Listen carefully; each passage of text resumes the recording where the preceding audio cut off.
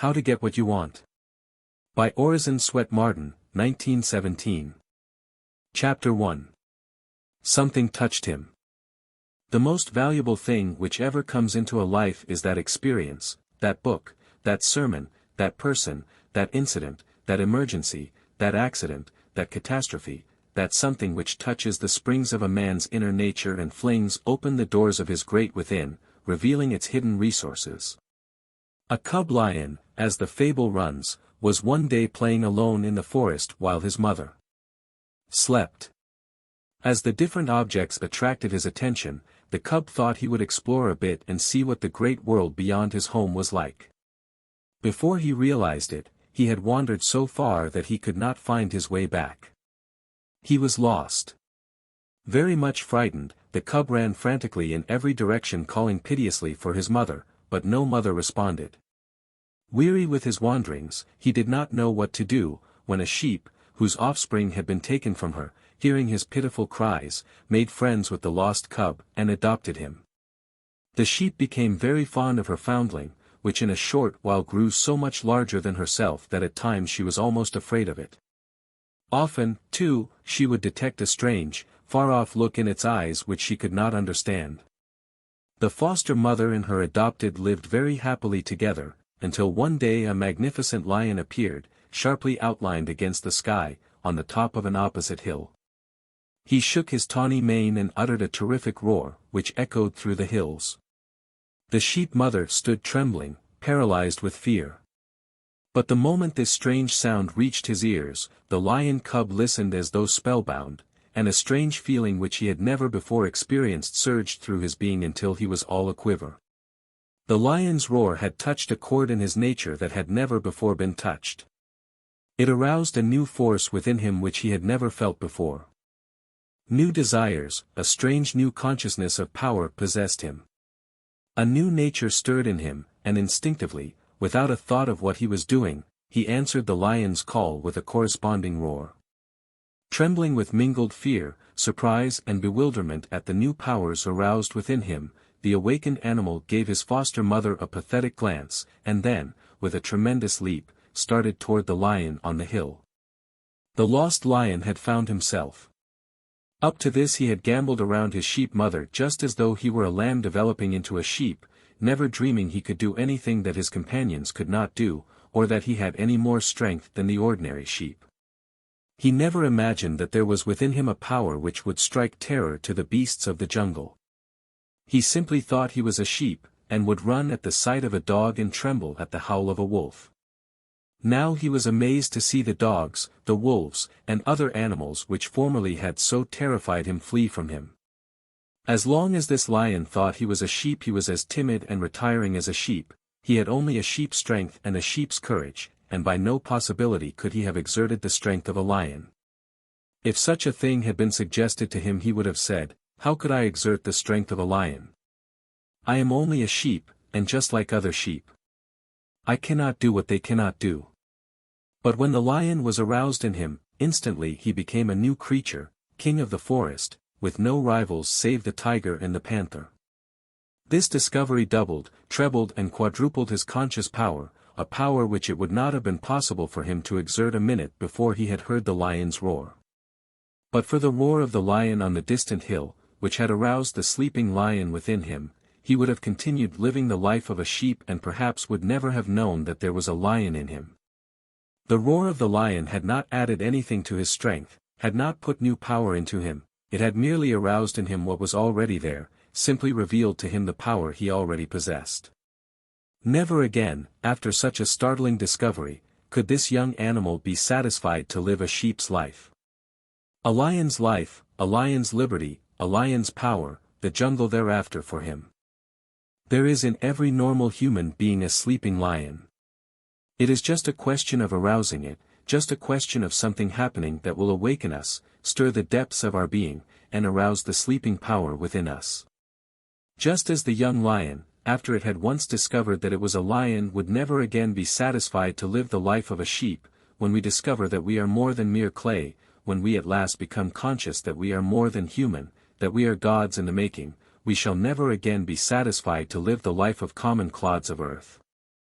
We shall feel a new sense of power welling up within us, a power which we never before dreamed we possessed, and never be quite the same again, never again be content with low-flying ideals, with a cheap success. Ever after we will aspire. We will look up, struggle up and on to higher and ever higher planes.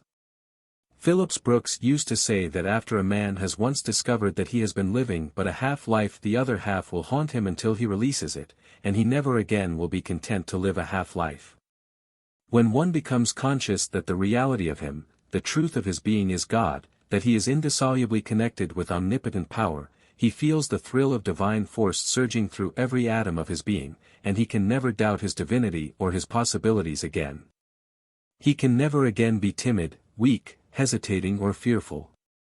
He rests serenely conscious that he is in close touch, in vital union, with the infinite.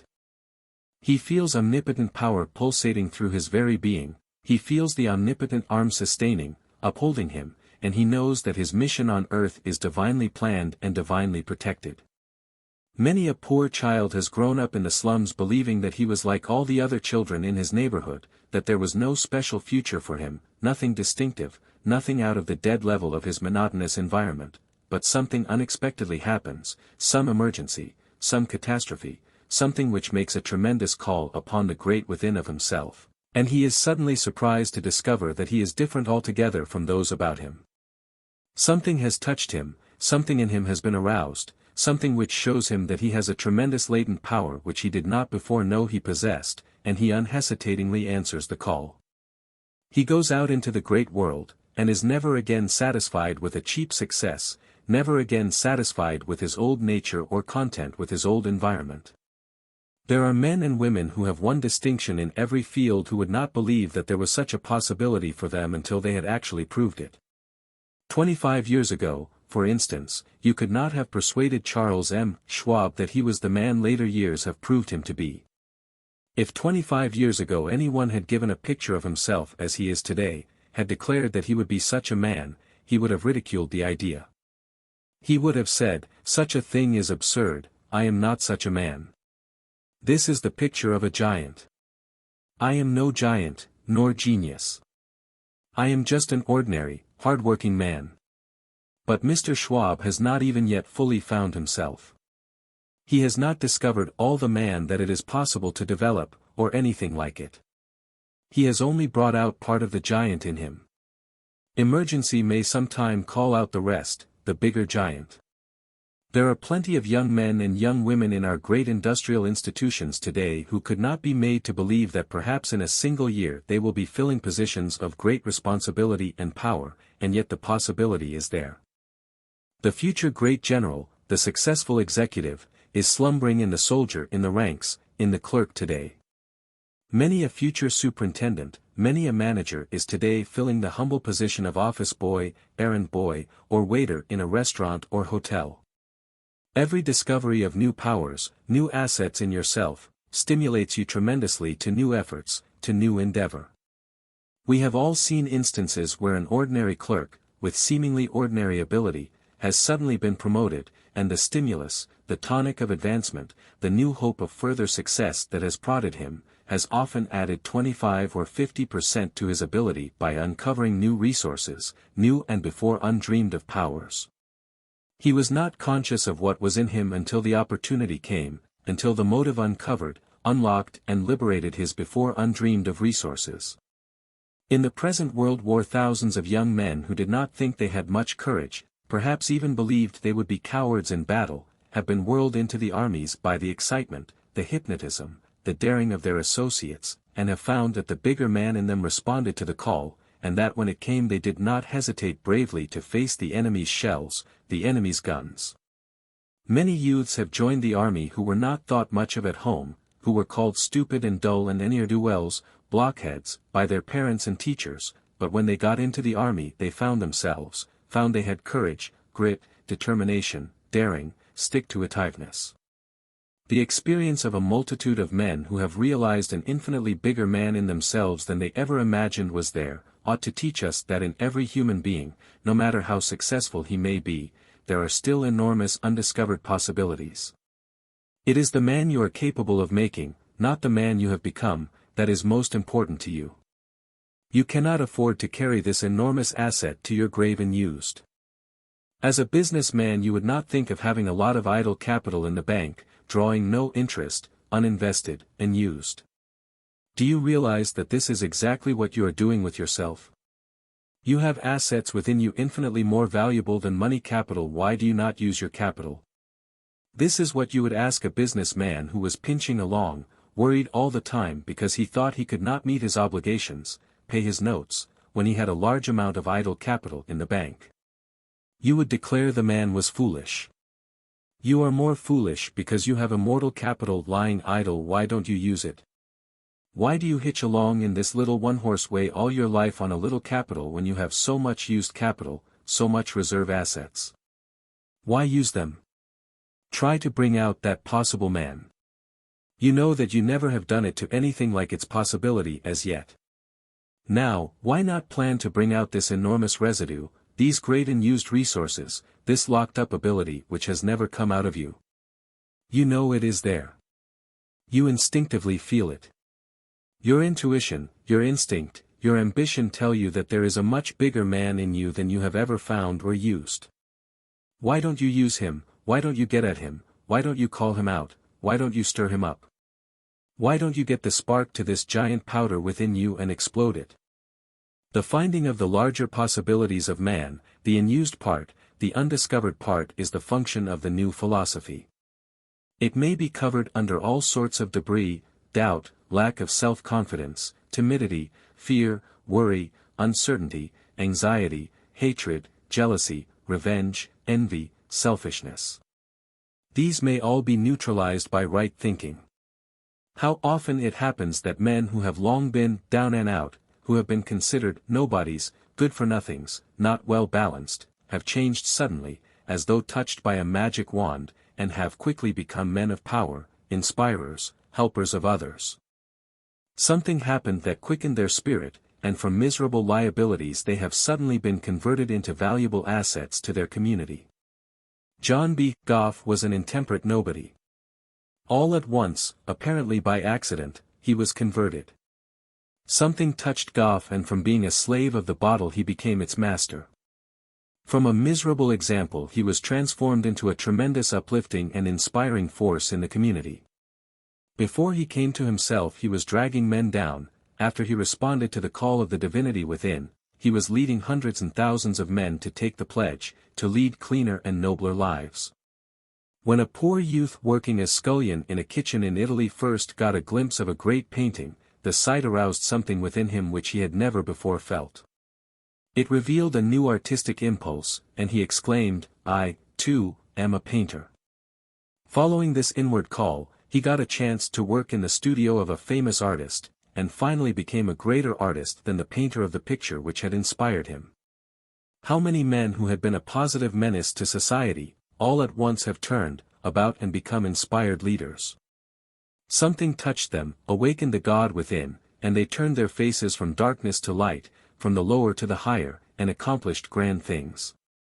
It may have been an inspiring book, a lecture, or a flash of divine illumination that gave them a glimpse of themselves, but whatever it was, it started them on the right road, turned them from ugliness to beauty, from wrong to right, from enemies of society to great benefactors.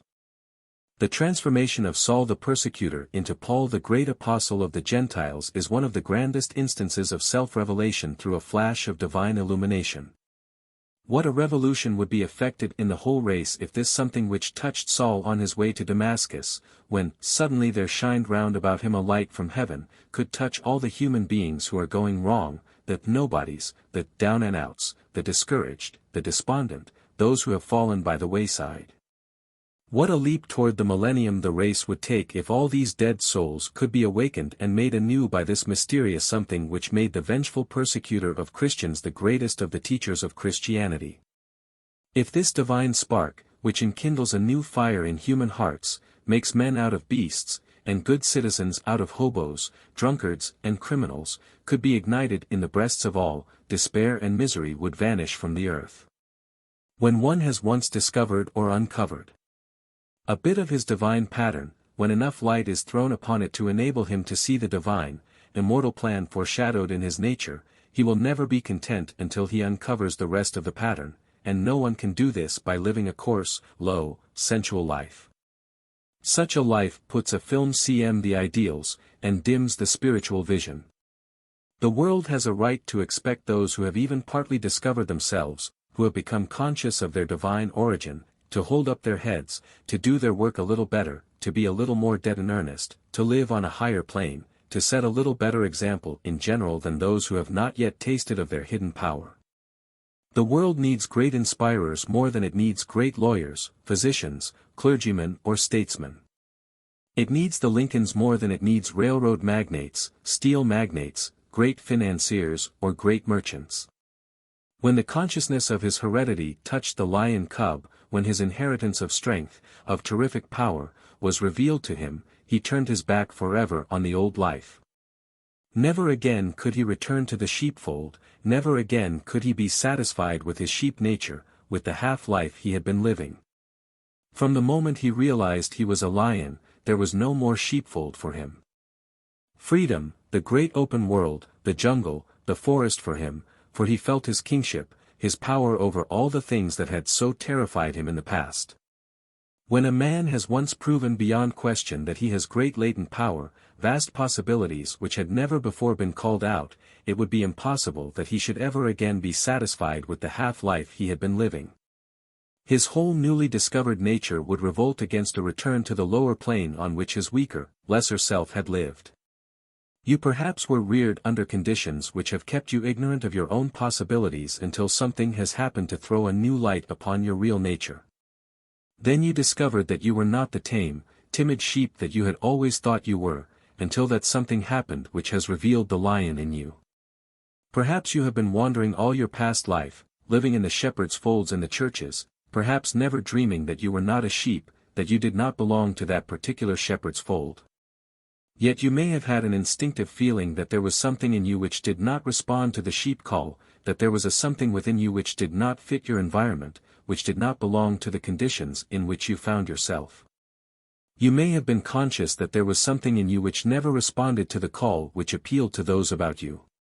You may have been reared in the old thought, in the orthodox faith of your ancestors, and yet have felt all the time you did not belong there. But you remained in that faith simply because nothing else that would seem better to answer your call presented itself, when perhaps by accident or out of curiosity you may have wandered into a Christian Science or a New Thought meeting, and there for the first time have heard the voice which answered to the call, the hungry yearning, in your own nature. Then and there you may have tasted another power, something which answered a higher call in your nature, and when you heard this answering voice you knew that you were no longer a sheep, but a lion, with a lion's strength. You did not realize this during all the years you were in the church sheepfold. This inner power was not revealed because there were only sheep in your environment. You may have heard the voice that answered your yearning while reading an inspiring book, or while listening to a new philosophy conversation which seemed to open up a new compartment in your nature. No matter where you hear this call, whether at a New Thought or a Christian Science meeting, during a new philosophy conversation, or while reading an inspiring book, or in some other place or manner wholly removed from these, when you do hear it, something within you will answer the call and you will know that you have been touched to a higher, a finer purpose. The new philosophy, however, especially appeals to the undiscovered part of us, to those hidden, latent forces within us, which we have not hitherto been able to get hold of. In other words, it appeals to our hitherto unused assets, our plus or surplus life capital. You will find something in people who have embraced it, in people who understand it, which you do not find in others. The new philosophy acts like a leaven in the nature, giving new life, new force, new meaning to the individual. In short, it discovers a new man in the old one. It neutralizes, destroys, that which would degrade him, those things which were working against his welfare, and it develops new forces, unlocks new resources which enlarge the man. During the past 100 years not a single new quality or new principle has been added to the laws of chemistry, not an iota of change has been made in the laws of physics, and yet what miracles of discovery, of invention, the great scientists and inventors have called out of these very same qualities and laws during the last 100 years. Sir Isaac Newton had the same identical material, the same identical laws of chemistry, physics which Edison is using today, but Edison has called out hundreds of inventions to Newton's one discovery. Human nature, like natural law, is the same today as it was centuries ago, but what a marvelous development of man's power we are witnessing today. How amazing has been the advancement of human ability. What marvelous strides in intelligence, in efficiency, and in the development of his natural resources man has made. We marvel at all this, but the new philosophy is disclosing to man a new and more potent law back of the flesh but not of it, an intelligence, back of the crystal, back of the atom, back of the electron which directs, molds, fashions, conditions the future of every particle of matter in the universe. Previously this was ascribed to an unknown law. 100 years ago people did not know that when a crystal was dissolved it would always assume the exact form of the same kind of crystal when its particles were free to rearrange themselves. We did not then know that the ambition which appears in man is really an aggregate of the ambition in the separate electrons. We did not then know that a man's history was largely determined in the electrons themselves.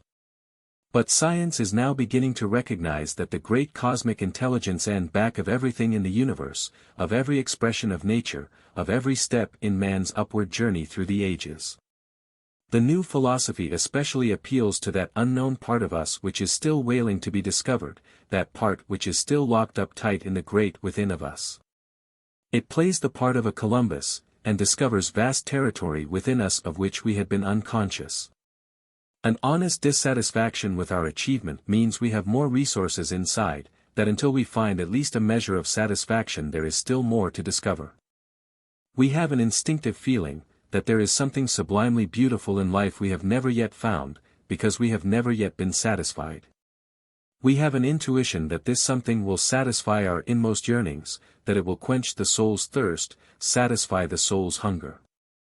The Orthodox churches undertook to find this satisfying something, and while they have done much, yet many church members feel that there is still a tremendous, unfilled vacuum in their hearts, unsatisfied longings and yearnings in their souls. After centuries of hunting for the divine balm of Gilead, the elixir which would heal the soul's hurts, the great majority of churches are being less and less frequented. Pastors are finding it more and more difficult to induce people to attend their church services, because they are not fed, they do not get that satisfaction which they instinctively feel belongs to the children of the King of Kings. On every hand we find people who have been groping all their lives in vain, trying to find something which would answer the inner call for a larger life, something which would satisfy their longings, feed their soul hunger, and help them to find fulfillment of their life dreams. If you are groping to find that something which will give enduring satisfaction, which will satisfy your soul, if you have not yet found that something which answers the persistent inward call of your being, if you have not yet found that living water which quenches the soul's thirst, come and drink at the fountain of the new philosophy. Man has glimpsed only a little bit of the divine plan, but this glimpse promises so much that he feels he must see the whole. The part of ourselves we have discovered reveals only a part of the divine pattern, and we shall never rest until we trace the whole. The larger, grander, superber thing we know and instinctively feel we ought to be beats so mightily, so persistently beneath. The little dwarf thing we are, that we must uncover it, we must develop it, we must use it. No human being can be satisfied while he is haunted by that other part of the divine pattern, the part which was shown to him in the mount of his highest moment. The part of ourselves we have discovered is a prophecy of an infinitely larger and more magnificent whole, and we must find it. This is the great object of our existence. We are here to find the rest of the pattern of the divine man. Individually we have gotten a glimpse of the larger possible man, and we must bring him out. We have been shown a part which prophesies the possible whole, and every now and then lest we become discouraged and give up the pursuit, nature gives us a Lincoln, a Gladstone, a Phillips Brooks, in order apparently to show us the possibilities of man and to stimulate us in our efforts to evolve the God-man. The new life philosophy is the Christ motive which has been working in man all up through the ages in its efforts to produce the master man, not the selfish, grasping, greedy man, but the masterful, selfless, impersonal man, the Christ-like man with the God consciousness, the man who realizes that he is a part of all mankind, that he has come out from God and that he is going back to God. Get what you want. By Orison Swett Marden, 1917. Chapter 2. How to get what you want. You are victory organized, you were born to conquer, to play a magnificent part in life's great game. But you can never do anything great or grand until you have such a conviction of yourself and your ability. We establish relations with our desires, with whatever is dominant in our minds, with the things we long for within our hearts, and we tend to realize these things in proportion to the persistency and intensity of our longings and our intelligent efforts to realize them. Stop thinking trouble if you want to attract its opposite. Stop thinking poverty if you wish to attract plenty. Refuse to have anything to do with the things you fear, the things you not want. A piece of magnetized steel will attract only the products of iron ore. It has no affinity for wood, copper, rubber, or any other substance that has not iron in it. When you were a boy you found that your little steel magnet would pick up a needle but not a match or a toothpick. It would draw to itself only that like itself. Men and women are human magnets. Just as a steel magnet drawn through a pile of rubbish will pull out only the things which have an affinity for it, so we are constantly drawing to us, establishing relations with, the things and the people that respond to our thoughts and ideals. Our environment, our associates, our general condition are the result of our mental attraction. These things have come to us on the physical plane because we have concentrated upon them, have related ourselves to them mentally. They are our affinities, and will remain with us as long as the affinity for them continues to exist in our minds. Your thoughts, your viewpoints, your conception of what your status and position in life will be, your ideal of your future, will draw you exactly to that plane like a lodestone. Focus your mind, your predictions, your expectations on poverty, failure and wretchedness, banish ambition, hope, expectation of good things, and give full sway in your mentality to fear, worry, doubt, anticipation of evil, and the ego magnet will draw you unerringly to squalid surroundings, to an inferior position, to association with persons of a lower order of mind on a meaner social plane. The great trouble with all of us who are struggling with unhappy or unfortunate conditions is, that we have separated ourselves in some way from the great magnetic center of creation. We are not thinking right, and so we are not attracting the right things. Think the things you want. The profoundest philosophy is locked up in these few words. Think of them clearly, persistently, concentrating upon them with all the force and might of your mind, and struggle toward them with all your energy. This is the way to make yourself a magnet for the things you want. But the moment you begin to doubt, to worry, to fear, you demagnetize yourself, and the things you desire flee from you. You drive them away by your mental altitude. They cannot come near you while you are deliberately separating yourself from them. You are going in one direction, and the things you want are going in the opposite direction. A desire in the heart for anything, says H. Emily Cady, is God's sure promise sent beforehand to indicate that it is yours already in the limitless realm of supply. No matter how discouraging your present outlook, how apparently unpromising your future, cling to your desire and you will realize it. Picture the ideal conditions, visualize the success, which you long to attain, imagine yourself already in the position you are ambitious to reach. Do not acknowledge limitations, do not allow any other suggestion to lodge in your mind than the success you long for, the conditions you aspire to. Picture your desires as actually realized, and hold fast to your vision with all the tenacity you can muster. This is the way out of your difficulties. This is the way to open the door ahead of you to the place higher up, to better and brighter conditions. When Clifton Crawford, the actor, started on his career in America, he played in one-week performances in small towns and cities.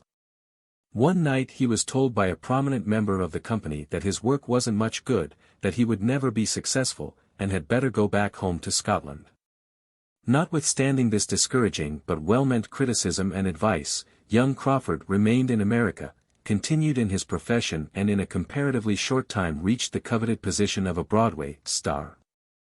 After his first success in New York he had the satisfaction of meeting the friend who had advised him to return to his own country, and reminded him of the incident.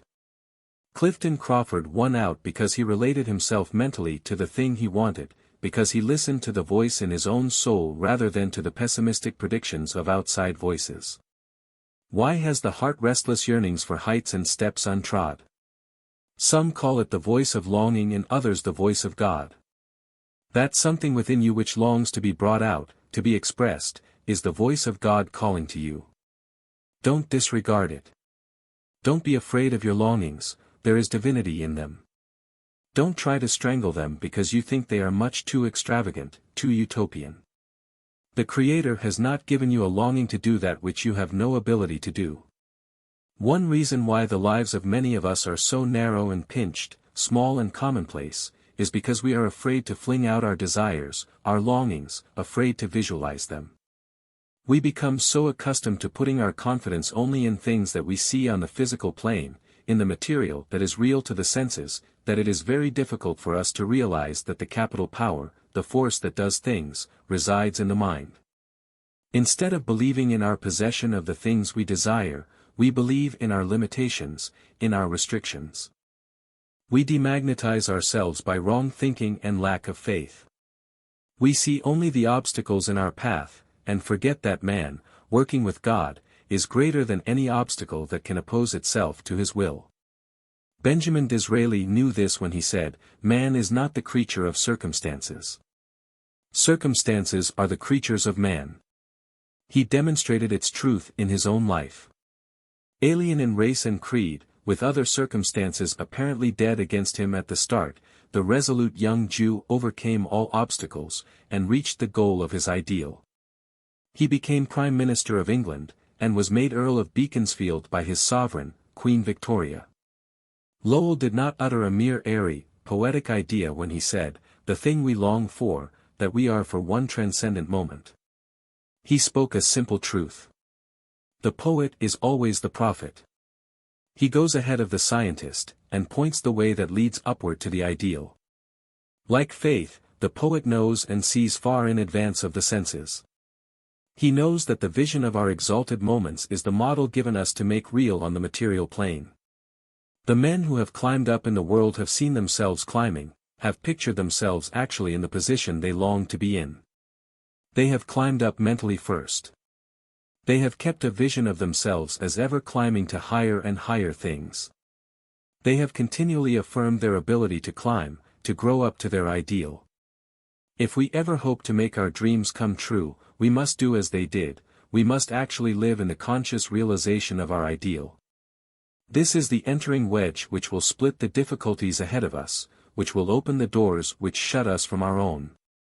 If you are discouraged by repeated failures and disappointments, suffering the pangs of thwarted ambition, if you are not doing the thing you long to do, if life is not yielding the satisfaction, the success and joy of happy service, if your plans do not prosper, if you are hampered by poverty in a narrow, crude, uncongenial environment, there is something wrong, not with the world, or the Creator's beneficent plans for His children, but with yourself. You are not thinking right. You are right visualizing yourself as you long to be. We are, every one of us, both ourselves and our environment, true pictures of what we have thought, believed, and done in the past. Every moment of our lives we are experiencing the result of thought. The outward things that have been acting on us, shaping the conditions in which we live, are chiefly the fruits of our own motives, thoughts and acts. What we believe, what we think, what we expect, shapes our lives. Through the control and direction of our thoughts, backed up with corresponding efforts on the physical plane, we can attract to us all our heart's desires. How often do we hear it said of some man, everything he undertakes succeeds, or everything he touches turns to gold? Why? Because the man is constantly picturing to himself the success of his undertakings and he is backing up his vision by his efforts. By clinging to his vision, by vigorous resolution and persistent, determined endeavor he is continually making himself a powerful magnet to draw his own to him. Consciously or unconsciously, he is using the divine intelligence or force by the use of which every human being may mold himself and his environment according to the pattern in his mind. Why don't you use your divine power to make yourself what you long to be? Why don't you ding to the vision of yourself which you see in your highest moment, and resolve to make the vision a reality? By persistent right thinking, backed by the steady exercise of your will, you can, if you desire, remake yourself and your environment. Since we can, for one transcendent moment, be the thing we long for, you and I and every human being can make that transcendent or highest moment permanent.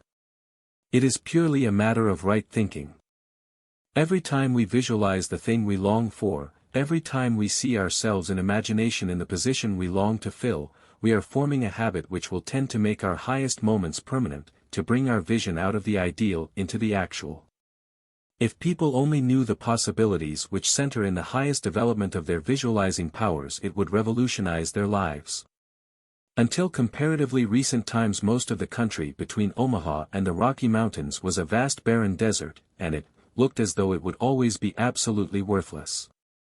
Many intelligent men wondered why the Creator ever made such a dreary waste as these millions of acres presented, and when it was suggested in Congress that the government assist in building a railroad across this desert from the Missouri River to the Pacific Slope, even men like Webster laughed at the idea. Webster said that such an undertaking would be a wicked waste of public money, and he suggested the importation of camels for the purpose of carrying the United States mail across the western desert. He believed this was the only use that could be made of those waste lands. But the vision seen by the men who conceived the Union Pacific Railroad was no idle dream, it was a foreshadowing of the reality. Before a rail had been laid, these men saw great thriving cities, vast populations and millions of fertile farms springing up like magic, where the men without a vision of its possibilities saw nothing but alkali plains, sagebrush and coyotes. It was the men who were not limited by appearances, by what the senses told them, who transformed the desert into a thing of beauty and untold wealth. Human beings are like this arid desert, packed with marvelous possibilities which are just waiting for that which will arouse their latent forces and make the germs of those wonderful possibilities blossom into beauty-arid power. What we need is a firm belief in the vision of ourselves which we see in the moment of our highest inspiration. As soon as we fed the touch of the awakening, arousing, energizing power of an unalterable faith in our own divinity, in our ability to be the thing we long for, our lives will blossom into beauty and grandeur. The realization of our power to create ideals and to make these live in reality is destined to revolutionize the world, because we build life through our ideals. This power to build mentally is the pathway of achievement, the way which will lead to the millennium. We cannot accomplish anything, do anything, create anything except through an ideal, a vision. The vision that you glorify in your mind, says James Allen, the ideal that you enthrone in your heart, this you will build your life by, this you will become. The thoughtless, the ignorant, and the indolent, seeing only the apparent effects of things and not the things themselves, talk of luck, of fortune and chance. Seeing a man grow rich, they say, how lucky he is.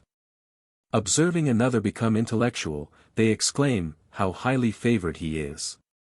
And noting the saintly character and wide influence of another, they remark, how chance aids him at every turn. They do not see the trials and failures and struggles which these men have voluntarily encountered in order to gain their experience, have no knowledge of the sacrifice they have made, of the undaunted efforts they have put forth, of the faith they have exercised, that they might overcome the apparently insurmountable, and realize the vision of their heart. The reason why so many people fail to realize their ideals is that they are not willing to do their part to make it real. Remember that the longing, the desire to do a certain thing, is merely sowing the seed of your ambition.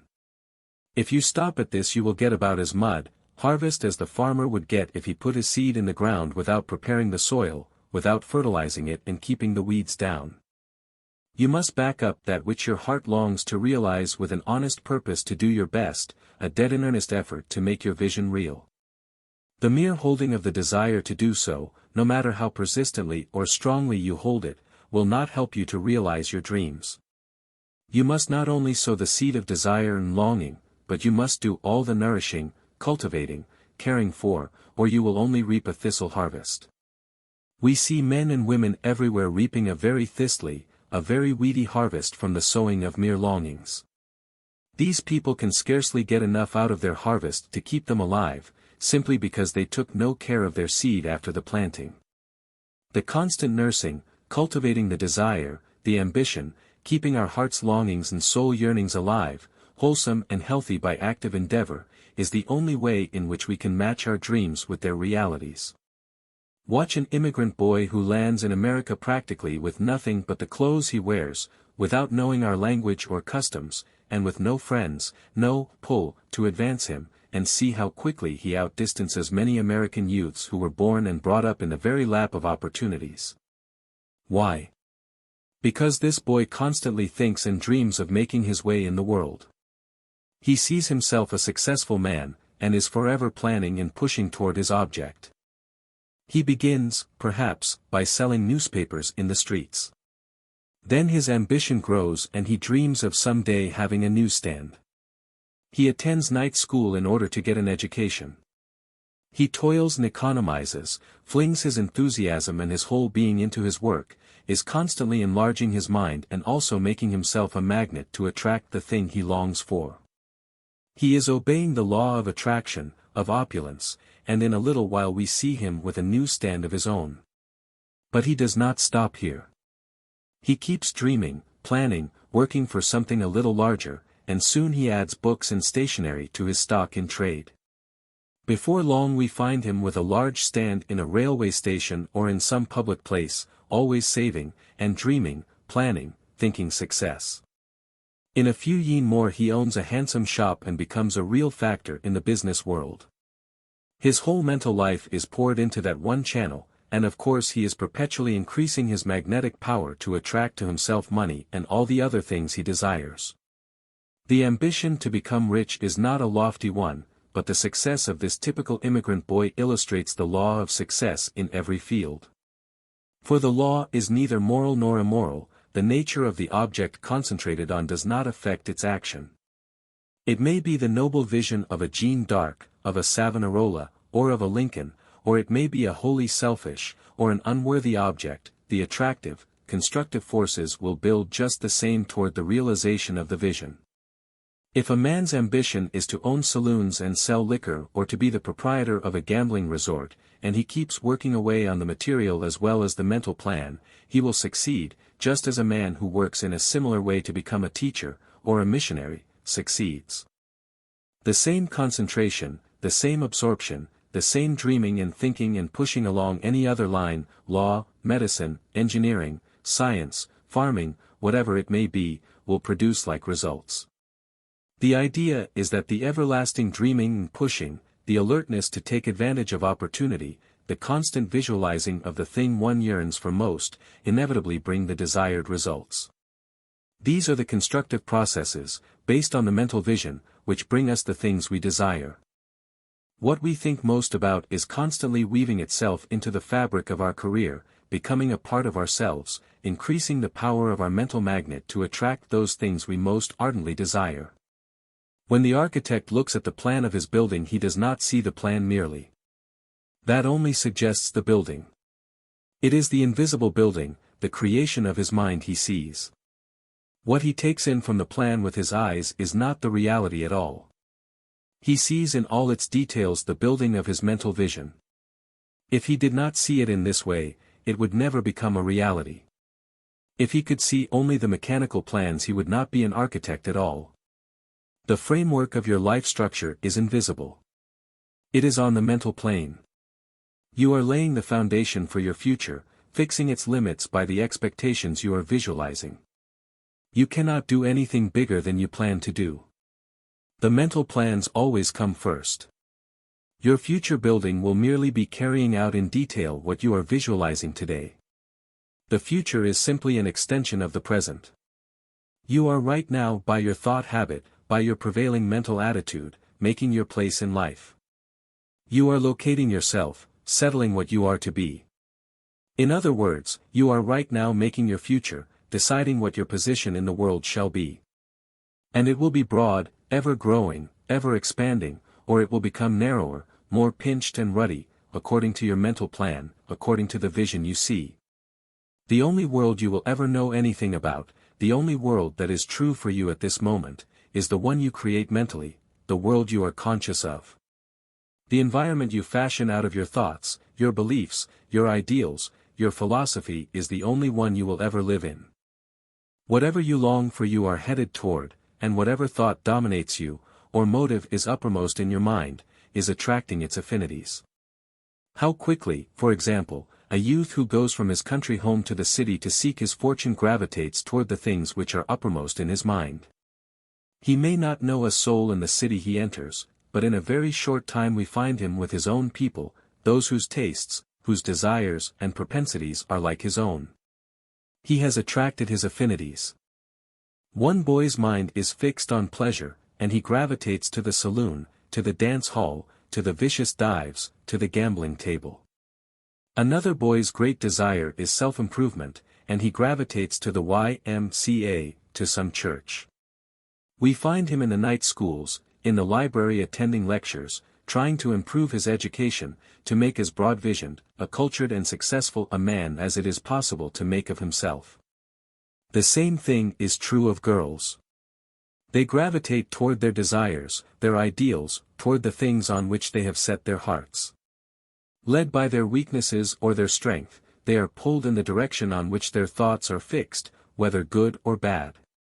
If 10,000 strangers from other cities were landed in New York today and left to their own devices, they would very quickly be attracted to their affinities. The gambler would find other gamblers, the musician would gravitate to other musicians, the artist would be drawn to art circles, the pure-minded, those of high ideals, would soon find others on the same plane, while the impure-minded, those with vulgar, low-flying ideals, would as quickly find companions like themselves. A mental magnet cannot attract opposite qualities. It can only attract things like itself, and it is our privilege to give the magnet its quality. We can inject hate into life, jealousy, envy, revenge. We can in a very short time demagnetize the magnet which was pulling good things so that it will attract bad things. It is for us to decide the quality of the magnetic current that shall flow out from us, but the mind is always a magnet sliding out and attracting something, and this something which flows back to us always corresponds to the mental outflow. If we charge it with love, sincerity, genuineness, helpfulness, great spiritual hunger for the good, the beautiful and the true, a longing for a larger and a fuller life, we shall make the mind a powerful magnet to attract the affinities of these qualities. But in an inconceivably short time we can so completely change our mental magnet with thoughts of hatred, spite and bitterness that it will drive away all the good and attract the opposite, strengthening the hatred and bitterness in our souls. In short, whatever is in the mind at the moment is the thing you are inviting to come and live with you. Your suspicion attracts suspicion. Jealousy brings more jealousy, hate more hate, just as love brings love to meet it, as friendliness brings more friendliness, as sympathy and goodwill toward all draw the same to you from others and increase your popularity in magnetic power. We build as we think. Our lives follow our thoughts. As we think so we are. Your personality and your world are limited by the extension of your own thought. You cannot project yourself beyond these self-limitations. Many people limit themselves to such an extent by their gloomy doubts and fears that they utterly dwarf their divine power's possibilities. They do not believe that their own is coming to them. They are always complaining, visualizing their poverty-stricken conditions, their lack of friends, their lack of sympathy, their lack of love, of opportunity, of social life, of everything desirable. They do not realize that they are their own jailers, that they are holding themselves in the very conditions they despise. They have not learned how to make themselves magnets for the things they desire, they do not know that our own is seeking us and will come to us, whether it is property, friends, love, happiness, or any other legitimate desire, unless we drive it away by our antagonistic thought. If you did not believe you had the power to walk you couldn't walk, because you wouldn't try to. If you don't believe in your power to get what you want you won't get it. Until you encourage your longings and believe in your power to realize them they will never be satisfied. You cannot rise out of your present condition until you believe you can. The limit of your thought will be the limit of your possibilities. Your limited ideal of yourself will limit your execution. You will never get any higher than your vision and your faith in that vision. No one gets very far in this world, or expresses great power, until he catches a glimpse of his higher self, until he feels that the divinity which is stirring within him, and which impels him on the way of his ambition, in the line of his aspiration, is an indication, a prophecy of his ability to reach the ideal which haunts him. The Creator has not put desires in our hearts without giving us the ability and the opportunity for realizing them. There are 1,000 proofs in the very formation of our body and brain that we were planned and adapted in every detail of our marvelous structure to achieve grand, glorious things, that we were created and fitted for success and happiness. No matter how unfortunate your environment, or how unpromising your present condition, if you cling to your vision and keep struggling toward its realization, you are mentally building, enlarging your ideal, increasing the power of your mental magnet to attract your own. Never mind opposition, never mind criticism, never mind if others call you a fool or a crank, they called the Christ the same. Be true to the mysterious message within, the divine voice which bids you up and on. No matter what other things you have to give up, no matter what sacrifices you have to make, let everything else go if necessary, but cling to the ideal which haunts your dreams, for it points to the star of your destiny, and if you follow it you will come out of the darkness into beauty and brightness. Your highest ideal, the vision of your life work which you long to make real, is your best friend. Keep as close to it as you can, stick to it, and it will lead you to your goal. You may not understand why the star has been put so high above you and why so many mountains of obstacles and difficulties intervene, but if you keep your eye on the star and listen to the voice of your soul which bids you climb on, you will reach it. Many a man has never been able to explain his success, or how he was able to wring it out of such a black background, such iron conditions and seemingly impossible surroundings, as those in which he found himself at the start. But he kept pegging away, never losing sight of his ideal, which became his guiding star, his success angel, which ultimately led him through the dark valleys of difficulty and opposition, up out of the miasma of the stagnant swamps of discouragement to the heights, where the atmosphere is pure, the outlook clear, where excellence dwells. It led him out of the darkness into the light, into freedom, into success. Just because you are struggling on a farm or in a factory, doing something against which your whole nature rebels, because there is no one to help you support your aged parents or an invalid brother or sister, do not conclude that your vision must perish. Keep pushing on as best you can, and affirming your divine power to attain your desire. Hundreds and thousands of poor boys and girls with poorer opportunities than yours have done immortal deeds because they had faith in their ideal and in their power to attain it. It is by the perpetual focusing of his thought upon the solving of scientific problems, added to his faith in his ability to solve these problems, that Edison has attracted to himself the forces which have made him the greatest living inventor. His mind has always run ahead of him, visualizing the invention he was trying to bring out into objective reality. He was always picturing himself a little higher up, a little further on, and his success has followed his vision and his faith. Suppose Edison had lost faith in his vision, suppose he had allowed obstacles to discourage him and had said to himself, thousands of men have been thinking along these lines, trying to solve these problems for a long time, and have failed, and how can I expect to succeed? Why should I waste my time and energies in trying to do what they found impossible? Do you think he would have become the power he is? Of course, he would not, he couldn't, any more than Marshall Field could have become a great merchant if he had listened to those who tried to discourage him. Doors always open, opportunities always come, to the man or woman who trusts and works, but nothing comes to the weak, doubting heart, the faint endeavor, nothing comes to those who do not believe in their divinity, their power to overcome. No matter how black and forbidding the way, just imagine that you are carrying a lantern which always advances with you and gives you light enough for the next step, and although it looks very dark and discouraging a little distance ahead, when you arrive there the light will arrive also. All the light you need is for the next step, to know that you are going in the right direction. In other words, you must have faith, trust. The divine plan that has created us, given us a part in the plan of the great universe, will bring things out better than we could if we will only do our part. Look back upon your past lives, you self-made men and women, and see how miraculously the doors have opened out of the blackness ahead of you, so that you were able to enter into the Eden of your dream, to accomplish the thing you so long dreamed of. Goodyear was a dreamer and a seer of visions long before he was able to vulcanize rubber. Morse was a visionary, or we might not have had the telegraph. Cyrus W. Field had a wonderful vision of an ocean cable, and had he not gone on dreaming of his cable in spite of his disappointments, the nations of the world might still be dependent on ships to transmit their messages from one to the other. Had Eli Whitney not been a seer of visions, the colored people of the South might still be picking the seeds from cotton by hand. But for the dreams of Marconi's youth, wireless telegraphy might have been postponed for a century. Had it not been for the dreams and longings of Alexander Graham Bell, we might not even yet be talking over the wire. Had Elias Howe not dreamed of a sewing machine, women might still be slaves of the needle.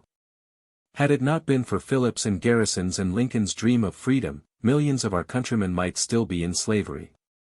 All of these people, every inventor, every discoverer, every uplifter of the race, all those who have lifted civilization up from the Hottentots to the Lincolns and the Gladstones, have clung to their vision in spite of incredible sufferings and obstacles.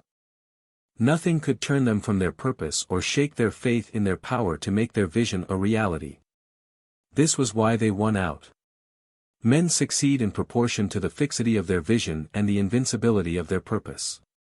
If you can find out a man's quitting point, the place where he gives up, turns back, you can measure him pretty easily. The man who conquers is the one who moves, steadily, persistently, everlastingly towards his goal, unmindful whether the goal is always in sight or not, unmindful of obstacles, of difficulties, of discouraging conditions. He moves ever forward, just as Columbus did when he wrote day after day in his log boat, undaunted even when his sailors mutinied, threatening to put him in chains and to throw him overboard. This day we sailed west because it was our course. This was his daily record, because there was nothing else for him to do but to sail west. A man with such a mighty purpose as Columbus's wouldn't have turned about if his crew threatened murder every day, because he was invincible. Nothing but death could have stopped his onward course. What could have stopped Farragut from going into Mobile Bay past the enemy's torpedoes? What could have stayed a man with such a mighty purpose, such invincible determination that he lashed himself to the mast, lest if he was shot or wounded he might fall overboard or be captured in his perilous run past the torpedoes? Washington showed his invincibility of purpose and fixity of vision at Valley Forge as few men have ever shown it. In fact, this grim courage in face of difficulties, this fixity of vision and inflexibility of purpose have been characteristic of all the great men of history, to whom the world has built monuments. Science tells us the eagle's wings developed in response to the eagle's desire to fly, to soar into the ether. Your longings, your yearnings for something higher and grander, your aspirations, backed by an invincible purpose, will call out your wings, will develop your latent power, so that you will rise above your mediocre environment to the full measure of your possibilities. If all our youth were taught to keep the soul vision inviolable, never to tamper with that sacred something within which always points heavenward if left alone, that something which, no matter how poor or iron our environment, bids us look up and not down, aspire and not grovel, civilization would advance with marvelous strides towards the millennium. The limit of your faith in your vision and in yourself is the limit of your achievement.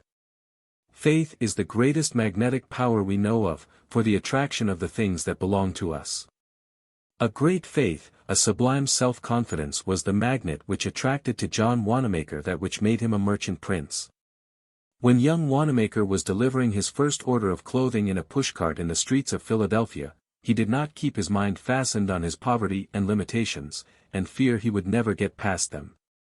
On the contrary, he thought of a great future, and when he went past the big rich stores he pictured himself as a great merchant, and felt confident that the time would come when he would have a bigger and richer store than any of them.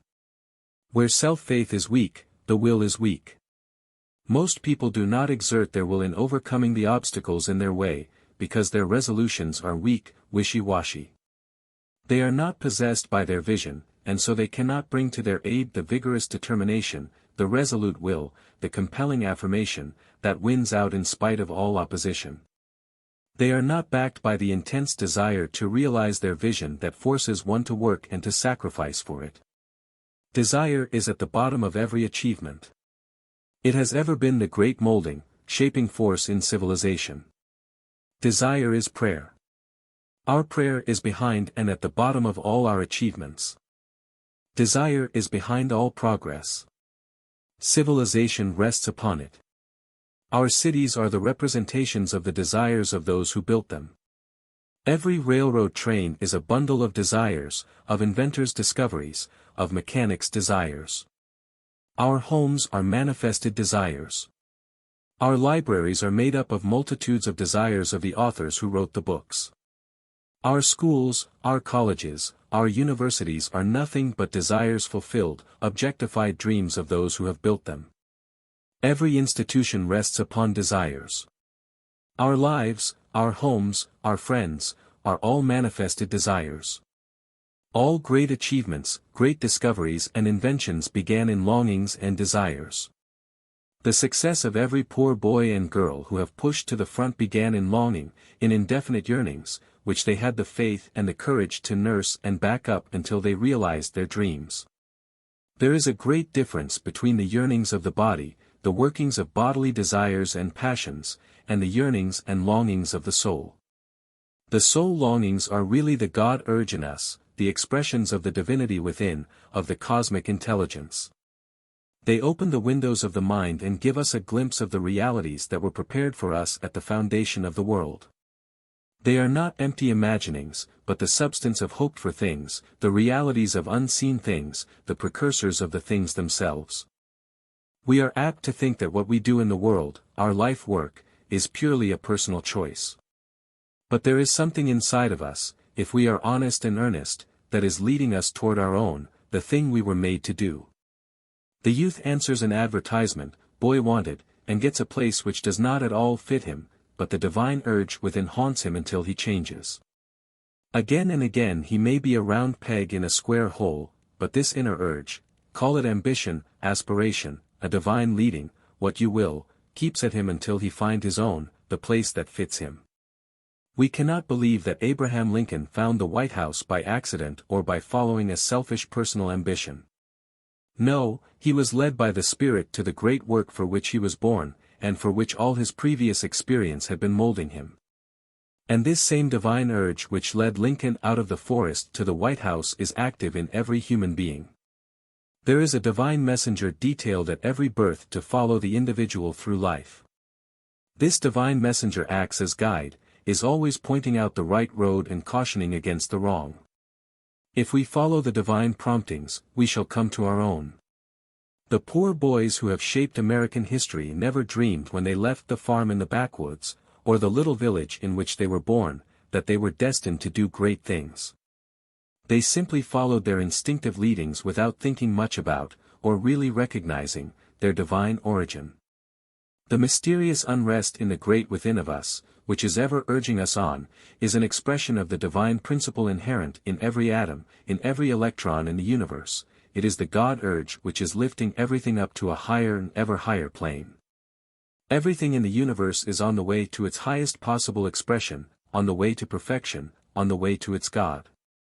We are here to do our part in raising mankind to a higher plane by giving expression to our highest ideal, by doing the best we are capable of doing. In St. John we read, "To this end was I born, and for this cause came I into the world that I should bear witness unto the truth." Most people do not seem to think that they came into the world for any special purpose or that they are under any obligation to bear witness to the truth.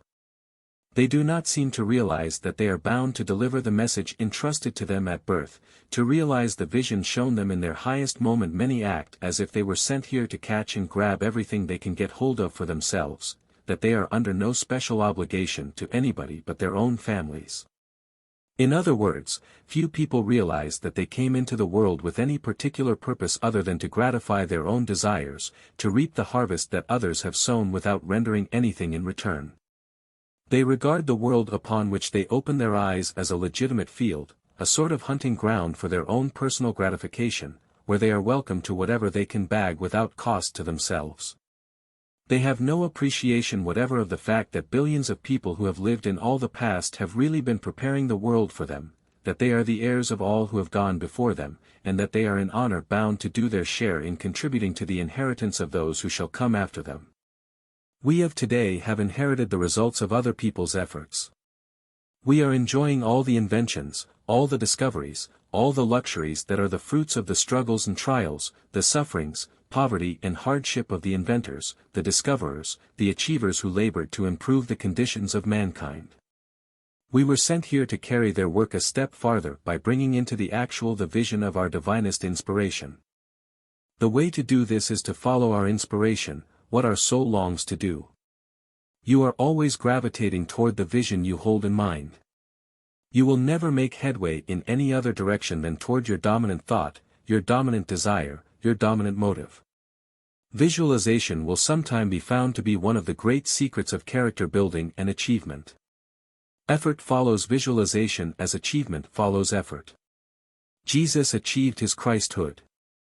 It was not thrust upon him. He achieved it just as we must achieve our ideal if we ever attain it. The Savior was not born a Christ. This was a result of his efforts and his work to realize his vision. Nor did Christ hold up any inexplicable ideal for his followers when he said, "Ye too are sons of God." This had never been said before. But again and again the Savior assured his followers that the things which he had done, and even greater things, those who came after him would do. All through his teaching Christ assured men of their divinity. When he said, "I and my Father are one," he did not refer to the fact of his own superiority, to the fact that he was more divine than others. He was always trying to convince his disciples that they could do what he did, that they were as divine as he was, and that the reason they did not perform what seemed to them miracles was their lack of faith in their divinity. We rise with our vision. All elevation, all progress, is first mental. It is based on faith in a visualized ideal. Everything starts with a vision, and the result always corresponds to the nature of the vision and our faithfulness to it. Buddha became what he did because he gravitated towards his vision. George Washington concentrated upon a vision of liberty and a grand democracy which would be a model for the whole world, and he never ceased to struggle until the vision became a reality. Andrew Carnegie became the great Iron Master because he gravitated towards his vision, because of his struggles to realize that dominant vision. John Wanamaker is what he is because he concentrated upon his vision, by always reaching out toward it, always striving to match with reality his dream of a mammoth business.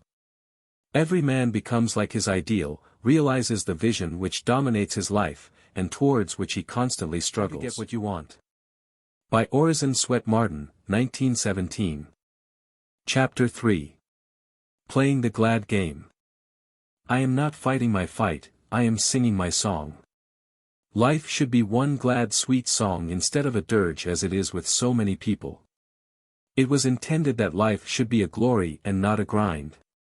The new philosophy teaches that everybody ought to be happier than the happiest of us are now. Our lives were intended to be infinitely richer, grander, more glorious, than they are.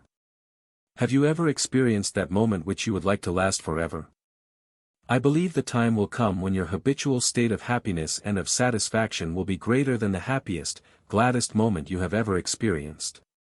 In an article in the Atlantic Monthly entitled 20 Minutes of Reality, the writer described an experience he had while convalescing in a hospital after a surgical operation. It was a gray March day, with a cloudy sky. There was nothing unusually exciting or exhilarating in the convalescent's immediate atmosphere or environment, when suddenly he felt as if he had been translated to a new world of light, happiness and joy. "I cannot say what the mysterious change was," he said. "I saw no new thing, but I saw all the usual things in a miraculous new light, in what I believe is their true light. I saw for the first time how wildly beautiful and joyous beyond all words of mine to describe, is the whole of life. Every human being moving across that porch, every sparrow that flew, every branch tossing in the wind, was caught in and was a part of the whole mad ecstasy of loveliness, of joy, of importance, of intoxication, of life. For those glorified moments I was in love with every living thing before me, the trees in the wind, the little birds flying, the nurses, the interns, the people who came and went. There was nothing that was alive that was not a miracle. Just to be alive was in itself a miracle. My very soul flowed out of me in a great joy. If it is possible to live in a world of happiness and beauty for 20 minutes, is it not possible to prolong the time, to live always in such a world? We are all seeking this enchanted world, but most of us in the same way that the little boy in the story sought it. A poor little boy, so runs this old story, once lived in a little weather-worn cottage on the top of a hill. He was a dreamy boy, and every evening at sunset he would sit on the doorstep looking down toward the valley, fascinated by a beautiful house with wonderful golden windows shining a long way off at the far end of the valley. He was greatly dissatisfied with the poverty of his surroundings, and the sight of the house in the valley, where he had never been, made him very unhappy. "Ah," he would sigh, "what a poor miserable home my hut is! If I could only live in that beautiful house with the golden windows, how happy I should be." One evening when the golden windows, more wonderful than ever, seemed beckoning him to come, the boy made up his mind he would go and visit the house beautiful. So, early next morning he started out. The road was dusty and the sun was hot, but the little traveler trudged on and on. At length, towards sundown he found himself at the far side of the valley. But what had become of the beautiful house he had seen from his hilltop? What he stood looking at was only an old tumble-down barn. And the wonderful windows? Alas, they were not gold at all, but just ordinary glass, and dirty and broken, too. Tired and thirsty, the little boy flung himself on the ground with his back to the deserted barn, and sobbed bitterly. Then, slowly raising his head and looking up across the valley, through blinding tears, he saw a shining blur, his own little cottage on the hilltop. And lo, its windows, in the light of the setting sun, were a sheet of blazing gold. How like this little boy we grown-ups are! It is always the house in the distance that beckons. The beauty and glory of life, to our discontented, longing eyes, are always afar off in some other place and time, somewhere else than just where we are and in what we are doing. Some day we hope to enter the house beautiful, but not today. We expect that in the future, through some magic or other, through money or what money can purchase, we are going to find happiness. But no human being has ever grasped the beautiful mirage which beckons him in the distance. Most of the people I know impress me as being greatly disappointed with what life has given them. They have not found any such future as they anticipated. When they reached those years which youth had pictured so free from care and anxiety, so satisfying to their aspirations, they found existence very ordinary, very tame, very commonplace, and far from happy. The mirage which from a distance appeared so beautiful had receded when they reached the spot from which it had beckoned, and it was still beckoning from an ever-receding beyond. The chief cause of our discontent and unhappiness is that hardly any one is satisfied with what he has. The little simple things don't count for anything with us. We are always looking for some big thing to make us happy, a fortune, some grand opportunity, some indefinite happiness which we are at a loss to describe. And we seem to think that whatever this thing is that is going to make us really happy is always somewhere in the shadowy future. It is the tormented spirit of man that always strives to bend the universe to his desires, says Dr. Frank Crane. Hence most souls do not fit. They are at everlasting war with fate. They do not understand how to be happy with what is, because they are always straining for what is not. Some people don't even know what they are straining for. How many of the discontented people you have ever met could give you any intelligent idea of the cause of their unhappiness? They know they are discontented, unhappy, many of them chase the world over, trying to discover something which is not discoverable, which is only a byproduct of a worthy deed, and this byproduct cannot be obtained until the deed is performed. We push and elbow our way through life and frantically struggle to get hold of things which we believe will make us happy, and behold, the moment we grasp them, the charm, with which our imagination had invested them, vanishes. The thing we had set our heart on and which we got into our possession yesterday is not the same thing today. It does not begin to give the pleasure which it promised, and we are no nearer satisfaction than before. But our attention is quickly attracted to something else, which we feel sure will compensate for our disappointment, and we grasp at it only to repeat the same experience, disappointment, disillusion. It does not fill the void in our hearts. There is ever an unsatisfied longing which we spend our lives trying to fill. No matter what we may obtain in the way of material things, while we may get a certain sort of pleasure and comfort from them, they do not satisfy the inward soul hunger. They are like the different things which we take on a hot day, instead of pure cold water, to quench our thirst. We think if we could only get some soda water, some ice cream, iced tea, or coffee, it would satisfy our longing, but it does not. Nothing but pure cold water will give the satisfaction we crave. All substitutes for this simplest and most plentiful of all beverages lack something. They leave us unsatisfied, with a longing for the genuine article.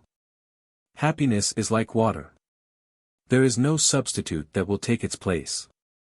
One of the strangest things in life is the false ideas everywhere prevalent regarding the nature of happiness.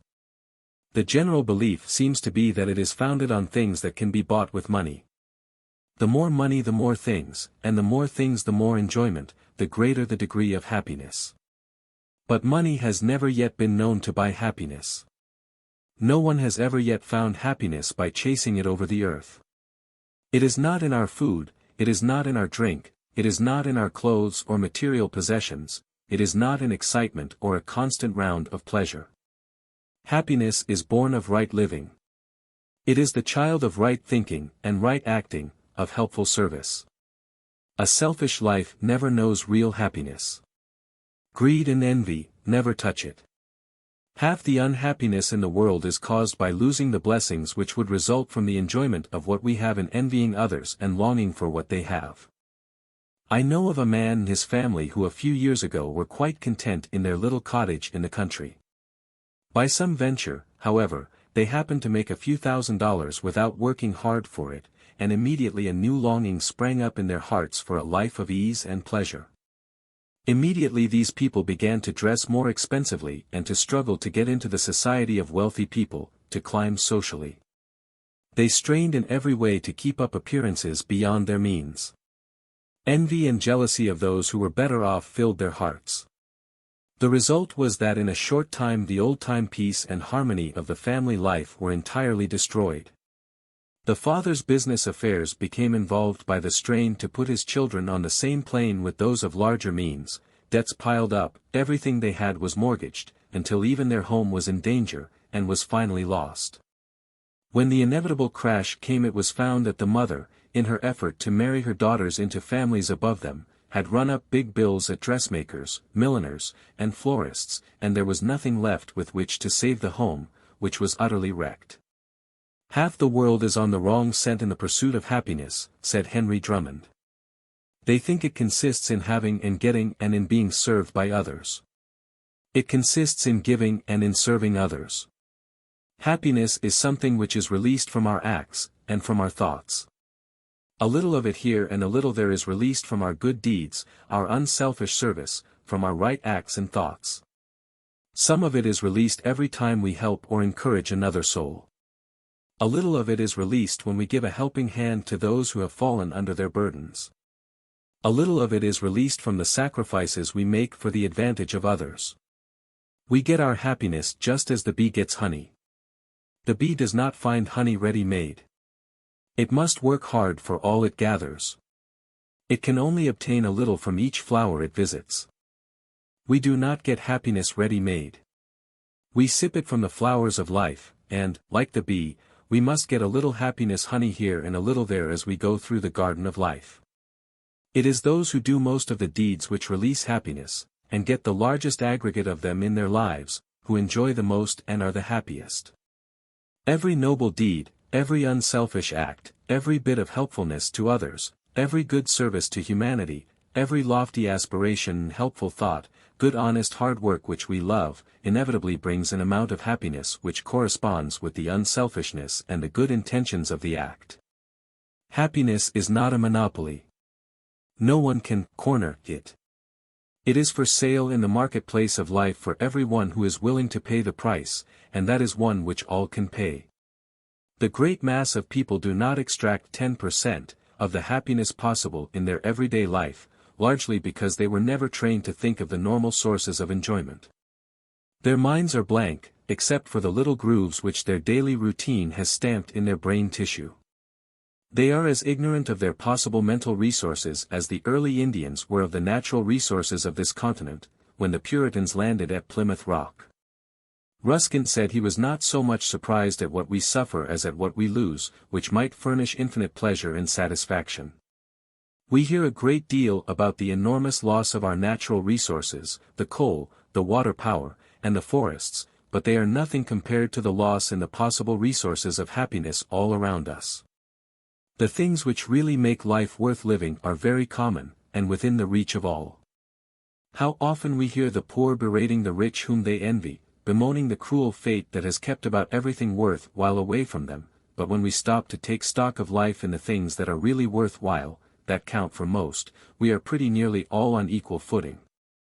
The great chemist himself has mixed the atmosphere so that it is just adapted to create health, vigor, robustness of body and thought and exultant feeling for all alike.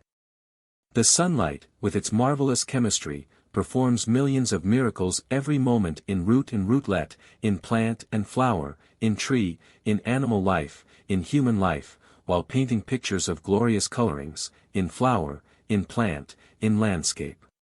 It has an inspiring effect, too, a beneficent influence on all life, it makes all nature rejoice, and it warms the soul of man.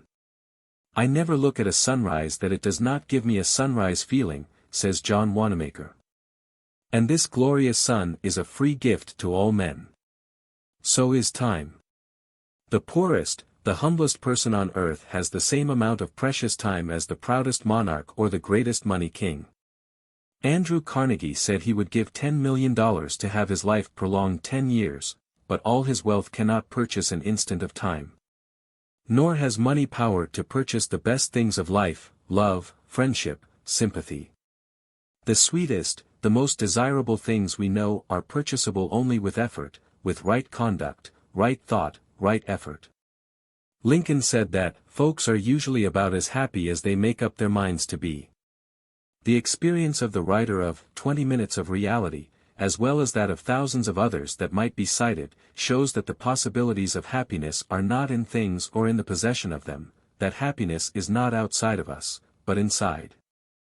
Everywhere people are hunting the world over for what is really in themselves, because everything is tinted, modified, shaped by what we bring to it by our mentality. If we bring beauty to it, we find that it is beautiful. If we bring an ugly mental attitude to it, it is ugly and disappointing. The source of all happiness is inside the individual. The beauty we see in nature and the beauty we feel in music are inside of us. We all know how all nature, the very landscape, seems to laugh with us when we rejoice, seems to exult with us when we are glad, and the very sun and the flowers seem to reflect our joy. The world is a whispering gallery which sends back the echo of our own voice. It is a mirror which reflects the face that looks in it. If we laugh, it laughs back, if we frown, it reflects a frown. Happiness is the reaction of our mental attitude and our acts upon others. It is what they fling back to us that makes us happy or miserable. The door between us and heaven or happiness cannot be open when the door between us and our fellow men is closed. Right thinking means right action. If we would only hold the right thought, the constructive thought, the happy thought, the joy thought, the helpful thought, the unselfish thought each day, we should all soon become supremely happy, because, finally, happiness is a mental state. Your degree of happiness or misery today is merely a resultant of your thought. If such a large part of our days were not filled with discordant thoughts, worry thoughts, fear thoughts, envy, jealousy, hatred thoughts, perhaps half unconsciously much of the time, we would be happy instead of miserable. Seek ye first the kingdom of God and his righteousness, and all these things shall be added unto you. When we realize the kingdom of God or heaven, that is, the kingdom of harmony, we are in a position to attract everything else that is desirable. Christ meant that when we have put ourselves into harmony with the great source of supply, when we have become conscious of our oneness with the One, in other words, when we reach the cosmic consciousness, we are right in the midst of the all-supply. One would think that after all these centuries of searching for happiness it would have been found by the great mass of human beings, but how few have yet found it. We have not found it because we have not understood the perfect truth of Christ's philosophy. The kingdom of God is within you. All through history man has been hunting for this kingdom of God outside of himself. Multitudes have thought that wealth would furnish the key to this kingdom, which would supply all of his wants. He has looked for this marvelous paradise everywhere but the right place, within himself. Divinely fathered and mothered by his Maker, placed in an earthly paradise, infinitely more beautiful, more glorious than any human imagination could conceive, made Lord over a world filled with everything necessary to make human beings ideally happy and ideally successful, yet, after centuries of race evolution, centuries of groping after ideal conditions, centimes of searching for his highest good, man is still dissatisfied. The average man is a god playing the fool. He is still looking for happiness outside of himself. If we had found the kingdom of heaven within, our faces would be so lighted up that we would give the impression to everybody we met that we had just come into possession of some great good fortune, something that had made us exquisitely happy. You know how pleased people appear when they have come into possession of that which they have struggled for all their lives, people who have perhaps been poor and tried hard to get on, but who barely managed to make a living, and have suddenly fallen heirs to a fortune. How changed the appearance of the whole family. There is an unwonted light in their eyes. Hope has taken the place of despair. Buoyancy and gaiety have taken the place of heaviness and gloom. In other words, they have all at once become new creatures.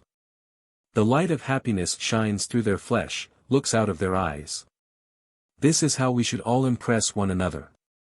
Instead of looking miserable and forlorn, God's children ought to look as though they were supremely happy. Their physical eyes should reflect an entrancing beauty which their inward eyes should behold. Through their faces should shine that inner vision which the soul should sense. If we had found the kingdom of heaven within us, the countenance of every human being would reflect a superb satisfaction, a harmony, a blessedness which only very few mortals have ever yet reflected. It is possible for everyone to have that harmonious spirit which finds serenity and true happiness in the life he is living daily, through the resources of his own soul. The New Thought gospel is not that of happiness postponed to a future life, but happiness to be realized here and now, not a far-away personal immortality, but immortality in an increasingly happier humanity. One of the most unfortunate things that ever happened to the race was the teaching of the doctrine that heaven is not to be enjoyed on earth, that it is something way beyond, and that we must die to reach it. The whole teaching of the theologians looked towards the life beyond, the life to come. Every desirable thing was in the future. The present was not anything like as important to them as the future. Man was simply passing through a very disagreeable probationary state which was to decide his future for all eternity. Life was a very serious matter to them, and religion was still more serious. The theologians of the past never dreamed that happiness is one of the great essentials of living, one that plays a tremendous part in health, efficiency, and general normality. Many of them thought that the tendency to play was an indication of satanic tendencies which were subversive of religion. They didn't think man had any right in this probationary period of his existence to spend precious time in playing. It never seemed to occur to them that the suppression of the play instinct develops abnormal tendencies which often lead to insanity and degeneracy. Practically all of the Puritans suffered from the curse of fear, which darkened all their lives. The majority of them did not know what real happiness meant. Their faces wore an anxious and sad expression. There was little or no joy in their lives because their natural love of humor and fun was constantly suppressed. Think of the effect on a sensitive mind of the belief that an infant which had not been baptized, though it had never come to the years of understanding, did not know how to reason, and knew nothing about religion, could be punished for ever and ever, and that hell was paved with infant skulls. It was such a horrible doctrine to inject into the child nature, and it seems unthinkable such a thing could be possible. For centuries the clergy were constantly cautioning men and women against the play instinct, reminding them that it was the food of evil forces. A long, sober, sad face was regarded as a sign of piety. People who laughed and played much, who enjoyed having a good time, were believed to be on the road to destruction, and were often told that the devil was after them. There was a great deal of the sad and morose in the old theology. Think of men living in unventilated cloisters, breathing impure air, living in an absolutely abnormal way, almost entirely secluded from human society, and suppressing completely their normal instincts, writing theology, making creeds for the great throbbing mass of humanity. These men were in no condition to produce anything that was normal, for they were not normal themselves. Christ did not seclude himself. He lived in the open, mingled with the common people, was one with them. What he taught was natural, was wholesome. But what a monk in a cloister, shut out from the world, apart from active life, not in touch at all with the mass of his fellow creatures, could produce under such conditions could not be anything but sad, morose, abnormal, not at all suited to people who were living normally. The saddest note in human life has been the theological note, and nothing has been so distorted, so garbled, so botched as the theologian's idea of man's relation to his God. The modern forms of religion, such as Christian Science, New Thought, mental science, strike a different note. They teach the religion of joy and gladness. They put the great stress of living upon today, not on the life after death. They teach that if we live a joyful, helpful, unselfish life, practice the golden rule, go through this world practicing love's way, we shall not only be happy, efficient and successful here and now, but that we shall also be infinitely better fitted for any future state that may be waiting for us. The old forms of religion focused on the future. They worshipped an absentee God, placed heaven in some far-off locality, and so focused their eyes on a future state that they did not half live as they went along. The new philosophy or religion preaches a gospel of joy and gladness. It puts the great emphasis upon the good, the beautiful, the true, and upon the noble, the sublime in human nature. It is putting a new emphasis upon happiness, is giving a new place to joy and gladness, which is redeeming these instinctive human qualities from the theologian's ban. The new philosophy teaches that innocent joy and gladness are just as religious, and just as essential to our physical, mental and moral well-being as prayer itself. It insists that the cheerful, happy, joyful mind is a sign of normality. It teaches that harmony, physical, mental and moral, is fundamental to all religion, and that nothing can be religious which does not make us more efficient, more successful, more happy. It teaches that religion means freedom from superstition, fear and worry, that it means wholeness, completeness, full and joyous self-expression. In other words, true religion is bringing man nearer to normal perfection, nearer to God. The Creator made man for a normal life of work and enjoyment, made him to be gloriously happy. He made him to be whole, strong, ideally perfect. Any deviations from God's plan is man's fault. Did you ever stop to think how many times the sacred writers told us to be glad, to rejoice always? In Pollyanna, the play which for months held immense audiences in New York, Spellbound, Pollyanna, that child of gladness, says, if God took the trouble to tell us 800 times to be glad and rejoice, he must want us to do it, some. Rejoice evermore.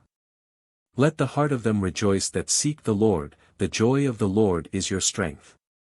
Rejoice in the Lord always, again I say rejoice. And your joy no man shall take from you. And your joy shall be full. Again and again these and similar expressions are repeated all through the Bible. We are not only told to rejoice and be glad, but to rejoice and be exceeding glad. Surely God must have meant it, some.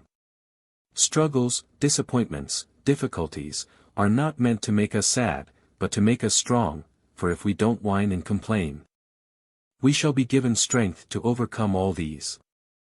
When I hear people grumbling and complaining about trifles and magnifying molehills into mountains, I always think of an old lady whose life had been full of sorrows and disappointments, but who never lost her cheerfulness and serenity. Being asked one day the secret of her sweet optimism, she replied, I keep a pleasure book. Early in life, I resolved that every night I would record some pleasant experience which had come to me during the day. This has given me the habit of looking for the glad things instead of the sad ones in my life. And so, no matter how dark the clouds, I have always been able to see a bit of sunlight shining through. Many days, she said, it was hard to see the light because she had had a large family, and had lost every member of it. In addition, she had much illness, and many financial losses which left her very poor. But in spite of her afflictions and her poverty, she had managed to find something to be thankful for every day of her life. People who take life sadly, who see nothing to rejoice and be glad about, not only lose a tremendous amount of pleasure, real enjoyment, but they seriously cripple their ability and impair their success. They are not normal, and, therefore, cannot reach their maximum of strength and efficiency. When I see people with gloomy minds attuned to sadness, who dwell exclusively on the serious side of life, I always feel like turning them around so that they will face towards the light, so that they will look at life in a hopeful, expectant, happy way, and let their shadows all fall behind them. Mr. Schwab has always been a splendid example of the philosophy of happiness. He is one of the happiest men I have ever met. In his younger days, when he was struggling to get a foothold in business, he was always bubbling over with happiness. This constant flow of good spirits was one of the first things that attracted Mr. Carnegie's attention. In the days of strike troubles at the Homestead Works, it was young Schwab's merry temper that kept Mr. Carnegie from giving way to serious despondency. When the ironmaster felt very blue over the situation, the young man would sing Scotch songs for him and cheer him up, so that Mr. Carnegie would slap him on the shoulder and say, "You're all right, Charles, you're all right." Over-seriousness depresses the mental faculties and tends to lower efficiency. It is the man who sings at his work, the one who is bubbling over with gladness, with a sense of abounding vitality, that is the normal, healthful, successful man. Life should be full of play, even of fun, full of light and cheer. It would be if we knew how to live. If, like the old lady who kept the pleasure book, and Pollyanna, the glad girl, we make a habit of looking for something to be glad about, we shall very soon master the secret of happiness. Let us rejoice and be glad. Let us cry with Pollyanna, just be glad, that's the game. Get what you want. By Orison Swett Marden, 1917. Chapter 4. Discouragement a disease, how to cure it. Discouragement flies before the thought of God, when we become conscious of our partnership with Him. 860 men, women and children on the average in New York City commit suicide every year, much more than 2 a day. In 1 year, Bellevue Hospital treated 235 people who had tried to kill themselves. In other large cities of the world, the suicide toll is even larger than in New York. It is estimated that more than 15,000 people commit suicide each year in the United States. In the entire civilized world, 1 million people each year, more than 500 a day, are guilty of self-destruction. Just think of the tragedy of it, 1 suicide every 3 minutes somewhere on the earth. Since life is so precious to the normal man that even the basest criminals count the days and the hours before their execution, dreading the cutting off of life even in a prison cell, why do so many people take their own lives? Because they are discouraged. The psychological aspect of the suicide has never been properly studied, but in 9 cases out of 10, if not in every case, discouragement is the cause of self-destruction. Not long ago, a young musician in New York, in a fit of despondency, committed suicide. He was so poor that he had been obliged to pawn his violin.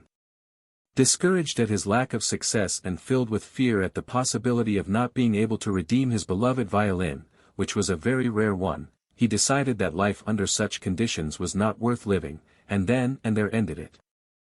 These crises on the mental or physical plane are a part of every life. How we meet them is the test of our courage, the measure of our faith in God and our conscious oneness with Him. In a description of his sensations under fire, a British officer fighting in northern France in the Great War said, "There's a good deal of rot talked of heroism at present. If it is all true, there are many millions of heroes in Europe just now, and I leave that to you. I found it harder to go straight in life than to go under fire. We are under fire all our lives, and the real hero is the one who keeps straight on in spite of discouragements and disappointments, never losing one jot of heart or courage, never giving way to despair, trusting always in the divine power that will lead him to his goal." Many a talented young artist has given up in despair because critics discouraged him, told him, perhaps, that he did not belong to any established school, and that if he did not follow the conventional rules of art he would not be recognized. These discouraged souls did not realize that the one who listens to the voice in his own soul, and who, trusting to the power within, blazes a new path, is the one who most certainly attains distinction. When Old Bull first came to this country, musical critics said he would make no great impression here.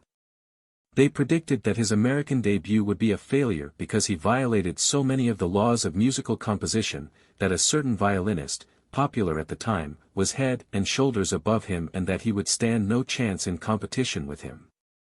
The name of that man who was so technically perfect, but who lacked Old Bull's soul, is not known to the public today, while the name of Old Bull is enshrined immortally in the minds of American people, in the minds of all peoples.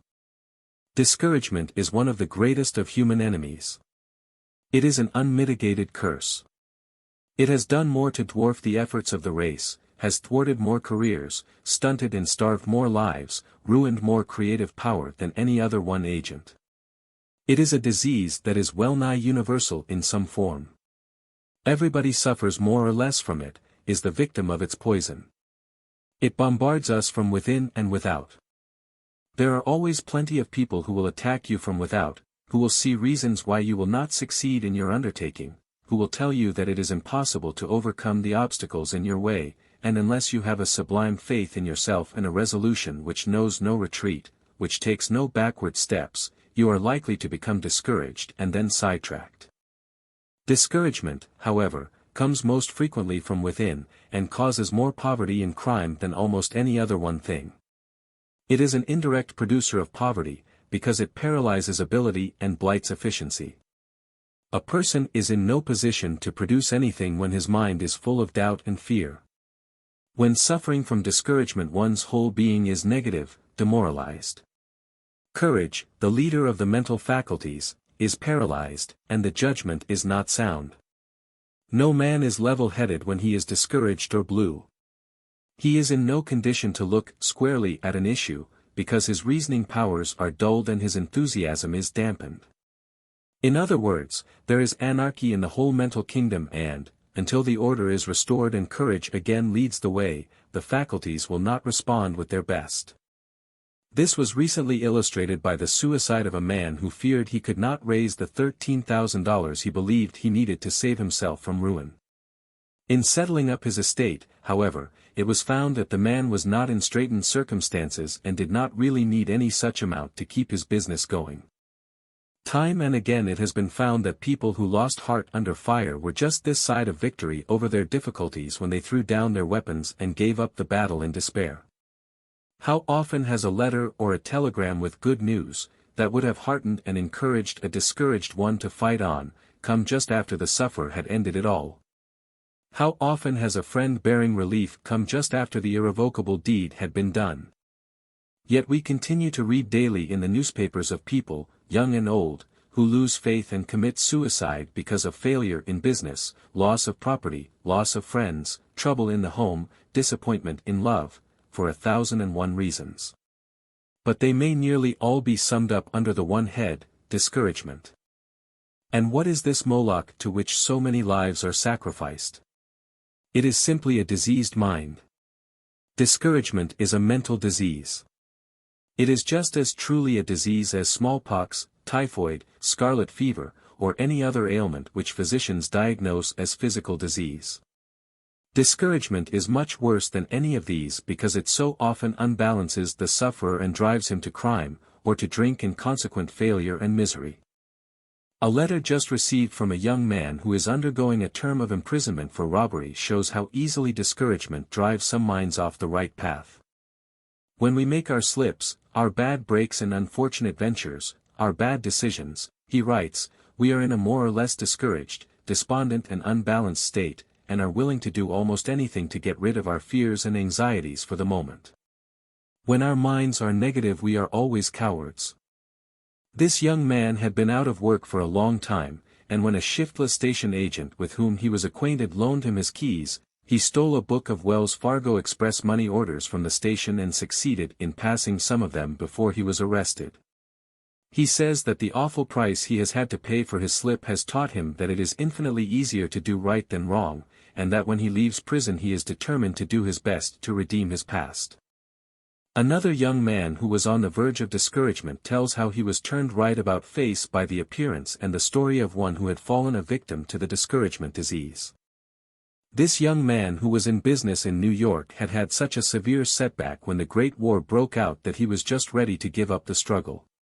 Quite disheartened, he sat down one day on a bench in Madison Square to decide just how he would wind up the business in which he had practically failed and also to decide what he would do next. While sitting there thinking the matter over, a ragged, dejected tramp came along and sat down beside him. The man was evidently a victim of drink and all sorts of dissipation, and looked as though he was near a complete collapse. The young man, noticing his companion's wretched appearance, asked him how he happened to be in such a predicament. The tramp, whose quick intelligence saw at once that there was something very serious on his questioner's mind, instead of replying to his question, asked him in turn what his trouble was. The young man frankly confessed that his business was ruined, and that he didn't know what he was going to do. Then the tramp, looking him straight in the eye, said, "My friend, do you realize how rich you are compared with me? You have youth, health, and strength. Your vitality has not been sapped by dissipation. You have everything to live for, and as you value your life, don't give way to discouragement. That was what ruined me. I am a well-educated man, and was once a prosperous one. But years ago, after a business failure, in such a crisis as you are now facing, I lost my pluck and thought whiskey would brace me up, temporarily, until I could get on my feet again. It did. I had never drank before, and at first it seemed to me that I had found a very valuable aid, something which would give me courage, strength, initiative, something which would help me to dare to take chances, which I had previously shrunk from. For a time whiskey seemed to me to lie the elixir of life. It braced up all my faculties and, apparently, doubled my brain power. But I had to keep increasing the quantity I took to get the desired effects, and then all at once I found my willpower was weakening, and the courage which whiskey had temporarily stimulated gradually lessened until I had less than before. Then I began to see what whiskey was really doing and resolved many times to quit it. But the awful craving, the cruel thirst for drink, together with my increasing despondency and weakened willpower, got the better of me, and I drank again and again until I could not quit. And now, look at me. I am a wreck, without hope, without a future. But you have most of your life before you and really have nothing to be discouraged about. You have done nothing dishonest or disgraceful. The only disgrace is in quitting after failure. And there is no failure that cannot be retrieved. Men who have done great things, made stepping stones of their failures. The disgrace is not in falling, but in not rising every time you fall. Brace up, and remember that, not failure, but low aim is crime. The young man was deeply impressed by the story of his unfortunate companion. The evidences of superior intelligence and education still manifest in the poor human wreck appalled him, and he said to himself, if this unhappy wretch can still look at life in that way, can see its great possibilities, there is certainly something left for me. And after doing what he could to help the man who had tried to help him, he went out of Madison Square a new man, with new resolution in his face, a new courage and determination in his heart. He is now a prosperous man, and he says, I attribute a large part of my success to the stimulus imparted at a critical moment by that unfortunate fellow who had given way to discouragement and sacrificed everything that life held dear to the thing which had enslaved him. Victims of discouragement little realize the tremendous damage they are doing to themselves when they allow this fatal enemy of their happiness, and their efficiency, to get lodgment in their mind. Nobody does good work when discouraged. There is no spontaneity in it, no resourcefulness, no inventiveness, no originality, no enthusiasm. It is mechanical, lifeless. The moment you yield to discouragement, all your mental faculties become depressed. They lose power. There is no coordination of effort among them, and consequently they fail to do vigorous teamwork. Your initiative is paralyzed, your executive ability strangled. You are in no condition to do anything effectively. Your whole mentality is placed at a tremendous disadvantage, and until this enemy is driven out of your mind, neutralized by the affirmation, the contemplation of its opposites, of courage, cheer, hope, and a vigorous expectation of splendid things to come, you are in no condition to do good work. Every suggestion of discouragement, of fear of failure, is a destructive force, and in the degree that we allow ourselves to be influenced by it will it tear down and retard our life processes, our life work. It will darken the mind and cause one to make fatally wrong decisions, to take steps which may ruin one's happiness, one's whole life. Many divorces are the result of unfortunate decisions to marry when girls were discouraged, when they could not see any other way out of their difficulties. I have known of many girls, after some great sorrow had come to them, marrying men whom they could never have been induced to marry in happier days. They had lost a mother, or a father, or some calamity had overtaken the family, and the girls consented to marry men they did riot love in order to relieve the suffering of those dear to them, or because there seemed to be no other resource for themselves in a difficult situation. They were willing to do anything to get rid of the thing that was perplexing and troubling them at the time. Like sufferers from sea-sickness, they felt their troubles never would pass away. It is characteristic of seasickness that the victim cannot see any end to his misery. Try as he will to imagine himself well in so many days or horns, he cannot do it. This hopelessness is in some degree characteristic of sick people generally. They cannot seem to picture themselves as strong and well again. When suffering extreme pain of any sort, such as a severe toothache, for instance, it is difficult to believe that it will ever cease. Still more difficult is it to try to picture an end to mental suffering. When trials and troubles come to us, when overwhelmed with sorrow, when death comes into our home and snatches away some dear one, it is very difficult to see through the storm, to pierce the black clouds and see the healing sun behind them. Struggling with the sorrow of that great loss asterisk in our life, it doesn't seem as though we could ever be happy again. When so suffering we wonder in a sort of dumb resentment how other people can possibly be laughing, having a good time, going to theaters, dances, enjoying life as usual. It seems cruel, almost, for others to enjoy when we feel as though we could never even smile again. But we know that time heals the deepest sorrows, that physical and mental ills pass away, and that the brave soul is the one that adapts itself to the storms and sunshine of life. Just as on a tropical summer day when the sun is suddenly blotted out of the heavens and the whole sky is so blackened by a sudden storm that we are obliged to light our homes and offices, and presently the clouds pass as quickly as they came and the sun blazes forth in all its glory just as though nothing had happened, so there come times in our lives when everything appears black and threatening, and then, suddenly, just as in nature, all becomes serene again. The great thing for us to keep in mind when a life storm breaks is that, no matter how violent, it is only temporary, and that behind the clouds the sun is always shining. The New Thought philosophy helps us to conquer discouragement by putting the emphasis on the right things, that things that are worthwhile.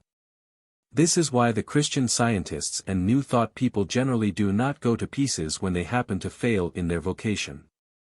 They have learned that material things are not the first essentials. They know that the great emphasis should be placed upon the life, the reality of man, which is divine. They know that a person can be a tremendous success although he has not a dollar in the world, though he has no home, no abiding place, no money, and dies in the poorhouse. In other words, the new philosophy teaches that real success does not consist in accumulating mere things. It is a matter of personality and character. The accumulation of money is a side issue, the making of a living is a mere incidental to making a life. Time and again I have known New Thought people to go through what in the Old Thought would have been the most humiliating failures which would probably have wrecked their lives and entirely destroyed their confidence in themselves. But in the New Thought these things do not touch the soul. They are not realities in the highest sense. None of Mr. Rockefeller's money touches the real Rockefeller. The reality of him is spiritual, is mental. It is mind, it is soul, it is God, and it is this reality of us that New Thought emphasizes. God never intended that his children should go to pieces mentally and physically, be miserable and unhappy, that they should suffer mortification and chagrin when they have been honest and have done the best they could do, just because they have failed in their particular undertakings. We were made to hold up our heads, to look the world in the face without flinching, as princes of the Most High. No matter what happens to our material possessions, if we have made good as men, as women, if we have been dead in earnest in delivering to the world the message we were sent here to deliver, there is no reason why we should feel humiliated or discouraged about anything. There is only one thing that should make a man hang his head and feel humiliated, discouraged, only one thing that should make him wince when the world looks him in the face, and that is his own wrongdoing, his own sin. There is a vast amount of splendid and used success material in the down and outs, in the people who have lost their grip upon themselves because they have lost their courage. Some of them, while out of work, suffering from discouragement, did something which caused them to lose their self-respect, and now discouragement has become a disease with them. It has become chronic, and no one can succeed with a discouraged mental attitude. Courage is the leader in the mental realm, and when that is down, all the other faculties drop in sympathy. Until courage says the word, neither initiative or any of the other faculties will take a step forward. They refuse to work under discouragement. But when courage leads the way, all the others brace up and come to the rescue in teamwork. What most people in the Great Failure Army need is to have their courage restored, renewed. The discouraged have their backs turned toward the light, so that all the black shadows fall across their path. They are walking in their own shadows instead of in the glorious sun of God's light and love. Their disease has made them morbid. They need mental treatment, treatment that will let the light into their souls and show them what they still can do. Emerson says, "What I need is somebody who will make me do what I can." What these discouraged ones need is somebody who can make them do what they can. They need to be turned around mentally. They need to be shown that they are not failures, but that they are mentally ill, sufferers from chronic discouragement. There is one who can do this for you who are discouraged better than anyone else, your own higher self. No matter how old you may be, or how depressing your present condition, if you take this other, higher self for your guide, you can recover your footing. And when you once get a glimpse of your real self, your real possibilities and assets, when you once get a glimpse of your divinity, and realize that you are a God in the making, that you are intended to be a glorious success instead of a miserable failure, you will jump back a quarter of a century or more and start life anew. Your courage will be restored and you will see life in a new light. You will see yourself as you never saw yourself before, you will get hold of yourself and your mental and physical resources as you never did before, you will make tremendous leaps forward. You will have a new motive for redeeming your past, you will have a new outlook on life, new hope, in other words, you will be a new creature. You will put off the old man, and never again will be content to grovel, never again be content with your second best. Then only your highest and best will satisfy you, and you will strive to make your highest moments permanent. The very consciousness of having lost so many years will be an additional prod to your endeavor. You can begin now to make good. Lift up your head and face toward the light. Quit fretting and complaining of your ill luck and be the poised, harmonious soul, the brave, successful, happy being the Creator planned. See yourself of your disease by conquering your mental enemies. You can drive out fear, worry, the blues, and all discouragement, all the enemies of your success and happiness, by claiming your inheritance and asserting your kinship with God. Say to yourself, "The truth of my being, the reality of me, is God. Why then should I be discouraged about anything? The Creator never intended me to express pessimism, doubt, discouragement or despondency, and I will have nothing more to do with them. I was intended to express joy and success, not gloom and failure. I am victory organized. I was planned to win out in life, not to be defeated. I was born for happiness, not for misery, for peace and serenity, not for perpetual anxiety and discouragement. There is something inside of me which tells me that I am bigger than circumstances, that nothing but my own consent can keep me in poverty and wretchedness, that there is no destiny which can keep me down, for I am my own destiny. I am a son of God, and I was never made to cower, to slink, to be discouraged, afraid of anything. I am one with my Father, and co-heir with Christ of all that he has. I do not fear want or failure. Fear is not an attribute of divinity, and has no place in my life. I am brave, courageous, a conqueror, and not a slave of circumstances. 1 am free and not bond. I will not allow my efficiency to be strangled, my hopes for the future blighted, my life to be spoiled by any form of discouragement or cowardice. I am courage, strength, confidence, masterfulness. Discouragement has no power over me, because it is not a reality. It is a mere bogey of the mind, a ghost of the imagination. This discouraged, yellow streak in my nature is really a reflection upon my Creator, an indication that I laid confidence in Him, that I am not sure that He can protect me. It is an intimation that I believe there is a greater power than His, and that an evil one. No matter how many troubles or difficulties threaten, it is my business to trust, and not to fear, and from now on I shall do so. I shall hold a poised, serene mind, and shall lie down at night with confidence and assurance that my life, my welfare and my destiny are all in the hands of Him who controls everything and who doeth all things well. Remember that whatever you dread, fear, you are attracting, because the mind always relates with whatever dominates the thought. That which we think most about we tend to get, and it is the easiest thing in the world to kill the possibility of realizing our ambitions and drawing to us the thing we fear by holding it in mind, by allowing doubt thoughts, anxious, discouraged thoughts to get possession of us and strangle our efficiency. When in danger of giving way to discouragement, you will find a wonderful help in eliminating everything which stands between you and your Maker, and to allow free access to the flow of divine power. When one is thoroughly alive to the consciousness that he is supported by this divine power, in so far as he trusts it, and that it will rush to his assistance in any emergency or trouble, he is neither afraid nor discouraged. All our discouragement and anxieties come from a feeling of separateness from our Creator and the consequent consciousness of weakness, of not being sufficiently protected, the feeling that we are standing alone. One who lives in conscious union with his Maker rises above disappointments and discouragements, and develops a hopeful, optimistic philosophy. Such a one sees in all his experiences, no matter how trying, growth and enlargement. He sees in the overcoming of life's problems an opportunity to become a full, complete man. He rises above circumstances, while those who do not see any saving, stimulating influences in their trials and disappointments are simply crushed by them.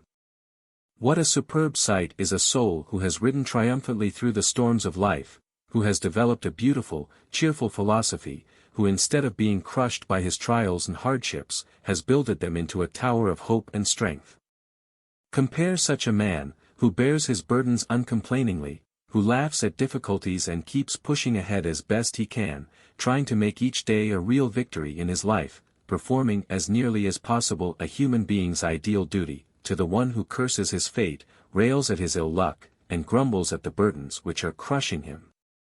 When things have gone wrong with you, when you are ready to give way to discouragement, think of these two pictures, and turn about face and vigorously assert your manhood or your womanhood. Declare your power to conquer your difficulty, whatever it may be. Say to yourself, "Now it is right up to me to make good.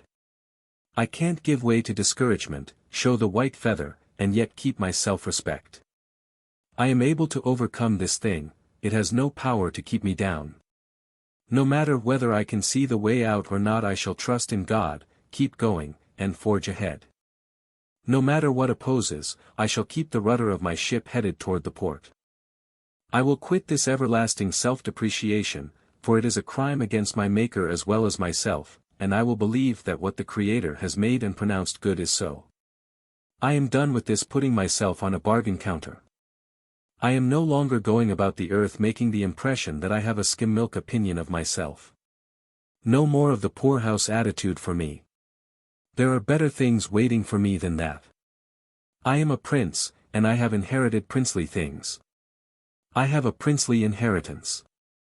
I know that every time I say, I can't do this, or I can't do that, I can't afford this, or I can't afford that, I undermine my power. Hereafter I am going to deal in positives, in affirmations of power, I can, I will, I am able. Henceforth I will have nothing to do with negatives that tear down, destroy.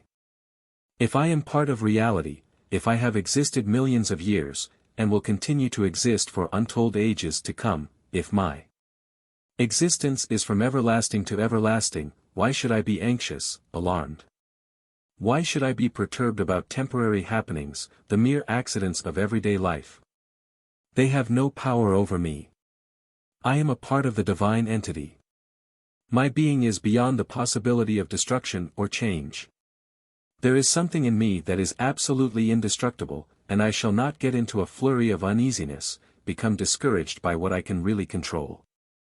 I know I am anchored eternally. Therefore, I will allow nothing to trouble or disturb me. Henceforth nothing will. I stand firm in this resolve. Multitudes of people find great help and comfort in repeating such Bible promises as these: "He that dwelleth in the secret place of the Most High, shall abide under the shadow of the Almighty. He shall cover thee with his feathers, and under his wings shalt thou trust, his truth shall be thy shield and buckler. There shall no evil befall thee, neither shall any plague come nigh thy dwelling." What a solvent for discouragement and of blues, what a healing for all heart hurts are found in these wonderful promises. The habit of driving out of our consciousness every suggestion of failure, of disappointment, of discouragement or evil by substituting its opposite is of inestimable value. The ability to do this, to clarify the mind of everything which can possibly injure it, is the secret of all success and happiness. The scientific fact that the mind cannot contain at the same moment opposite thoughts or emotions makes us absolute masters of our fate. To live upward or downward, to be a success or a failure is simply a matter of choice. It all depends on the suggestions we assimilate, the kind of thought we prefer. We can allow ourselves to be overwhelmed by discouragement, or we can rise above it, just as we decide. It is natural for all of us to think of the wonderful things we would do if we could only get rid of the things that block our way and defeat our possible successes.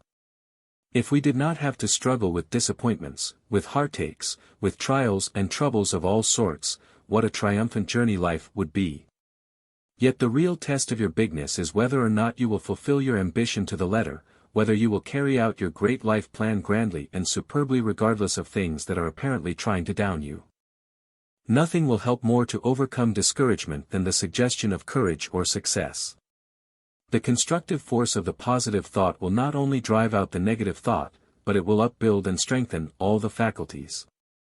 Every human being can increase his courage and multiply his strength by frequently saying to himself, "I am a child of the King of Kings, and have nothing to fear. If I always do the best I can in all circumstances, there is no reason why I should ever be anxious about the results. I shall not. I am courage, I am success. Nothing can harm me because I am one with the One, I cannot want, I cannot fail, because I am in touch with the infinite source of all life." Get what you want. By Orison Swett Marden, 1917. Chapter 5. The Force That Moves Mountains. Faith moves mountains. To him that believeth, all things are possible. The man who does not believe in something and believe in it with all his soul is a pretty poor stick. Let nothing undermine your faith in your ultimate triumph. Hold this tenaciously, vigorously, intensely, and after a while you will see things coming your way. Don't be afraid to think too highly of yourself. If the Creator made you and is not ashamed of the job, certainly you should not be. He pronounced his work good, and you should respect it. Faith increases confidence, carries conviction, multiplies ability. Faith doesn't think or guess. It sees the way out. It is not discouraged or blinded by mountains of difficulties, because it sees through them, sees the goal beyond. There are marvelous utilities, infinite good, and unspeakable beauties in the great cosmic intelligence, the unseen world, ready for our use and enjoyment. If we only had sufficient faith to believe they were there, we could draw them to ourselves. Writing of heroes discovered by the World War, Edmund Kemper Broadus says, "There are stories of the heroism of our boys that stir us beyond words, stories, too, that change with astonishing abruptness our estimates of those whom we had too lightly regarded. There was a certain youth, for for whom I fear that I had scant respect during his student life, a sickly fellow with rather a hangdog air. He was out of his classes a good deal of the time and he was not successful in examinations. I believe that I suspected him of malingering. He tried to enlist and was turned down by the medical inspector, and tried again and yet again without success. How he ever got in, nobody could understand, but one day he went, and we shook our heads and prophesied that he would be incapacitated in a week or two. We heard no more of him until word came in letters from his friends that he had quietly picked up a smoking bomb and thrown it clear of the trench before it exploded, and then had climbed out in the face of the flying bullets and brought in a wounded comrade. And this was he who had only last year seemed such a faint-hearted traveler along life's common way. Every now and then, like this writer, we are amazed at some youth we knew, starting out all at once and doing some tremendous thing which we did not believe was possible to him. He may not have had any more ability, perhaps not as much, as those around him, but he had a superb self-faith, which enabled him to dare and do, when the more timid ones, even perhaps, with far superior ability, hesitated, wavered, did not dare to attempt what in reality they were able to do. It is faith that everywhere does the impossible. It is faith in God and faith in oneself, a divine self-confidence that makes men gods, whose will must be obeyed. If it were not for wrong thinking, such faith would be the rule in human life instead of the exception, for God hath not given us the spirit of fear, but of power, and of love, and of a sound mind. Unfortunately, most of us measure ourselves by our weakness instead of by our strength. We estimate ourselves at our worst instead of our best. We seem to think that the vision of ourselves we see in our optimistic, hopeful, uplifted moments is a mere mirage of the imagination, and not our real selves. Comparatively few people realize how much self-faith has to do with achievement. The great majority never seem to think that it is a real creative force. Yet faith is not only a real power, but one of the greatest we know.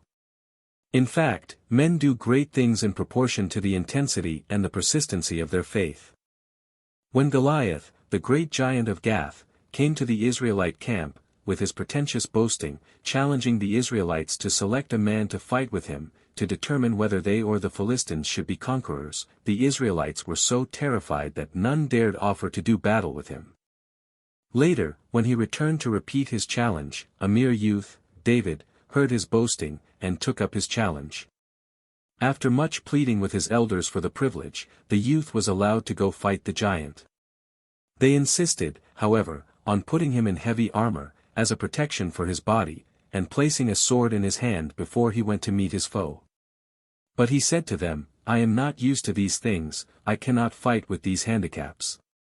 These are not my weapons. I have other weapons with which to fight the giant." So he took off all of his armor and went forth with no other weapon than a simple sling and a few pebbles which he took from the brook. When the giant leader of the Philistines, protected from head to foot with armor, armed with mighty weapons, and preceded by his shield-bearer, saw the unarmed and unprotected Israelite youth approaching, he was angry at being so insulted, and said to him, "Come to me and I will give thy flesh unto the fowls of the air, and to the beasts of the field." The undaunted youth answered, "Thou comest to me with a sword and with a spear, and with a shield, but I come to thee in the name of the Lord of hosts, the God of the armies of Israel whom thou hast defied. This day will the Lord deliver thee into mine hand." David did not, like the Philistine, put his faith in armor, in sword, or in shield, but in the Almighty, and by faith he conquered his mighty foe. Putting a single stone in his sling, he buried it in the forehead of the giant, who fell prostrate to the ground. Faith is the very pith and marrow of achievement. No faith, no achievement. All-absorbing faith, great achievement. Show me a great achiever and I will show you a man of great faith, faith in himself, in his ability to achieve his aim. Faith has ever been the miracle worker of the ages. It is the connecting link between God and man, it is man's strength, the cornerstone of all his building, all his achieving. The trouble with those of us who are not doing what we can and ought to do is that we lack faith. We do not believe that we can go into the great within of us and simply and naturally make connection with divine force, with the all-supply, with the power that made us, that power which has created and which upholds the universe and from which we derive our strength. We make this connection through faith.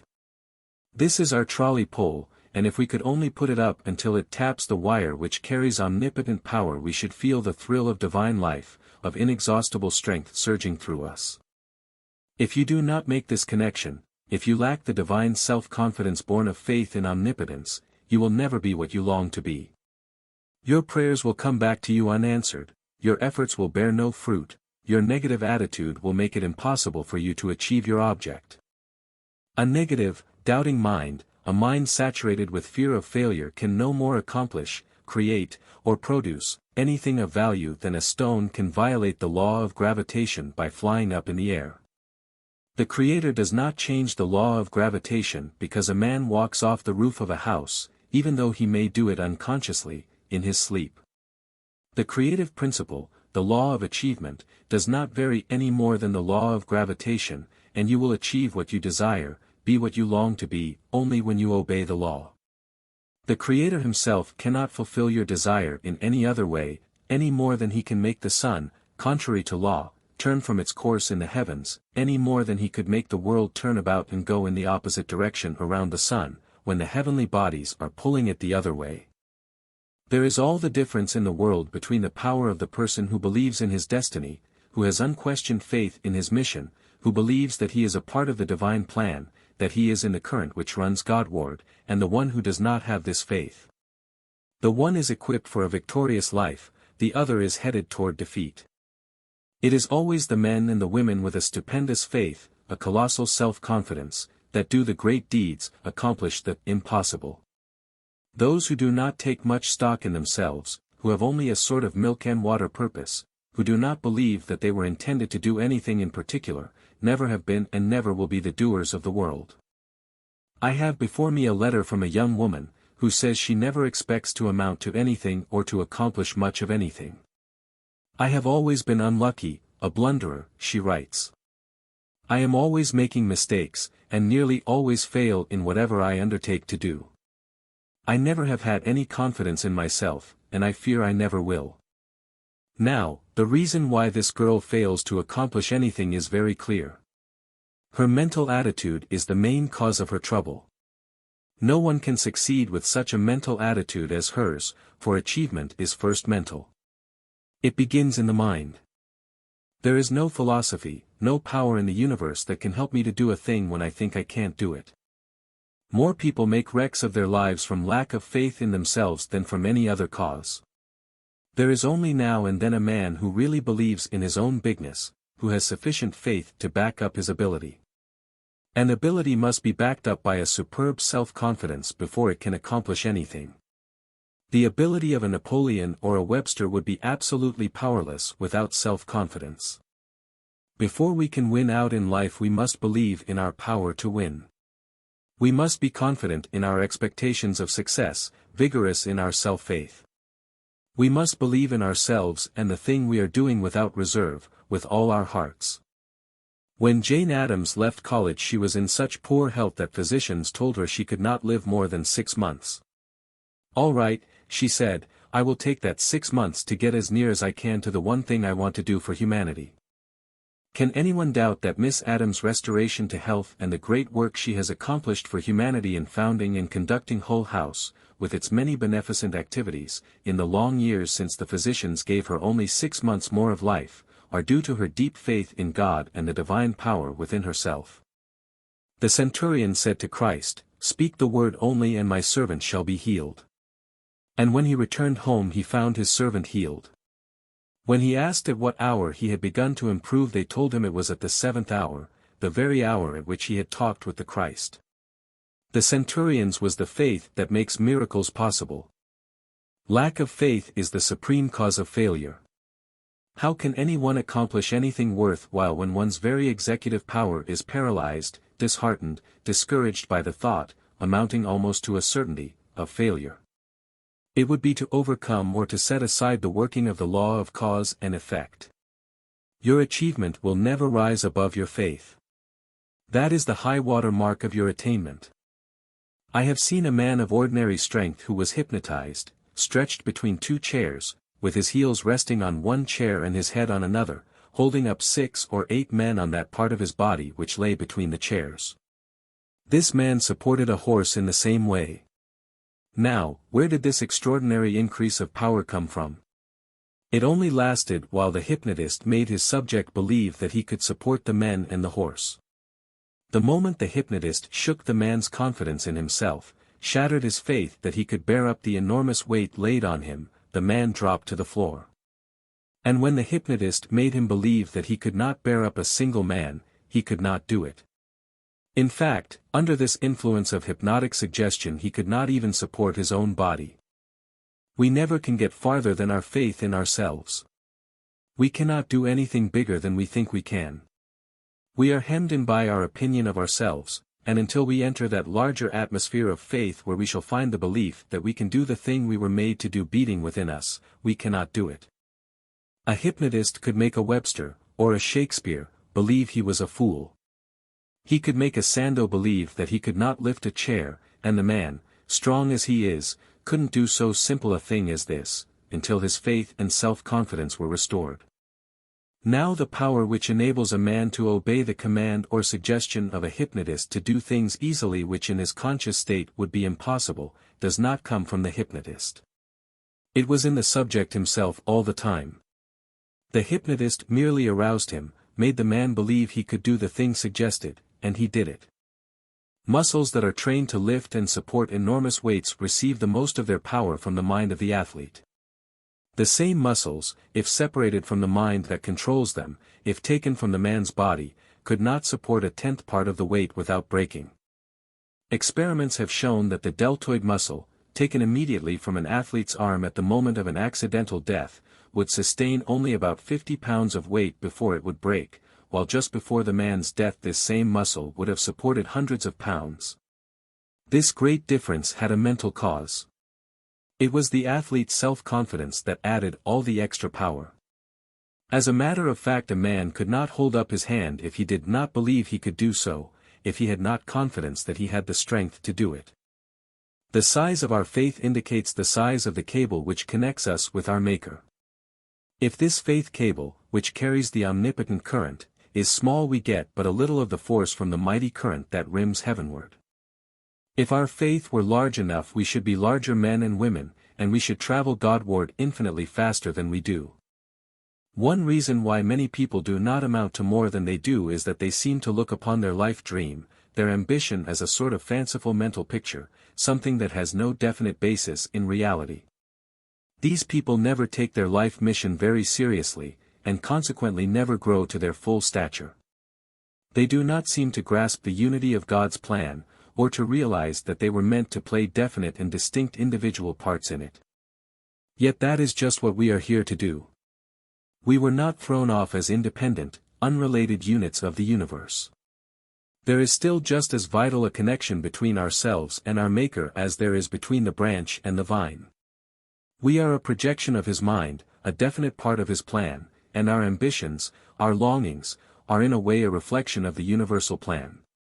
Those who have faith in themselves feel that their ambitions are evidences of ability to back them by accomplishment, to make their dreams realities. Abraham Lincoln was a very modest, unassuming man, but when the first rumblings of the Civil War reverberated through the North and a presidential election was near at hand, the Spirit moved him to put himself forward as leader of the nation. When the politicians were looking round for a suitable man for that great position, Lincoln asked them why they did not nominate him. He said he felt within his breast the power to carry the nation through the threatened crisis, and that he believed he would be elected. Coming from a less modest man, this assurance would look like a boast, but Lincoln's motives were pure, and his faith, based upon a marvelous fitness for the work to be done, carried him to success. The history makers have ever had overmastering convictions in regard to their life work. They have believed in their vision, and the part they were to play. They have believed that their ambition foreshadowed a prophecy, that it was the substance of things expected, and not a mere figment of the imagination. In other words, men who have won out in the world have been profound believers in their destiny. The faith of such men impresses us with a conviction of their power. We all feel that there is something about the man who believes in his destiny that commands our respect, our homage. The world itself makes way for the man who believes he was born to play a grand part in the human drama. The world makes way for such a man or such a woman as it made way for the peasant maid of Orleans. Practically all of Joan of Arc's miraculous power over the French army was due to her conviction of a divine call to free her country from its enemies. But for this conviction she would have carried no more weight than an ordinary soldier. Indeed, but for her faith in the divine call she never would have reached Charles the Dauphin, never obtained his consent to take the chief command of his army. She got her commission from him, by taking the positive stand that she was the one person who could save France, that she had the consummate courage of a whole army in herself, that she knew beyond doubt that the army under her leadership would be victorious. From the time when, a little girl tending her father's sheep, she first heard the call in her soul, her faith was unshakable. What good did it do for Joan's father to threaten to drown his daughter if she persisted in her silly dreams that she was to liberate France? What effect had ridicule, especially the coarse ridicule of her sex by the soldiers, on her deep-rooted conviction? Was there ever anything more foolish than that a simple peasant maid who tended sheep on a farm, and who had never been away from home, or had the slightest military training or knowledge of war tactics, could lead a defeated army to victory? How did she treat all such questioning, ridicule, abuse and contempt? Her supreme faith ameliorated them all. They left her absolutely unmoved. By faith alone the simple maid performed one of the greatest miracles of history. No human being, even with the mental power of a Napoleon, without a superb military training, could have performed the miracle which this uneducated, untrained peasant girl performed. What good did it do for the wise men of Italy and Spain to laugh at Columbus, and to picture at their meeting in court, men standing on their heads, and everything, including his ships, falling off the edge of the earth if it were round, and revolved, as Columbus claimed? The more these men laughed at him, the stronger grew his faith in his mission, and the more determined he became to prove the truth of his claim. And the mutinous crew of Columbus, after many weary weeks wandering on an apparently limitless ocean, met with the same immovable faith, the same stubborn resolution, when they threatened to put their leader in chains. Day after day on this memorable voyage we find this entry in his log book: "This day we sailed west because it was our course." What hardship, what persecution, what ridicule, or contempt, what denunciation even of those who knew him best could have induced such a man to give up his voyage of discovery? Although no geographer had ever referred to any land on the other side of the globe, and no scientist had hinted at such a thing, nothing could turn Columbus from his purpose, because there was that something in him which looked beyond insuperable obstacles, beyond every objection, and saw land beyond the seas. It was this faith born in the divine within of him, this faith back of the flesh but not of it, which sustained him in all his trials, both before and after his great discovery. The men who have left their mark on the world have had a faith which nothing could shake. Not the direst poverty, the most inhospitable treatment, not cruelty, not ridicule could separate them from their belief in their mission and their resolve to carry it out. When a man's faith in himself and in his mission is the dominant note in his life, nothing can daunt him, no power can keep him from his own. Think of the faith which Peary exhibited before he discovered the North Pole. Time and time again he tried to find it, risking life and all his resources in the search. The loss of his ship, the loss of his men, and his own scores of hairbreadth escapes did not daunt him, could not shake his faith. The North Pole was written in Peary's heart. He must discover it. Nothing could turn him from his object. Many a time his friends pleaded with the explorer not to risk his life again, but to no purpose. "To the North Pole" was the slogan which haunted him day and night until at last he found it. Faith is the force that moves mountains, that has ever performed the miracles of civilization. What incredible things, impossible things, have been done in the world's history by souls aroused to a sense of their own power. Who can ever estimate what the mental attitude of self-confidence has accomplished? Who can figure what the world has lost from the inaction or the failure of people with splendid ability, men and women who had no faith in themselves, who were so filled with doubt of their own power that their initiative was discouraged and their creative ability killed? There are thousands of people in very ordinary positions today, who are not only capable of filling much higher ones, but who would actually be advanced if they only had sufficient faith in themselves to branch out and compete for the superior place.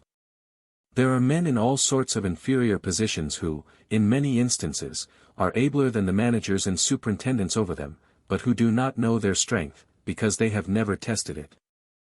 Not long ago a friend of mine, a comparatively young man, was unexpectedly called to fill temporarily a position much above his own, which had suddenly become vacant. So well, however, did he fulfill the duties of the higher place that he was complimented by his employers and retained in the position. This man had been working for a small salary for years, and said that he had never dreamed of being advanced so suddenly. In fact, he had begun to have a feeling that he did not amount to much, that he was a kind of failure anyway. He knew he had ability in certain directions, but he did not dare to start or to go ahead with anything. All these years his lack of confidence in himself had acted upon his great ability like an anchor to a balloon. But when he found that he was really capable of assuming a great responsibility, when level-headed business men showed their belief in him by entrusting him with the handling of a large business, his power was trebled. His awakened faith in himself made a man of him. He began to think he amounted to something, that he was somebody after all, and thereafter he advanced by leaps and bounds. It makes a tremendous difference how you approach your life work, whether you come to it with a superb faith in yourself, an unshakable belief in the power that sustains you, and a firm determination to make a triumphant success of it, or whether you come to it with a faint heart, a doubting, wavering mind, and weak endeavor. The timid, fearful, questioning, "What if I should fail?" attitude has ruined more careers than anything else. On the other hand, there is everything in holding the courageous, self-confident thought. We fail only when we have lost our grip on ourselves, lost our faith in our ability to succeed. We could all do infinitely more than we have done, or are doing, if we only had enough faith in ourselves to undertake what we long to do. New strength comes to the man or woman who dares to begin. It is through faith we touch the very source of life. It is the key which unlocks the door to power. Faith opens the door to the great within, where principle dwells, where strength is generated. If we could measure a man's faith we could come very near to predicating accurately the measure of his success in life. It is not what other people say of you, but something you feel, inside of you, that you are capable of doing. This is your pattern, your model. Your true model is the one you see when you are the most optimistic, and not the mean diminutive figure of yourself which you see when you have on your pessimistic spectacles. Nothing in life is more remarkable than the unnecessary anxiety which we endure and generally occasion ourselves, said Benjamin Disraeli, a man who had attained the lofty position of Prime Minister of England, in spite of difficulties that would have completely vanquished a timid, unbelieving, worrying soul. It was his unconquerable faith in himself that raised the once despised Jew to the proudest place in England, next to Queen Victoria, who honored him as a personal friend. Disraeli, who was made Earl of Beaconsfield by his queen, is a splendid example of the tremendous force of the miracle-producing power of self-faith, of the conviction that one is born to do great things or to become a man of power and influence. Even in the face of disappointment, failure, and ridicule, the young Jew never lost faith in himself, never swerved in his purpose to be the great political leader of England. Whatever other weaknesses, defects or deficiencies successful men have had, they have all had a powerful conviction of their ability to perform the things they have undertaken. One of the chief factors in Colonel Roosevelt's many-sided success has been his superb faith in Theodore Roosevelt. Nothing has ever undermined that faith. No abuse, no lying about him, no criticism has ever shaken his belief in himself. Nothing that has ever come his way has fazed him, because he has felt equal to any task thrust upon him. Now, suppose Roosevelt had this one lack in his nature, the lack of confidence, of faith in himself, with the same ability, the same opportunities, the same favoring environment he has had, what would have been the result? He probably never would have been heard from outside of his own country. His career has been built on self-faith. He early learned to believe in Roosevelt. He knew that he had ability, and that by training and making the most of it he could do what other people could do, what others had done, under similar or far less favorable conditions. It is this superb self-faith which has always characterized him, that has made him so striking a figure in our national life. Had Mr. Roosevelt lacked this one element, the effectiveness of his natural ability, if not completely nullified, would in every respect have been cut down tremendously. Our flag says to the American people, I am what you have made me.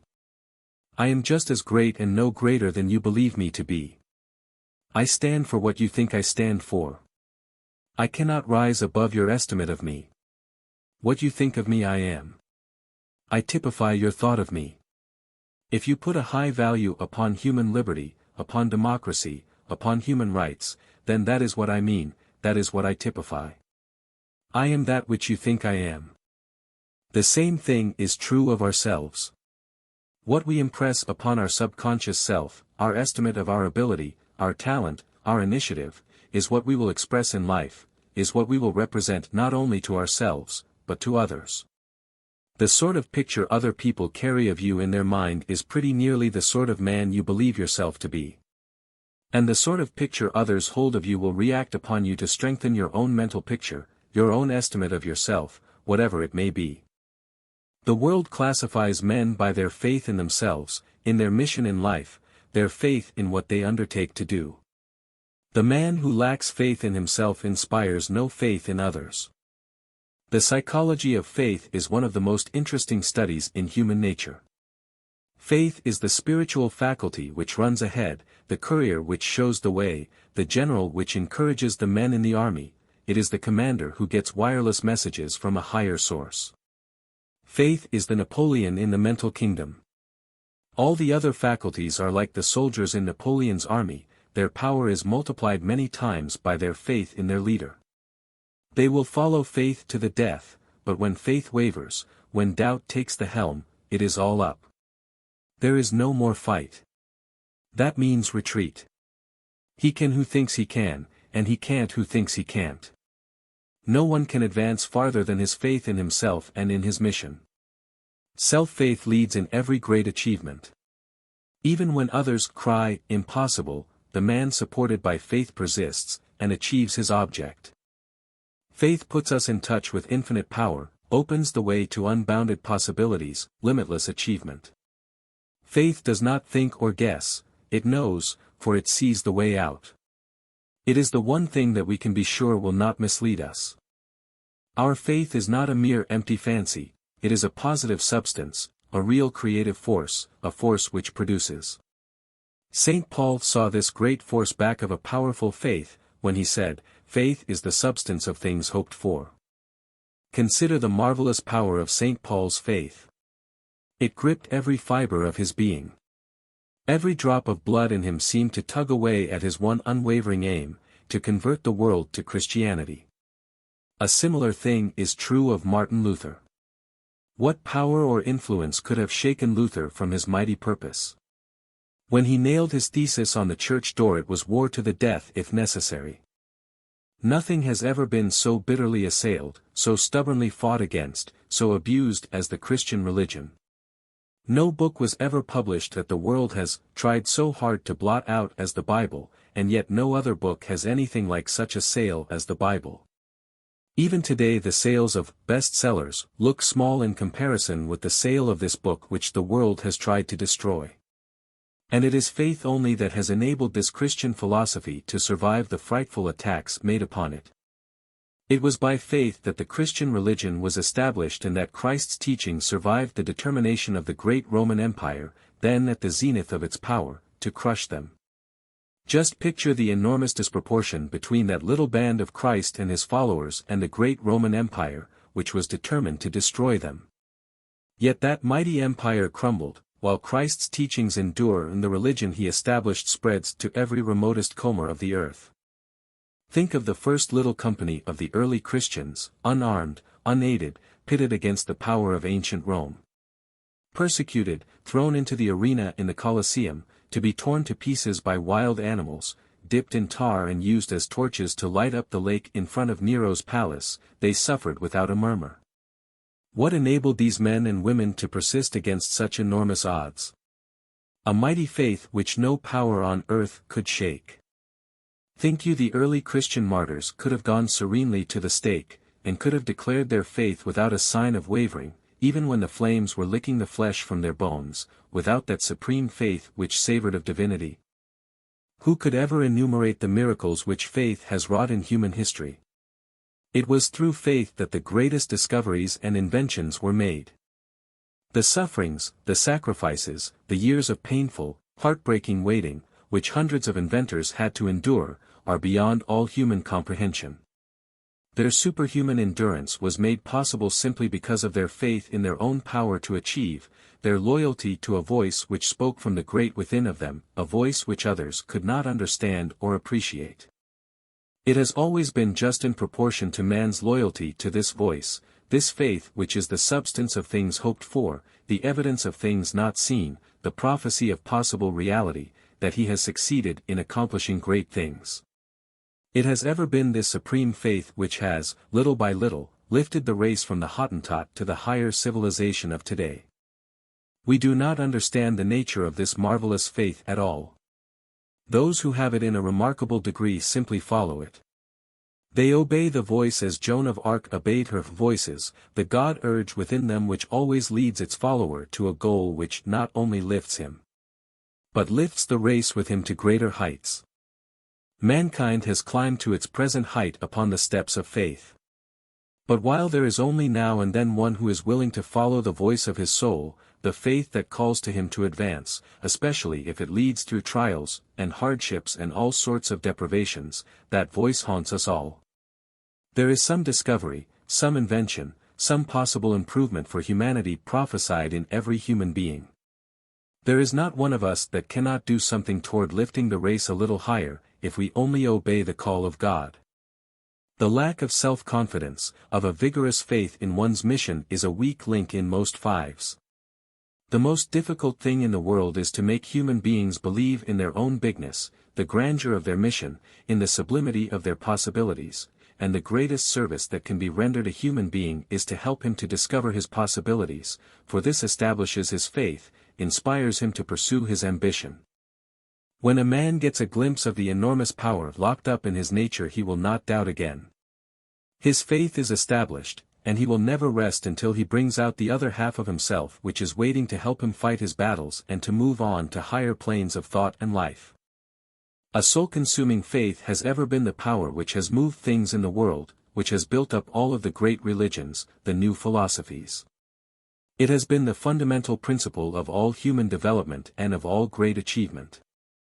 Faith is emphasized more than almost any other thing all the way through the Bible.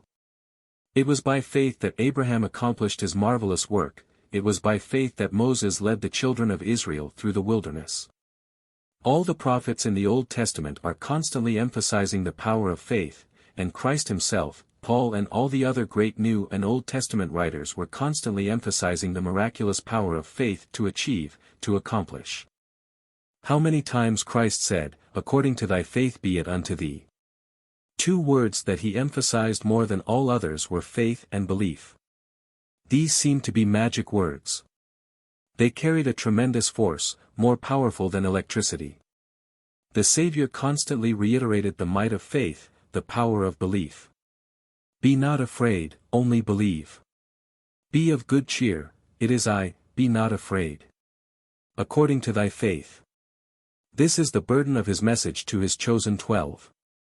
And how often he had to reprove them for their lack of faith, their timidity, their fear, their unbelief. Again and again when they failed to accomplish that which he sent them out to do, he reproached them, "Why are ye so fearful? How is it that ye have no faith?" He assured them that only on one condition could they do the work he was training them to do, that they have faith. Having this, they should do even greater things than he was doing. "Verily, verily, I say unto you, he that believeth on me, the works that I do shall he do also, and greater works than these shall he do, because I go unto my Father." Heal the sick, he urged, cleanse the lepers, raise the dead, cast out devils, freely ye have received, freely give. That something in human nature which, more than all else, reflects the divine in man, is faith. It is lack of it that causes many of the ills, much of the unhappiness, and most, if not all, of the failures in life. If you lack this self-faith which is the sublime of man, if you are deficient in this great motor power which accomplishes things, which builds superb, masterful characters, you can make good your lack, you can supply your deficiency by daily autosuggestive treatment for the acquisition or the strengthening of this greatest and most necessary of all human traits, faith.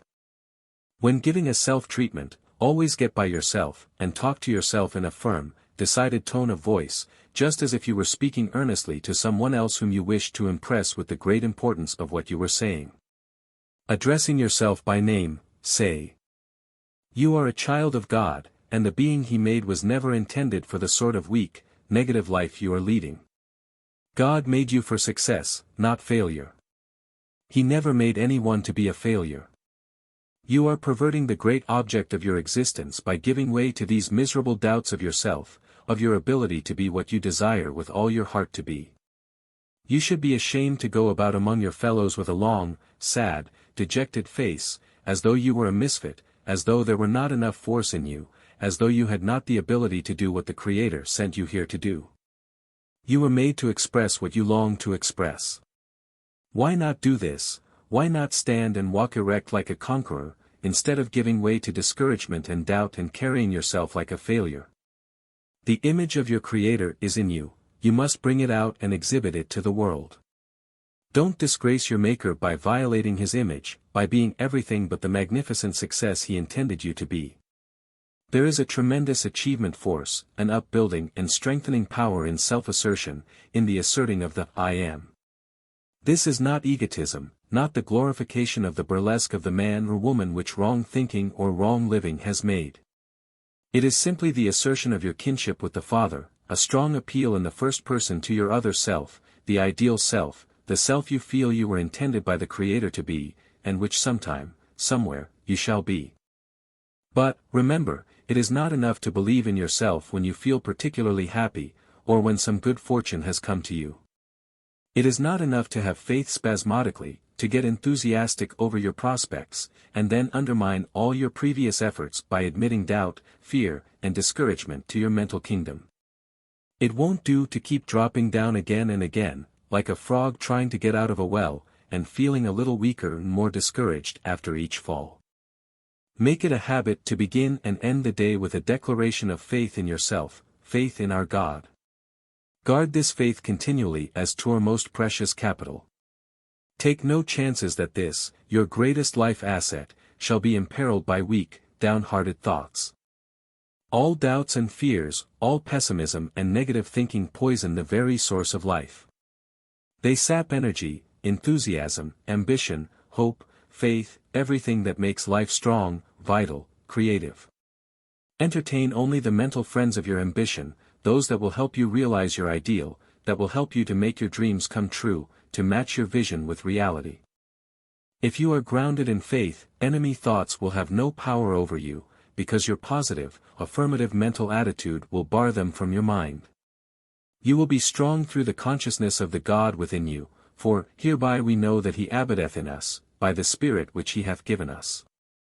When a man realizes his kinship with the great creative power, that he is in truth a son of God, he cannot be other than positive, forceful, radiant, self-reliant, a conqueror of that which would drag him back or hold him down. All the forces in the universe combine to help him to his goal. The faith that we are God's children, God's in the making, the faith that we are a vital part of the great creative force of the universe, that we are a living part of the eternal God Himself will transform our lives. Get what you want. By Orison Swett Marden, 1917. Chapter 6. Faith and Drugs. I am the Lord your God that heals you. I dress the wound, but God heals it. Written by Ambrose Parry on the walls of the School of Medicine in Paris. The potencies in the drugstores are weaklings in comparison with the mighty life-giving, life-inspiring potencies which live in the great within of ourselves. It is here we make connection with the vital, creative, restorative power, which first created us, and which recreates us, restores, repairs, heals us. To nothing else touching his life can the aphorism, as a man thinketh in his heart so is he, be more fittingly applied than to a man's health. Health can be established only by thinking health, just as disease is established by thinking disease. Just as you must think success, expect it, visualize it, make your mind a huge success magnet to attract it if you are to attain it, so if you want to be healthy, you must think health, you must expect it, you must visualize it, you must attract it by making your mind a huge health magnet to attract more health, abundant health. As long as physical defects, weaknesses, or diseased conditions exist in the imagination, as long as the mind is filled with visions of ill health, the body must correspond, because our bodies are but an extension of our thoughts, our minds objectified. Health is based upon the ideal of the body's perfection and the absolute denial of disease, the denial of everything but the ideal condition, upon the idea that only that which is good for us can be real in the highest sense of the word, that all physical discords are only the absence of harmony, not the reality of our being, the truth of us. Health is the everlasting reality, disease is the absence of reality. It is only seeming. In proportion to the physician's ability to suggest perfect soundness of body to his patient, to visualize him as physically perfect, in proportion to his power to see and to impress upon the mind of his patient the image of the ideal, instead of that of the diseased, discordant, suffering individual, will he be able to help him. In 1866 Sir James Paget, who was then the most famous physician in England, in speaking of a case which had baffled him for a long time, told another physician that some day his patient would disgrace the profession by being juggled out of her malady by some bold quack, who by mere force of assertion will give her the will to heal or forget or suppress all the turbulences of her marvelous system. Many physicians admit that quacks often heal patients when the regular physicians can do nothing for them. But they do not realize the principle underneath this sort of healing by the quacks, as they call them, that is, the power of assertion, the establishing in the mind of the patient the idea of his health, the wholeness of his body. Whether we call him a quack, a healer, or a regular physician, he will help his patient best by acting on this principle, because the creative forces in the patient will all the time building into the tissue of his body the reality of the perfect image, the image of the sound, robust being which the physician projects into his mind. A great surgeon has told me that time and again he has performed make-believe surgical operations upon patients who had dwelt so long on the probability of disease in certain organs that they had become obsessed with fear and developed some of the symptoms of the disease. In such cases as this the surgeon goes through all the forms of a regular operation. He puts the patient on the operating table, puts him under an anesthetic, and will sometimes scratch the skin so as to leave a little semblance of a trace of an operation. Then he will put a surgical bandage on the part and keep the patient in bed the usual time, at the end of which he is quite well again and perfectly normal. Without exception, he says, all the patients he has treated in this way, whether for appendicitis or trouble in some other organ, have been entirely cured of their obsession. Even in cases where the patient had insisted that he had had persistent pain for many months have entire cures been made by a make-believe operation. Nor has this surgeon ever told his patients of the deception he practiced, which he claims was perfectly justifiable, because his great object was to help them get well with the least possible risk or harm.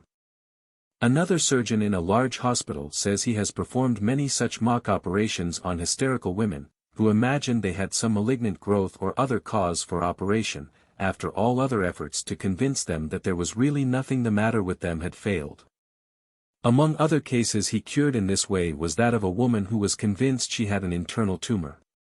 She had been operated upon 4 times previously and had a tumor removed. Having received a severe shock from upsetting a lighted lamp, she became hysterical, and possessed with the illusion that she was again suffering from tumors and that the only thing that would save her life was an operation. Not being able to pacify her in any other way, the physician decided to perform a mock operation.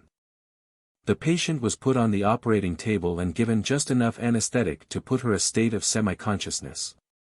She could hear and feel, but could not see.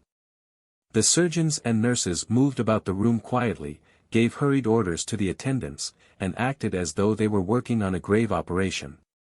They let ice water drip from a considerable height upon the affected part for 4 or 5 minutes to give the patient the idea of being swathed in bandages.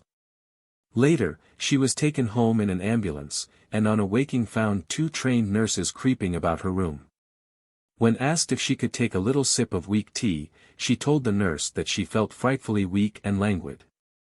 But on being urged to make an effort, she succeeded in swallowing a little of the tea. The patient remained in bed 10 days, after which her friends were allowed to see her and she gradually recovered strength. Although there was no cutting whatever by the surgeon's knife, no real operation, this woman believed there had been, and the conviction of the relief it had afforded neutralized or destroyed the previous conviction that she was in a dangerous condition, and that nothing but an operation could possibly save her life. A still more interesting case reported by the same surgeon was that of a young woman who kept moving her head from side to side constantly, telling her physician that there was a string in her head, pulling it this way and that. He could not persuade her that this was only a delusion, and finally sent her to a surgeon. The surgeon decided to pretend to operate upon her, and when he told her that an operation was necessary, she clapped her hands for joy. She told him that other physicians and surgeons she had consulted only laughed at her and called her foolish, while all the time she knew there was a string in her head and that she must be operated upon for its removal. The surgeon put her under an anesthetic, cut off some of her beautiful brown hair, and made a small skin incision, so she would think that the operation had been performed.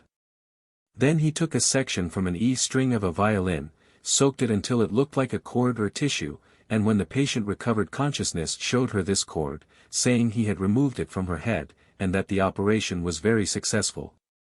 The girl immediately recovered.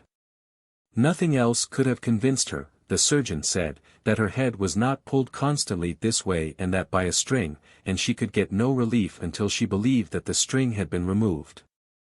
Now this make-believe surgical treatment is based on the same principle as the bread pill treatment, which has effected so many cures. It is wholly mental, and the cure is a matter of faith on the part of the patient, his belief in the efficacy of the remedy. We all know that the benefits received from physicians and medicines or drugs depend upon faith, the patient's expectancy of relief, his belief that he is going to be cured. Destroy this faith and you kill the virtue of the remedy. Physicians well know that when a sick man's faith and hope are gone there is very little chance for his recovery. This is why they refrain as long as possible from telling a patient that there is no chance for him, because they know that this affects him as the death sentence affects a condemned criminal.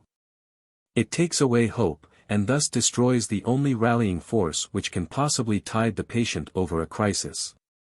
Every physician knows that courage, hope and expectation of a cure are powerful aids to healing. He counts upon these to supplement his specific treatment.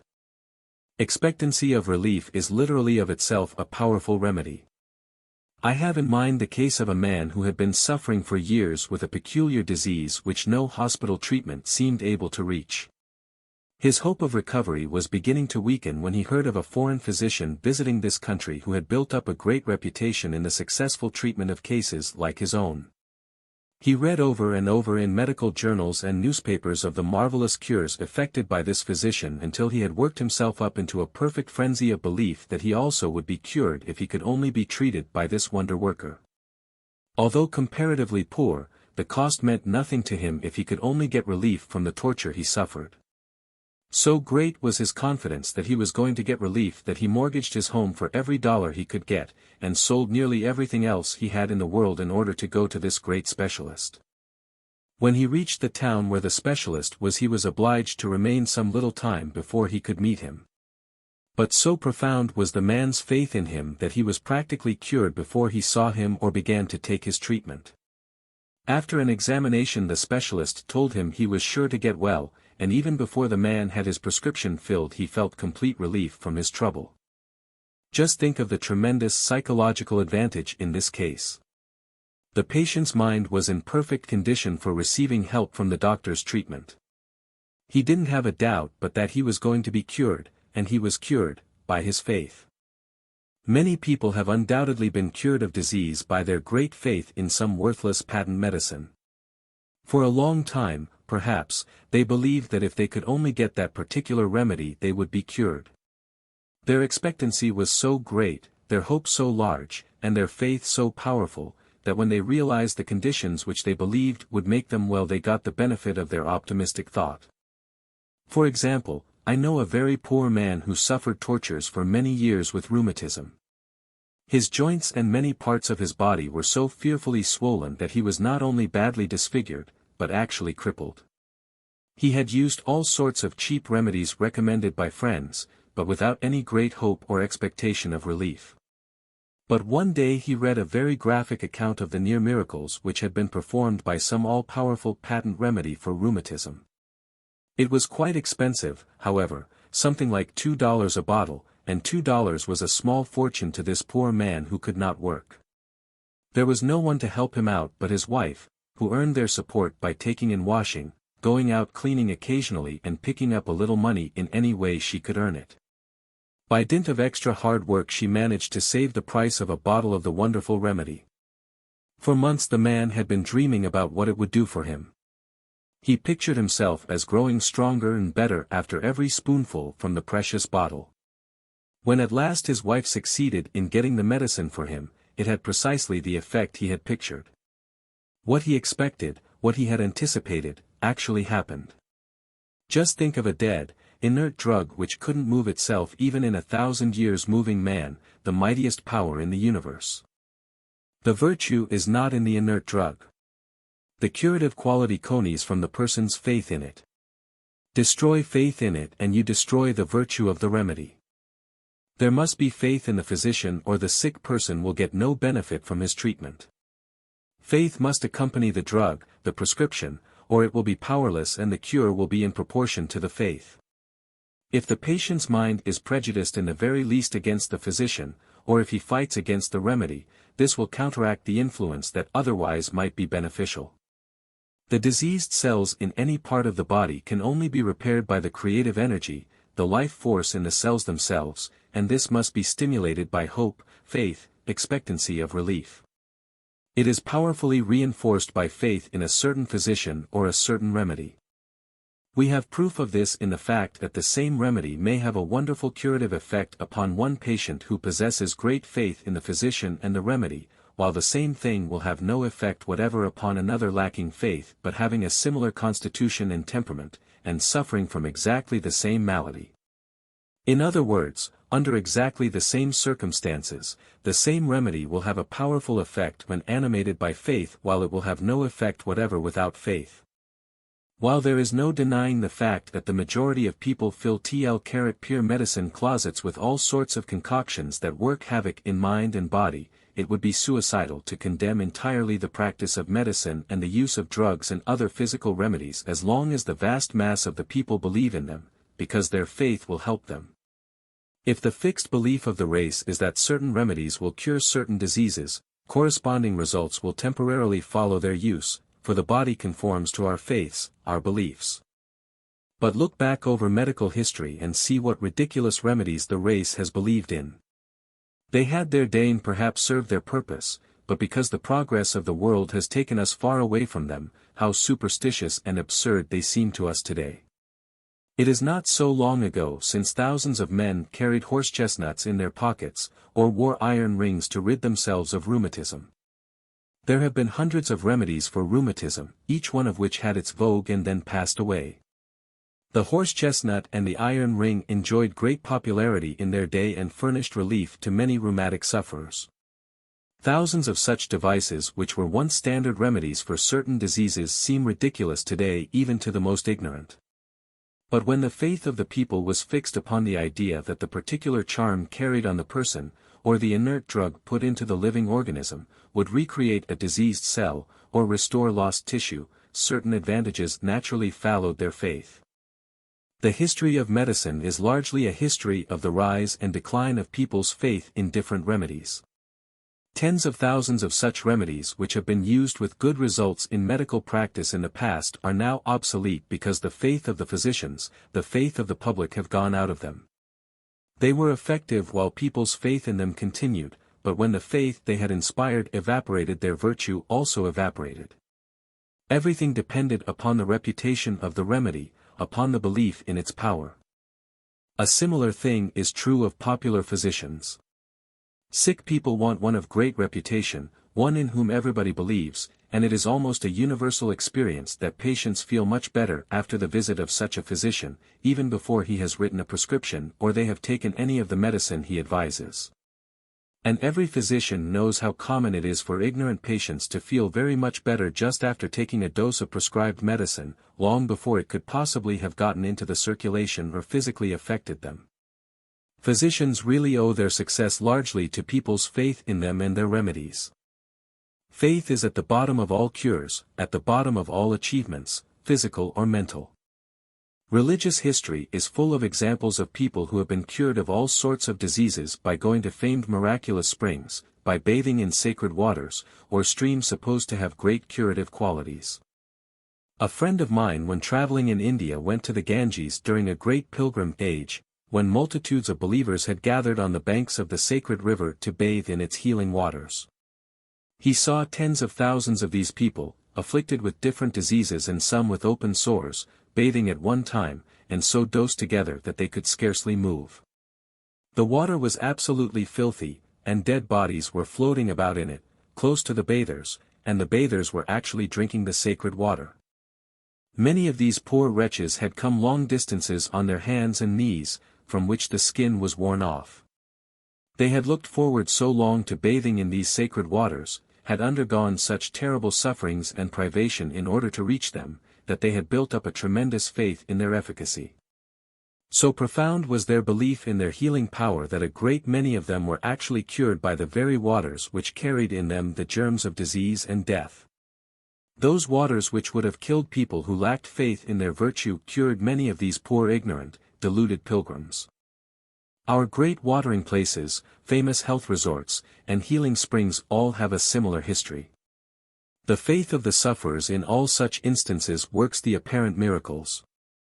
I have witnessed the healing of numbers of sick people at the Church of St. Jean Baptiste, in New York, at the annual novena of St. Anne.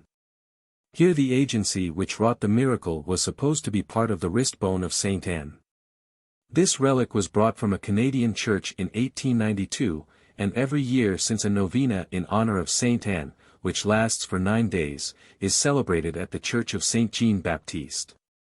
Throngs attend this novena, to receive the healing touch of the sacred bone, which is encased in silver and glass. All along the altar rails, inside of which is the shrine of St. Anne, people crowd together kneeling, while a priest, carrying the sacred relic, passes along and touches with it the afflicted part of each one of the faithful as indicated by the sufferer. This may be the head, the arm, the hand, the eye, the ear, but, whatever the part, the priest touches it quickly with the relic, at the same time uttering appropriate prayers. Marvelous cures are seemingly effected by contact with the relic, because this is the climax of the victim's faith. It is well known that the incantations of the savages, the ceremonies of the Indian medicine men, and all of the many superstitious rites practiced by various peoples, have resulted in quite a large percentage of cures. All of these things show that it is not the superstition, it is not the ceremony, it is not the relic, it is not the medicine, it is not the sacred water, but the faith that does the cure. This is the principle in all methods of healing, from those practiced by the lowest savage tribes to the highest civilization. The faith of the sufferer is the chief thing. Christ never said my faith, but thy faith hath made thee whole. Faith in the shrine, faith in the remedy, in the superstition, in the physician, in the surgeon, faith in the hospital, faith in any and all methods of healing, this is their potent virtue. The Indian medicine man with all his grotesque and ridiculous incantations cures perhaps quite as large a percentage of diseases as does the average physician. Vast multitudes of people whom no medicine or material remedy could help have been cured at the various shrines which they sought at tremendous sacrifice to themselves, because of their profound faith, their absolute conviction that in this way, and in this way only, could they be cured. Faith is the sovereign remedy of the race. Faith is the builder, the creator, the restorer of life. Without faith we can do nothing. The Christ himself constantly reminded his followers that without faith they could do nothing. Even he could do nothing for those who lacked faith. Does not the Bible tell us that in his own country, he did not many mighty works there because of their unbelief? The benefit received by those who appealed to him was always in proportion to their faith. It was always, according to thy faith be it unto thee. His words to the afflicted who came to him for relief were, Believe ye that I can do this? And when he had healed he claimed nothing for himself, it was always, Thy faith hath made thee whole. In other words, he was always trying to arouse the faith of the people, trying to impress them with the tremendous power of faith, faith in God and in themselves, assuring them that faith, even as a grain of mustard seed, would enable them to do marvels. Christ never once referred to his own faith as to the quality which would enable him to perform his supposed miracles. It was the faith of the people in his power to heal them that he emphasized. And just think what Christ's reputation for healing meant to the simple people of Galilee, the reputation of the man who was performing such wonderful miracles, opening the eyes of the blind, making the lame to walk, the dumb to speak, the deaf to hear, curing the leper of his supposedly incurable disease, and even raising the dead to life. Think of what the rumors of such mighty doings would mean to such simple folk. Why, their faith in him was unbounded. Think of the mighty faith that moved people to let the sick down through the roof of houses in order to get them near this marvelous character. Is it any wonder that their diseases fled at his touch, nay, at his word? In view of all this, does it seem strange, or unscientific that Christian scientists, mental scientists, divine scientists, and others, believing in the power of God working through man, should perform such miracles of healing and of ability increasing by pure faith? And if the curative qualities of the remedies used by physicians are so largely due to faith in them, which physicians themselves acknowledge, why not leave out the drug and apply only the healing faith?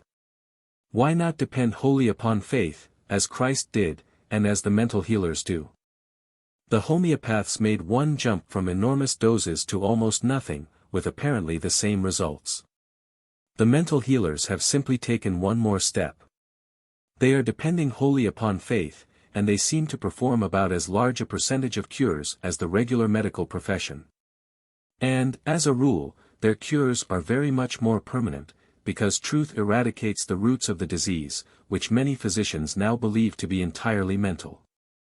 Christ never once referred to any other healing principle than faith. It was always faith, and this is the principle on which all mental healing is based. The success of the mental healer depends upon his own faith and the faith which he is able to arouse in the patient. If there is no faith, there is no cure. Some will say that many people are cured without faith, even against their will, but the very fact that these people seek treatment is proof that they do have faith, or they wouldn't go to the healer. Of course, the healer's faith has much to do with healing, but a real permanent cure can only be effected through the faith of the sufferer. The healing principle is in the patient himself. The mental healer does not heal his patient. He merely arouses the divinity, the healing principle in the sufferer. Whether it is an allopath, a homeopath, or a mental healer who treats you when you are sick, it is always the God force in you that heals. It is the same force that created you and sustains you, the force that comes to your rescue in all your troubles, that same force which rushes to unite the broken bone, to heal the cut or wound, to repair the crushed tissue, to make you whole again. There is only one healing force, and that is the creative force. We hear a great deal about the healing principle of the divine mind, but it is the divine mind in you, and not outside of you. It is the divine principle inherent in your divine nature that does the healing. It is the creative principle which is everywhere in the great cosmic intelligence that heals all your hurts and restores you to health. This is the same creative principle which develops the germ in the acorn and carries it up to the giant oak, that develops a tiny germ into a beautiful full-blown rose. It is this creative principle which is everywhere present in the universe, which inheres in every atom, which is, in fact, the reality of every atom in the universe, for the reality of everything is God. The reality of ourselves, the truth of our being is God, otherwise we could not exist. It is no outside power which comes to our rescue, sustains us, holds us up, and guides us. It is the creative God power within us. This creative power is inherent in every cell of your body, in every particle of matter. This is the reality of us, the truth of our being. We literally live and move and have our being in God. A realization of this truth, an ever-increasing consciousness of our oneness with the Supreme Power will bring ever-increasing peace and serenity of mind and health of body.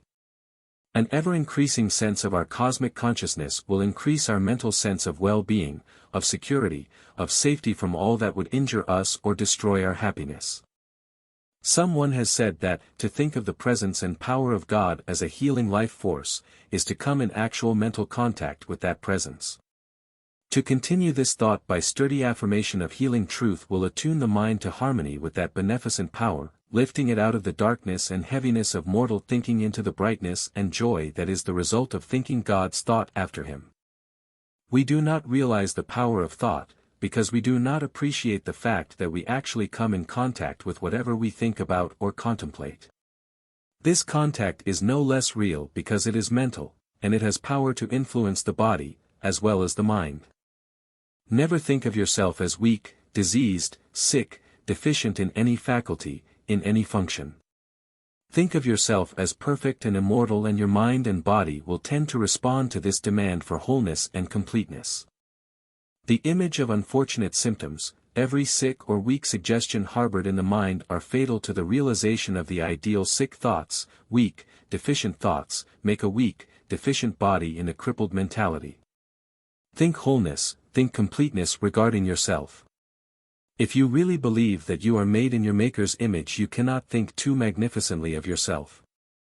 No matter how your body may seem to contradict this ideal of yourself, persist in holding it, and the weaknesses, the deficiencies, and the discords which hinder your progress will gradually give way to the dominance of the divine image in you. The life processes within you will build the outward manifestation of this sublime image of yourself, and you will become normal, godlike. Many people who do not understand the science of mental healing think it is affirming what we know to be untrue, to persist that we are all right, when our bodies are racked with pain and we are really unable to work. But when we say we are well, even though we are suffering pain, we mean that the reality of us is well, that the truth of our being cannot be sick, cannot suffer, cannot know any discord, because that is divine. You should always affirm the truth of your being, not its untruth, its error. Affirming your spiritual ideal always and everywhere will help you to grow into His likeness, into the likeness of perfection, while the contemplation of disease, the habit of looking at it as a reality, of regarding it as a truth, will tear down all of your physical building, will keep you constantly susceptible to disease. You cannot build up a strong resisting body when you are constantly thinking of disease, concentrating on it, listening to its affirmation. Deny everything that is wrong, everything that is false, deny everything that is not God created, and you will be all right. But remember that merely denying is not destroying. You must not, as many do, deny in such a way as to make a stronger impression upon your mind of the thing you wish to get rid of. While denying the reality of sickness, you must keep in mind the truth of its opposite, the spiritual ideal, the spiritual man, which is never sick and never can be. Cling to the perfection ideal, the God ideal of yourself, no matter how loudly the opposite may scream, how busy it may be in asserting itself. The intelligence inherent in every cell in the body builds according to the model presented to it, and there is everything in holding up before the mind the perfect pattern, the health ideal. Holding the ideal of health in the mind is the most scientific way of healing any physical discord or disease in any of the bodily organs, because the community cells themselves in any organ through their collective intelligence are powerfully influenced by the messages which come from the central station of the brain. These cells are very susceptible to encouragement or discouragement. They respond quickly to hope or despair, hence the tragedy of treating the body with discouragement. All forms of mental healing are based upon suggestion of the divine ideal, and the healing is effective just in proportion as the mind of the sufferer is kept saturated, whether by autosuggestion or by daily help of the healer's mind, with the divine ideal, with the health principle of the divine mind. The suggestion that health is the everlasting fact, and that disease, sickness are counterfeits, the absence of reality, is a healing force. Whatever form the mental healing process takes, it is holding the ideal of wholeness, completeness, the thought that the sufferer is the child of divinity and that his birthright is health and wholeness that does the work. When I hold the ideal of perfect health, I do not picture or visualize the human side of myself. This may be a mere apology of the divine side of myself. I hold the ideal of the divine self, the perfect self, that part of me which was never born and which will never die, that part of me which was never sick or diseased, and which will never suffer defeat or disaster. This is the triumphant side of my life, the divine side, and this is the ideal which I shall always cling to. I shall cling to it because this is the pattern which I wish to build into my life, and I know that by holding this divine pattern, this divine ideal in my mind, it will be reproduced in my body. On the other hand, if I hold the ideal which corresponds to the seemingly weak, defective or diseased part of myself, this inferior ideal will be built into my life, and all my standards will correspond to my lower ideal. If I constantly think and say to myself, I am physically weak, I have inherited unfortunate disease tendencies from my ancestors, who died with consumption, with cancer, with stomach trouble, with liver trouble or heart disease, I shall tend to realize these conditions. You can never establish health except by thinking and affirming health principles. You must hold the health ideal. You must constantly and vigorously assert, I am health, I am vigor, I have a robust constitution, I am power, I am perfect physically. The Creator never handicapped me by passing along to me the inherited weakness or disease tendency without putting in me a force which is more than a match for it, without giving me the ability to overcome my handicap. My health is based upon the consciousness of the truth of my being, the reality of me, the divine of me. It is based upon what I have inherited from my Maker, and this knows no disease, no weakness, no sickness, no deterioration, no death. What I have inherited from my Maker is immortal, as he is immortal. The famous Dr. Richard C. Cabot, of the Harvard Medical School, says that the medical environment is most unfavorable to a patient's recovery. Sick people who are steeped in the medical atmosphere, where they constantly hear the talk of disease symptoms, find it very difficult to get away from the sick thought. They are saturated with it when the mind ought to be filled with just the opposite. They should be in an atmosphere where everything around them will suggest health, instead of sickness and disease. Some people unconsciously keep the body in a diseased condition by dwelling on disease. I recently heard of a woman who had been ill for a long time and who went to a mental healer for advice. She said she wanted to tell him frankly that although she had suffered a great deal, she didn't know whether or not it was God's will that she should get well, and she didn't know whether it would be quite right for her to take the chances of displeasing God by taking steps to get well. Among other troubles, this woman had a tumor on her neck, and she insisted that the healer should see how very bad it was, for she said he couldn't possibly help her unless he knew all about it, her symptoms and all the details concerning the tumor. She had dwelt upon her troubles and defects so long that she was obsessed with them. She couldn't see or think of anything else. When she came for her first treatment, the healer had ready a large vase of beautiful California roses, which were about the color of a natural, healthy pink skin. He told her to sit down and look at them, to drink in beauty, and to think about their perfection. To put her mind in a better condition to receive a treatment, he made her look at the roses for a half hour.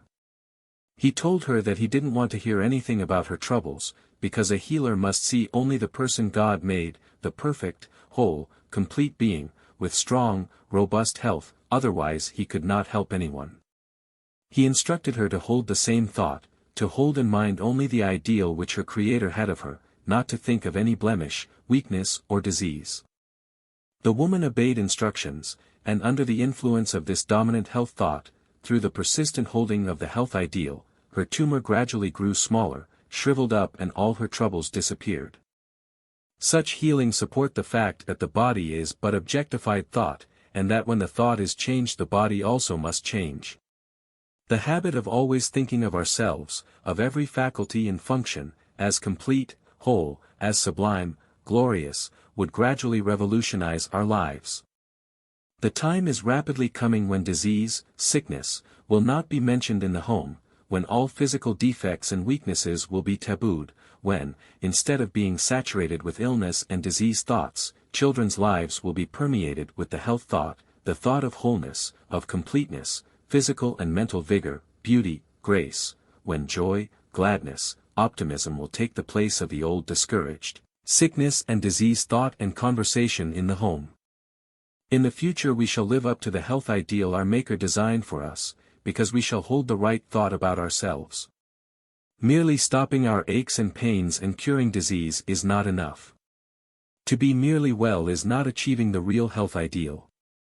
The man that God planned was intended for a very different quality of health.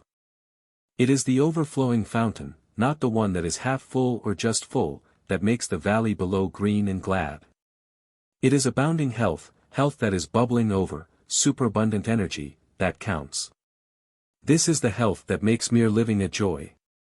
If you charge your whole nature with the health ideal, if you think health, dream health, talk health, if you believe that you are going to be strong and healthy, because this is your birthright, your very magnetism will be healing to others.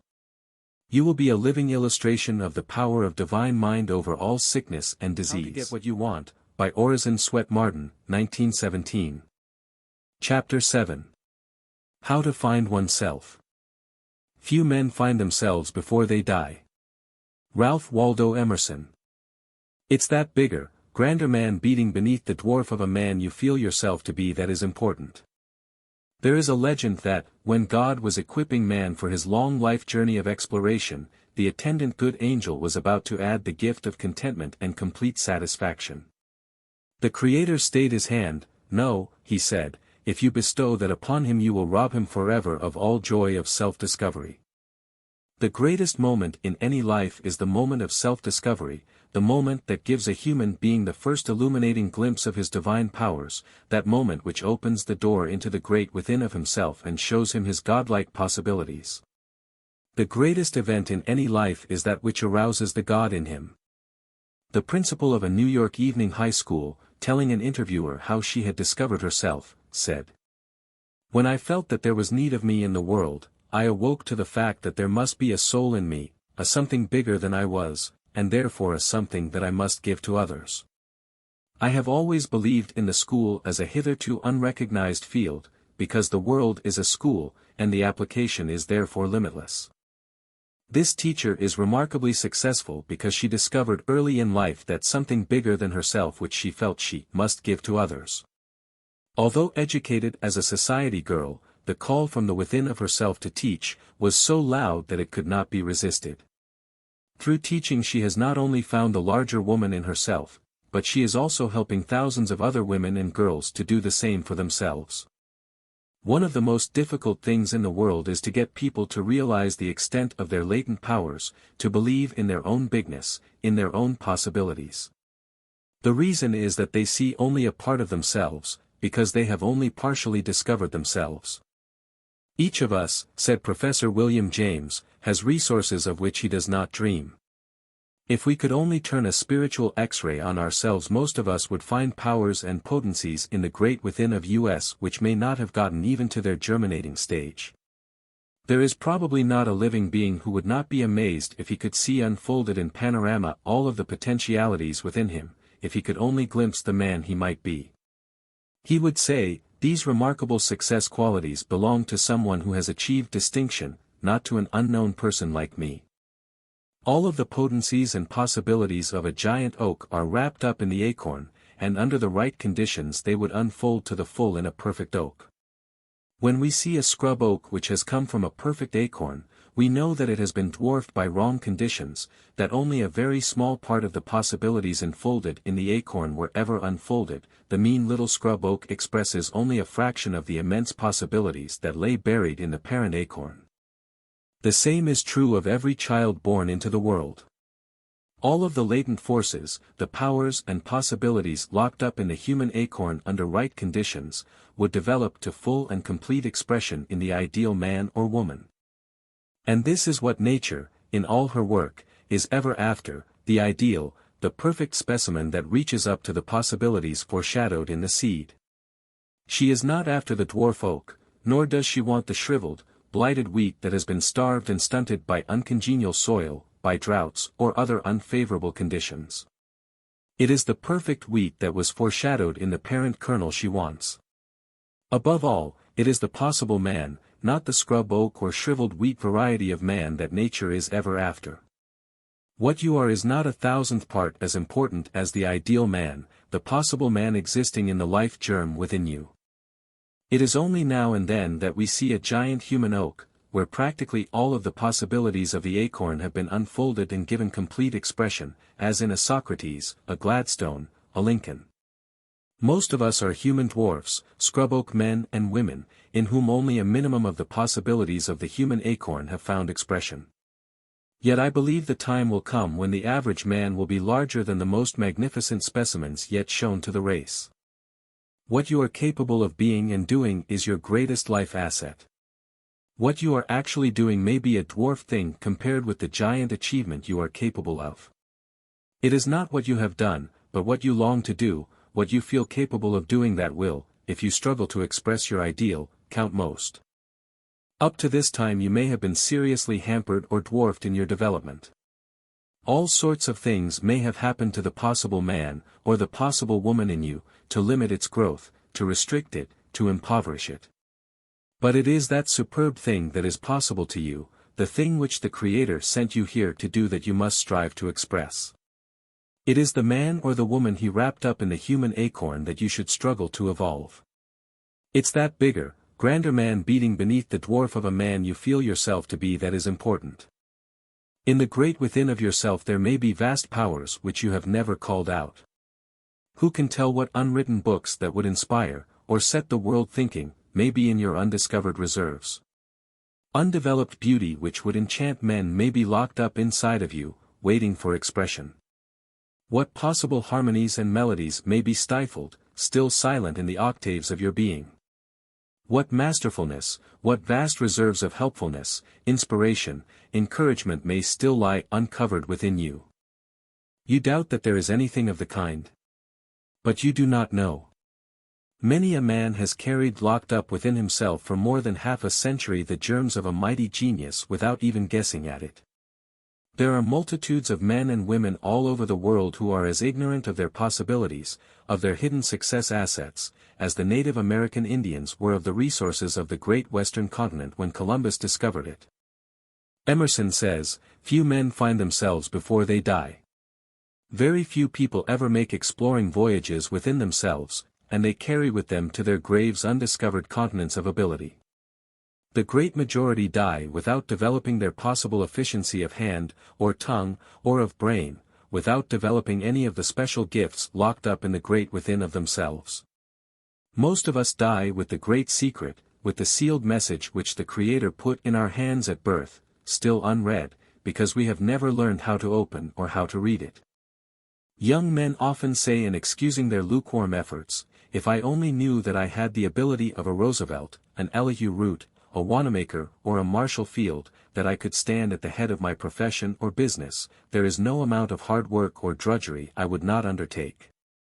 No matter how many years it might take, if I was sure of ultimate success, I would not mind the work or the time." But how do you know, I ask? How can you be sure that you have not a lot of this ability you long for locked up in yourself? If you have not tried your strength, how do you know what you may be able to do? You may have more ability slumbering within you than you dream of. Why waste your precious time thinking about other people's genius? Why not unlock your own, see what you have, bring it out into the light and develop it? You may have something of a Roosevelt, something of a Marshall Field in yourself. You may have something very much greater than either of these men manifested waiting your help to give it expression. When we know that even the great majority of men whom we call successful use only a comparatively small part of their ability because they never find all of themselves, why should any of us put a narrow limit to our possibilities, remain paupers in achievement when we might be princes? We set our own limitations. Emerson hammers this truth home to all of us in his essay on self-reliance. He says, that popular fable of the sot who was picked up dead drunk in the street, carried to the Duke's house, washed, dressed and laid in the Duke's bed, and, on his waking, treated with all obsequious ceremony like the Duke, assured that he had been insane, owes its popularity to the fact that it symbolizes so well the state of man, who is in the world a sort of a sot, but now and then wakes up, exercises his reason and finds himself a true prince. There are enough powers, enough resources in the minds of the people in the Great Failure Army today to revolutionize the world if their sleeping potencies could be aroused, if they could only be made to believe in themselves. If they could only learn how to enter into the secret depths of their nature, to get hold of themselves, to arouse latent qualities and powers, they could do marvelous things. The great problem is to know how to get at the force in the great within of ourselves and to put it to work to the best advantage. For whether life shall be a success or a failure depends upon the call we make on our resources, the extent to which we develop all our possibilities. The other day I was trying to encourage a young man, who had the opportunity, to start out for himself, instead of settling down in a narrow groove to work for somebody else all his life. "I am afraid," he said, "I haven't the courage to take chances. I have always worked for somebody else. I have never made a program for myself, never started anything on my own responsibility. I don't dare to make the attempt lest I fail." That young man will never get hold of half of his resources, because he is afraid to trust himself, afraid to branch out, to take chances. We don't know what we can do until we try, and unused faculties never grow or strengthen. Everywhere we see starved, stunted lives, people who have discovered but little bits of themselves, little patches cleared up here and there in the great wilderness of their possibilities. They couldn't believe in their inherent greatness. They couldn't realize that they were born into this world to do a certain work, and that to do that work they would need every bit of power they could develop. The average youth starting out in life has no means of knowing what his total assets are. Our systems of education do not help him to discover his possibilities. He sees only the assets that lie on the surface, and if he is not instructed how to find those that are deep down below the surface, if he does not get into the right environment, if he does not make a call on the divinity within him, he may never develop the man it is possible for him to be. Self-discovery is simply a question of finding the God in ourselves, and this is just what the new philosophy helps us to do. When the leaven of the new thought or Christian Science enters the consciousness, it becomes a great self-illuminator, because it introduces us to the God within us, takes us back to our source, connects us with infinite life, with the great cosmic heart of the universe. This new philosophy is a trolley pole which connects us with the mighty current of infinite power, and then our life problems seem easy because we are not pushing our car ourselves. Infinite power does that. Many people had never really met themselves until they became acquainted with this new philosophy. That is, they had never up to that time found the best part of themselves. They had previously been getting their living by their weak faculties instead of their strong ones. They had been in the position of people living in poverty on a little comber of their vast estate, ignorant that there were great deposits of undiscovered, unmined wealth. The possibilities of mental expansion, enlargement of vision, quickening of the mental faculties, increasing the efficiency, in other words, the possibilities of self-discovery in the new philosophy are almost unbelievable. In the old thought one's ability is pent up, shut in. Self-expression is stifled, one is hemmed in by race prejudices, race beliefs, race lies, by religious convictions, whereas in the new thought there is a freedom, a fullness of self-expression, which gives a feeling that one's latent powers are being unlocked and set free. I have known of a case of this sort where a young man's ability seemed to be doubled and quadrupled in a very short time after he got into the practice of this new philosophy. Before that, this young man said he was so hedged in by the old church traditions and prejudices, and by his great faith in drugs and patent medicines, to which he had been a slave, his whole mentality was so blocked in and circumscribed, so narrowed, pinched, stifled by his old thought, that he could not seem to get any freedom of thought or expression. This was due largely to the fact that he had been reared in a small town in the South where religious prejudice is very strong. In this town, people brought up in one denomination believe that those in all the other denominations are doomed. This young fellow used to pity everybody who was not a Baptist, because he felt sure that they were going to be damned forever. He had himself a perfect horror of committing the unpardonable sin, and he was filled with a slavish terror of death. The new philosophy made him a different being, turned him around and opened up a new world to him. The things which had seemed so real and so tremendously important in the past have gradually faded into nothing, and he sees now that only the good is real. He realizes that if God is all, if there is no other power, if he made all that there is, everything must be good, and only the good can be read. This one principle, together with the realization of the oneness of all life, the unity of all the things in the universe, has changed his outlook upon life, has unlocked his fettered faculties and given him a freedom of expression which he had never before dreamed possible. We find ourselves in very different ways. Struggling with difficulties, disappointments, failures, great responsibilities, has been the means of recalling many human beings to themselves. Returned with thanks, abusive criticisms, have opened the door to fame to many an author, when if his first manuscripts had been accepted, his first book praised, he might have made a very indifferent author. Ella Wheeler Wilcox at the beginning of her career sent out an article to 19 different publishers before it was accepted. This has been the experience of many a great writer who, in his effort to overcome obstacles, has found his larger self. The greatest of their latent possibilities lies so deep in some natures that it takes the impact of a tremendous emergency, a great life, or national crisis to call it out. Any ordinary event, the easy way of prosperity, will not do it. It must be something which shakes them to the very center of their being and knocks out from under them every support.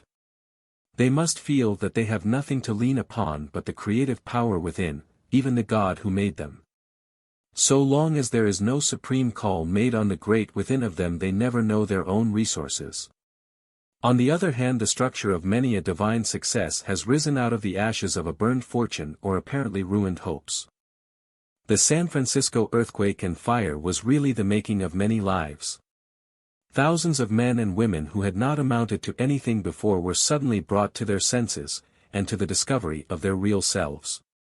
The crash which made such a terrifying rift in the earth for many miles, made a rift in their lives, uncovering vast assets which otherwise never would have been brought to light. Like those plants which must be crushed before they will reveal their sweetest fragrance, or their beneficent properties, many people never reveal the sweetest thing in them until they are crushed by some great sorrow. They go through half a life or more unconscious of the richness which lies buried within them, when suddenly some great grief, some overwhelming misfortune reveals a wealth of personality, and of power which not even those who knew them best dreamed they possessed.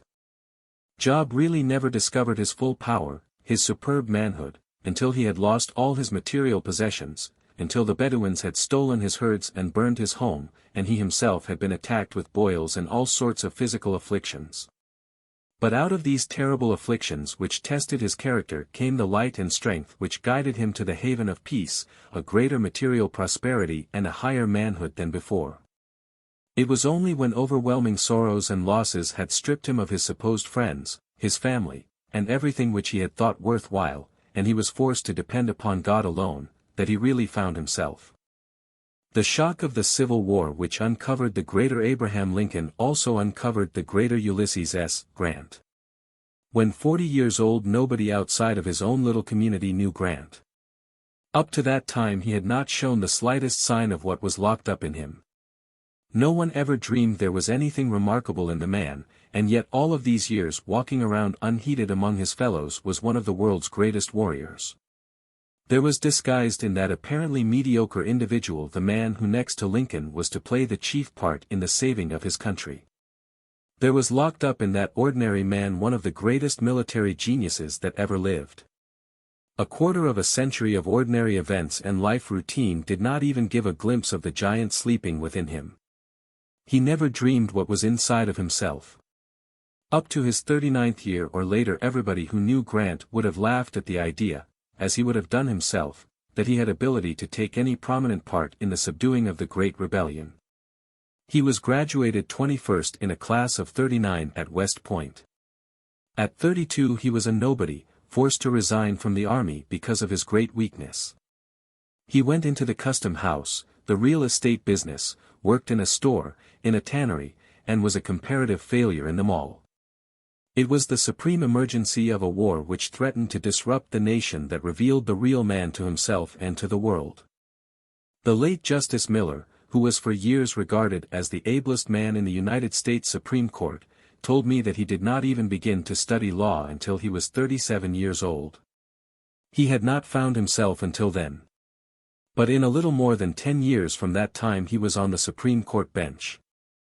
Many people pass their 50th, even their 60th milestone, before they find themselves, before something happens which unlocks a new door in the great within of themselves and reveals new powers, new resources, of which they had never before been conscious. Then in a few years after their discovery they have redeemed half a lifetime of ineffectiveness. We often hear men and women who have found themselves tell of the particular things which awakened their ambition, the accident, the sorrow, the emergency, the book, the suggestion, the encouraging friend, which first gave them a glimpse of their own possibilities, uncovered powers which they never before dreamed they possessed. If all of the people who have done things worth while in the world would only give an account of how they were awakened, tell of the things that had aroused their ambition, the incident, the circumstance, the book, the lecture, the sermon, the advice, or the catastrophe, the failures, the crisis, the emergency, the afflictions, the losses in their lives, what a wonderful help it would be to the strugglers who are conscious that they have locked up within them forces which have not been aroused, and which they cannot seem to get hold of. The man who can write a book that will enable people to discover their unused assets will do an incalculable service to humanity. Boosting from the outside will never help us to discover ourselves. We do our greatest work, uncover most of our latent power, when struggling to make good, when striving to make a place for ourselves in the world. Yet it is a strange fact that most people look not only for their pleasures but for all their personal resources outside of themselves. They go through life complaining that they have nobody to help them, that they have no chance such as many others have, excusing themselves for their failure or mediocre success on the plea that they lack capital, or pull, or opportunity, when they have locked up right within themselves vast assets of untold value which they have never developed and which they never can use until they have found and made them available. This is one reason why so many of the sons and daughters of inherited wealth discover so little of themselves. They go through life indifferently, carrying their great possibilities undeveloped to their graves, because there was no special motive for effort, apparently no necessity to exert even the surface power. No son ever inherited wealth enough to uncover his greater possibilities. No father can do this for his son, it can be done only by self-effort. Everyone who has ever made his mark on the world, who has done things worthwhile, has found his resources in himself. The necessity for personal effort has made many a man famous, has compelled him to contribute to the uplift of humanity, to the progress of the world, who but for this priceless spur would have remained a practically useless member of society. It is a most unfortunate thing for any boy to be coddled and waited upon until he has formed habits which make it very unlikely that he will ever exert himself sufficiently to arrive at the point of self-discovery. A housewife explaining to her husband why the bread was not good said, "There is as good stuff in this loaf of bread as in any loaf I ever made, but nobody can eat it because there is not enough yeast in it. It did not rise." This is just what is the matter with a lot of young people with good material in them, good man timber, good woman timber. They lack yeast. There is not enough of the rising quality, not enough of the yeast of a divine ambition in them to make them struggle to find and develop their highest power. Great masters are they who help you to find yourself, said Dr. Frank Crane. The others simply find you. There are a multitude of things which assist our self-discovery. Keeping our minds in a positive, creative condition, keeping ourselves physically at the top of our condition, in perfect health, maintaining mental poise, a cheerful, happy mental attitude, by keeping our minds free from fear and worry and anxiety, all of these things are great aids to self-discovery. And there is no secret about any of these things. Self-confidence is a potent self-discoverer. Distrust, self-depreciation closes the doors to the locked-up potencies and powers within. Faith opens the door and releases them. Seek every possible experience which seems to open up your nature and release new force. For instance, great lovers of music after listening to a wonderful voice, or going to an opera, feel something inside of them released, something which had been locked up before, something which they never really knew they possessed until then. Sometimes a great play will produce a similar effect upon people. They leave the theater feeling conscious of decided enlargement by the unlocking of latent forces within them. Our ideals are constantly being broadened and elevated by similar experiences. A youth perhaps has slumbering in his nature great pent-up artistic or musical powers, but he has always lived back in the country, on a farm, where he never has come in contact with musical or artistic people, never has been thrown in a musical atmosphere. He never has heard music of any account outside of his little church choir, and remains quite ignorant of his latent possibilities until he goes to the city.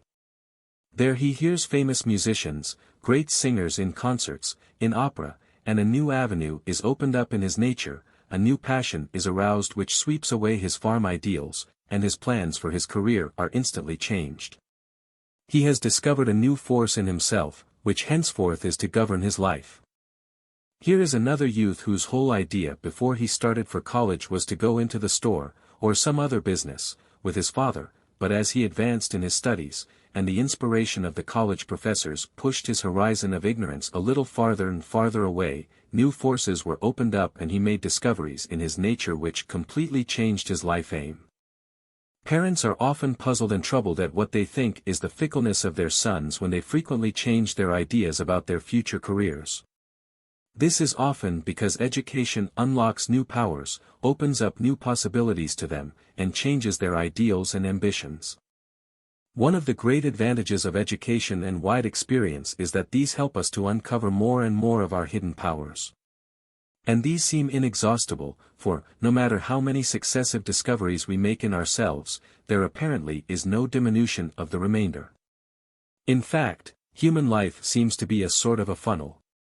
We pass into the small end at birth, and the farther we go the larger and larger grows the funnel. Our horizon keeps ever pushing out towards the infinite, and there seems no limit to our possible growth. Many people go through life without having their nature opened up to any great extent because they do not seek the occasions for growth. They do not take sufficient pains to get in an ambition-arousing, an ideal-awakening environment. Not long ago I wound my watch at night and in the morning I found that it had stopped. The hands were just where they had been when I wound it. I took it up, but the hands did not move. Then I gave it a violent shaking and it started at once and ran until the mainspring was exhausted the following night. The power which enabled the watch to do what it was made to do was there all the time. All it needed was a little shaking up to start it going. I have met many a youth who seemed to be standing still, there seemed to be no power engine inside of him to run his mental machinery effectively, and while I was wondering when he would start up, his father, upon whom he was dependent, suddenly died or some other misfortune befell him. The jolt started his mental engine, and all at once he developed an amazing amount of energy and executive ability, which no one ever before dreamed he possessed. I have seen others whose road was made so smooth and easy for them that they never received sufficient jolting to set their mental engines working, and they have gone through life with the power still unlocked inside of them. On every hand we see even young men and young women standing still mentally and spiritually, making no progress toward further self-discovery. They have ceased to grow. Men and women who are trying to make the most of their lives, never stop growing. They are always on the road, because their goal is always receding as they grow larger, broader and more efficient. They only stop off at way stations to unpack a few things which they no longer need, impedimenta which hamper them, and then they resume their journey. This is the way all along the life path. If you would get at your hidden resources, stimulate your growth and your power, you must be continually improving yourself somewhere, increasing your intelligence by closer and keener observation, by the constant study of men and things, the broadening of your mental and spiritual outlook, the getting away from self and the enlarging of your sphere of service and helpfulness. Reading the world's great books, the Bible, Shakespeare, the life stories of great men and women, and association with noble souls are great helps to young people on their voyage of self-discovery. Think of the secret chambers of possibilities which were unlocked in multitudes of people by men like Lincoln. There are thousands of people living today who are grander men and women, better husbands and wives, better lawyers, better physicians, better statesmen because of the example of Abraham Lincoln. The story of his life, of what he accomplished, opened up new avenues in their nature. Our institutions are better, our civilization is higher because this grand man lived. I know of no other means of self-discovery so potent as an inspiring book, and it is a great thing to keep such books near you, because ideals become dim if we do not constantly stimulate them by the right mental food. Listening to a great orator often stirs us to the very centers of our being, and awakens new impulses, new powers and determination in many a soul who up to that time had been asleep so far as knowing and utilizing his inner powers were concerned.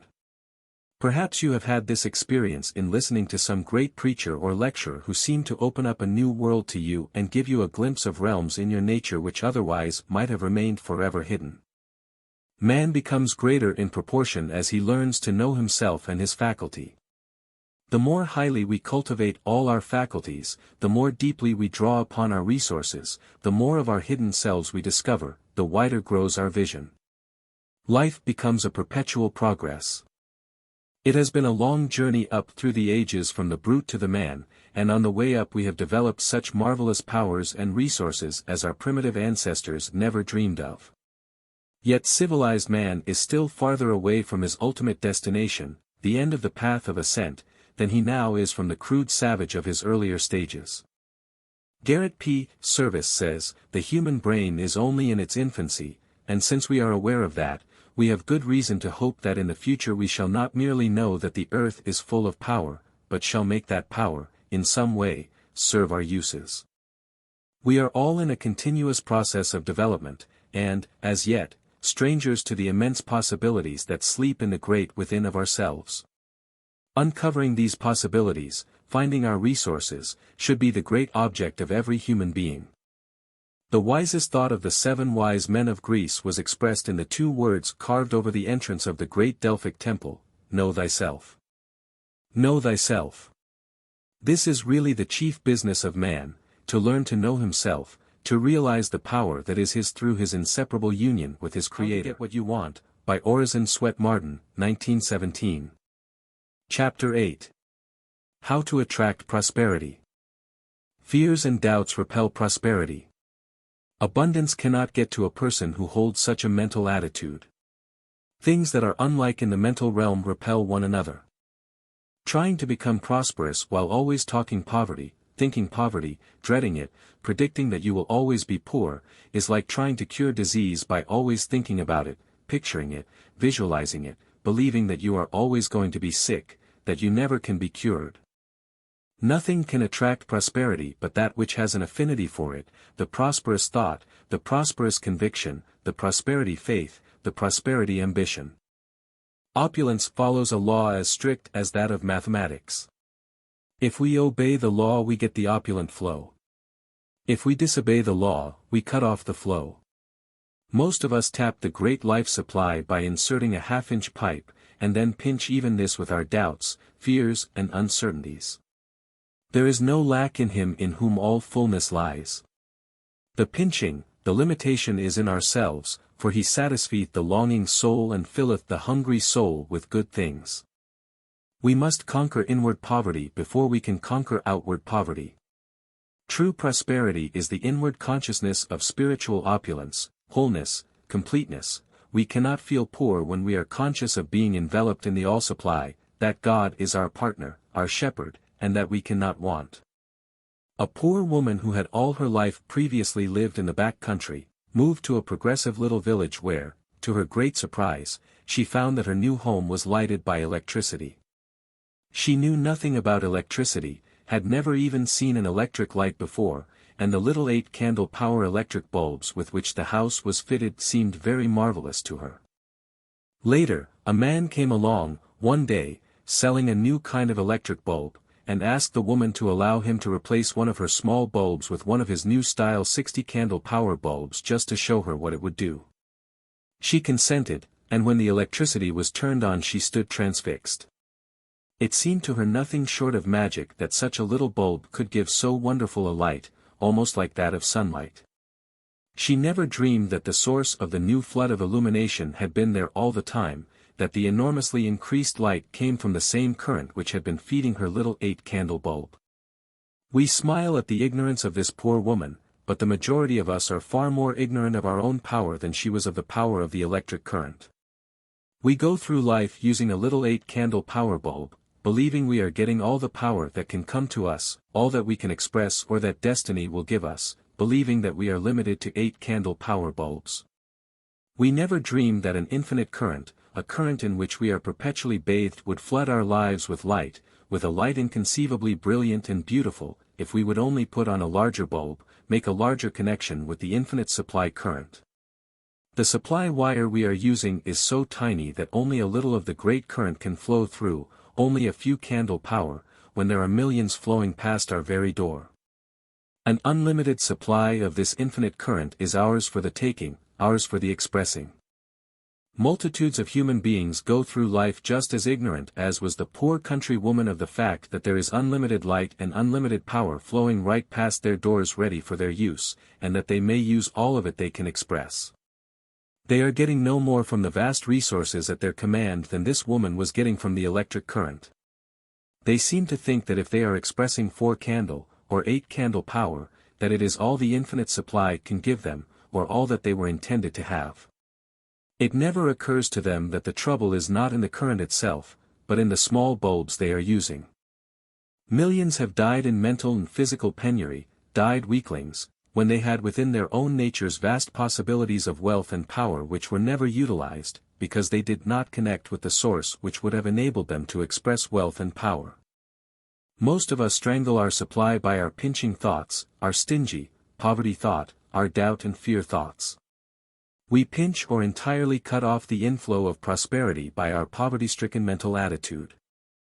The stream of plenty flows toward the open mind, the expectant mind. It flows toward faith and confidence and away from doubt. It will not flow toward a stingy, pessimistic, unbelieving mind, a fearing, worrying, anxious mind. We must keep the current open or the supply will be cut off.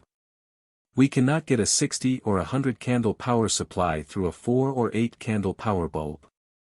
The stream of plenty, of unlimited opulence, is flowing right past your door, carrying an infinite, never-ending supply of all the good things that heart could wish for. If you have the faith that creates, the faith that believes the best is coming to you, you can reach out mentally into this great stream of plenty, the universal supply, and get material aid to build what you will. The supply is there. It rests with you to make the connection that will draw it to you. If all of the poverty-stricken people in the world today would quit thinking of poverty, quit dwelling on it, worrying about it and fearing it, if they would wipe the poverty thought out of their minds, if they would cut off mentally all relations with poverty and substitute the opulent thought, the prosperity thought, the mental attitude that faces toward prosperity, they would soon begin to change conditions. It is the dwelling on the thing, fearing it, the worrying about it, the anxiety about it, the terror of it, that attracts us to it and attracts it to us. We cut off our supply current and establish relations with want, with poverty-stricken conditions. Many people who have become interested in the new philosophy are greatly disappointed that they are not making any appreciable demonstration over poverty, that they are not advancing their position in life, not improving their conditions as they had expected they would. Now, my friend, the law of abundance, of opulence, is as definite as the law of gravitation, and works just as unerringly. If you are not demonstrating as you expected to, you are probably still held under the bond of mental limitation, for there is no lack in him in whom all fullness lies. There is no limitation in the all-supply. The trouble is you try to tap it with a miserable little half or quarter-inch pipe instead of a great big one, and the supply cannot flow through and flood your life with abundance. If you pinch your supply pipe with your doubts and fears, your anxiety, the terror of coming to want, if you do not believe you can demonstrate abundance, you will get but a meager, limited supply instead of the inexhaustible flow you might have. In other words, the supply pipe is pinched only by your own mental limitations. By your doubts and fears and worries and unbeliefs, you can cut off all the supply and starve, or, by a great magnetizing faith, a superb confidence in the all-supply, you can flood your life with all good things. The law of supply is scientific. It will not act unless all the necessary conditions are fulfilled. Simply believing in the new philosophy and still keeping your old life doubts and fear habits, living in your old thought habits of lack and poverty, inefficiency, will not bring success. If you don't believe you will prosper and you don't practice what you believe, you will get no results. If you would reap its fruits, you must obey the law of supply, the law of abundance, the law of prosperity. Prosperity never comes by merely wishing or longing for it. Keeping your mind fixed on it, simply thinking of prosperity, will never bring it to you. This is only the first step. You must cling to your prosperity thought, your prosperity ideal, but you must also back it up with scientific methods, the practical common sense methods which all successful men employ in their work. You might dream of abundance and prosperity all your lifetime, and die in the poorhouse, if you did not back up your dream with business-like efficiency methods. That is, you must be methodical, orderly, systematic, accurate, thorough, industrious. You must do everything to a finish. You must fling your energy, your heart into, your business, your profession, your work, whatever it is. One of the worst things about poverty is that it induces the habit of expecting poverty and failure, the habit of being half reconciled to its necessity. No matter how poor you may be, if you have the right mental attitude you will not long remain poor. If you are determined to turn your back upon poverty and face toward prosperity, however your actual conditions may contradict this, if you really believe that you are a child of the Creator and possessor of all things, that you were not intended for poverty, but that on the contrary the good things, the beautiful things of life are for you, the life glorious and not the pauper or the drudge life, you at once open your mind to the inflow of the prosperity current. Have you, who are beating against the iron bars of poverty, ever stopped to think what marvelous things the Creator has everywhere provided for us His children? Just imagine the entire universe, the great cosmic ocean of creative intelligence, packed with all the riches, all the glorious things, the magnificent possibilities the human mind can conceive, and then try to picture what it would mean to you and to all who are complaining of lack and want if by some magic they could call out of this universal supply of creative intelligence anything which would match their desires, their heart longings. Imagine this vast universe, this ocean of creative energy, packed with possibilities from which human beings could draw everything which the wildest imagination could conceive, everything they desire in life, everything they need for comfort and convenience, even luxuries, also cities, railroads, telegraphs and all sorts of wonderful inventions and discoveries. You will say, doubtless, that such a thing is too silly to contemplate for a moment. Yet, haven't human beings been doing this very thing since the dawn of civilization, all up through the ages? Every discovery, every invention, every improvement, every facility, every home, every building, every city, every railroad, every ship, everything that man has created for our use and benefit he has fashioned out of this vast invisible cosmic ocean of intelligence by thought force. Everything we use, everything we have, every achievement of man is preceded by a mental vision, a plan. Everything man has accomplished on this earth is a result of a desire, has been preceded by a mental picture of it. Everything he has produced on this plane of existence has been drawn out of this invisible ocean of divine intelligence by his thought force. His imagination first pictured the thing he wanted to do, he kept visualizing this mental conception, never stopped thinking, creating, until his efforts to match his visions with their realities drew to him the thing he had concentrated on. We all imagine that we actually, of ourselves, create these things. We do not. We simply work in unison with the Creator, and draw them out of the vast invisible cosmic ocean of supply. But we must do our part or there will be no realization for us.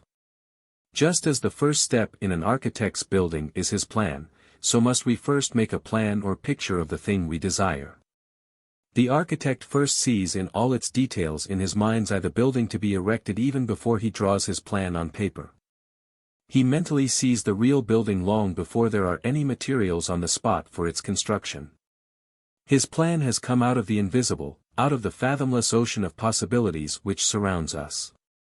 All of our wants and desires can find their fulfillment in this unlimited supply. This is a marvelous revelation to the significance of which most of us have not grasped.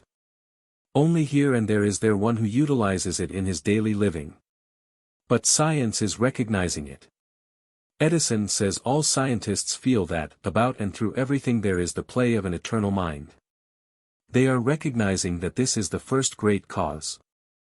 It is difficult to realize that every instant, under the impulse of eternal mind, miracles are leaping out from the cosmic ocean of energy into objectivity to meet our wants, to supply all our needs.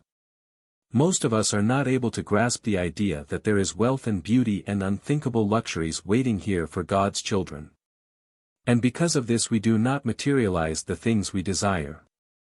It is one of the most marvelous things, in this wonderful plan of creation, that we actually live, move and have our being in this invisible ocean of limitless creative material, and that all we have to do to attract what we want is to hold the right mental attitude toward it and do our best on the physical plane to match it with its reality. Noah might have lighted the ark had he known enough. The force was there just as today. When we once get it firmly fixed in our minds that in this invisible world of possibilities is everything which matches every legitimate desire and ambition, and that our own will come to us if we visualize it intensely enough, persistently enough, and do our best to make it real, we will no longer live in poverty and misery.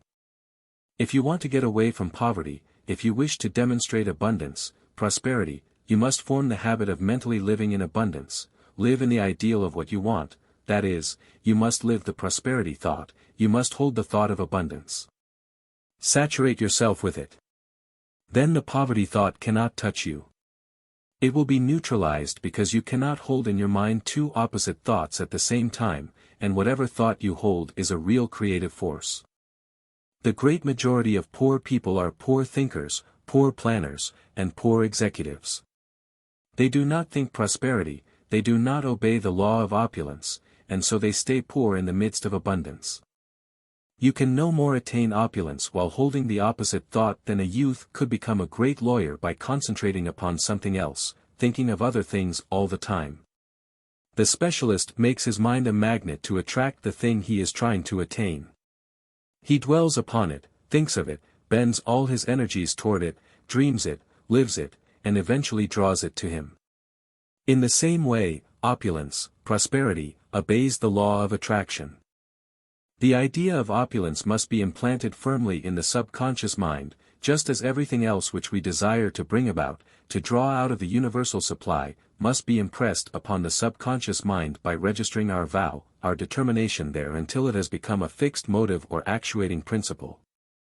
Then it becomes an active influence in the life, an ever-increasing mental magnet, that attracts the thing desired.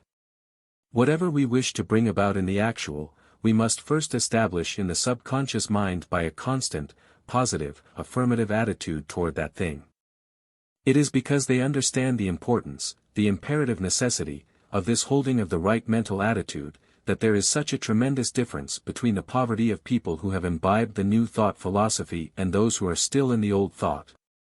It is the difference between poverty with hope, poverty with courage, poverty with the expectation of something better coming, backed by a faithful effort to improve one's condition, and the poverty which is accompanied by despair, the poverty that has no hope for the future, the poverty that expects nothing better, that looks forward only to more and probably worse poverty, more pinching, more want and suffering.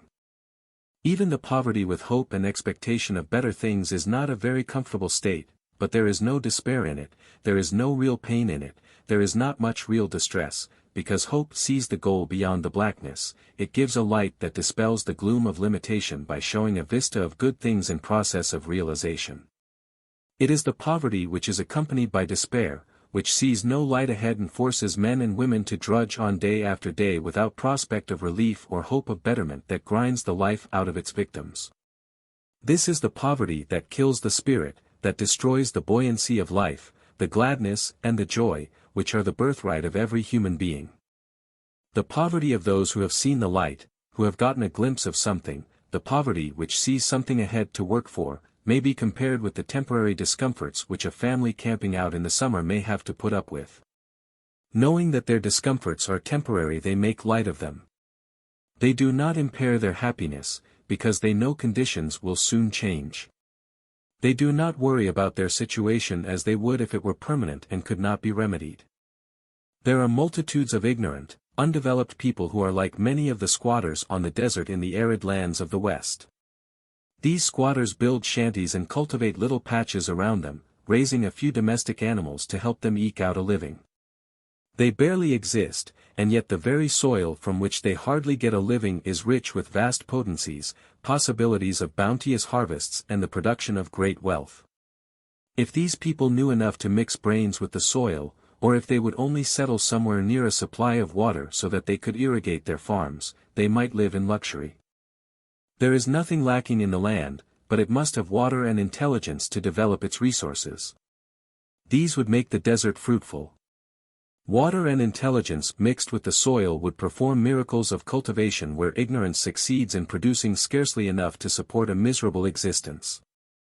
Not far from such ignorant squatters I have seen a portion of the same desert land enriched by water and intelligent cultivation until it had become a veritable Eden of delicious fruits, vegetables, grains and flowers. Large families were living comfortably on an incredibly small piece of land, whereas before the introduction of water they would have half-starved on perhaps 100 acres.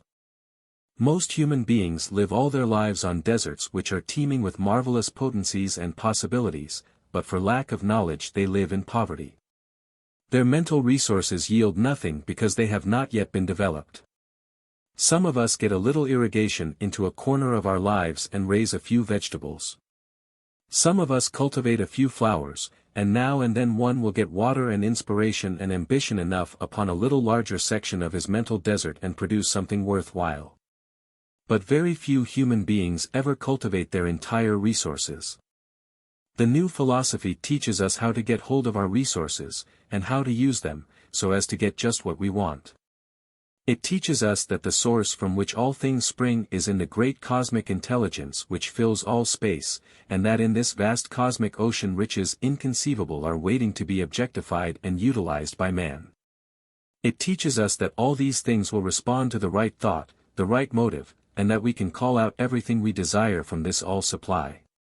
It holds that the reason why our lives are so lean, so pinched and poor, why our achievement is so limited, so picayune, in comparison with what we are capable of, is because we do not draw upon the all-supply.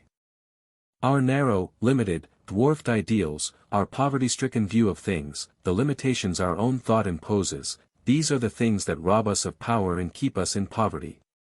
Our achievements or our possessions can never outrun our convictions or our ideals.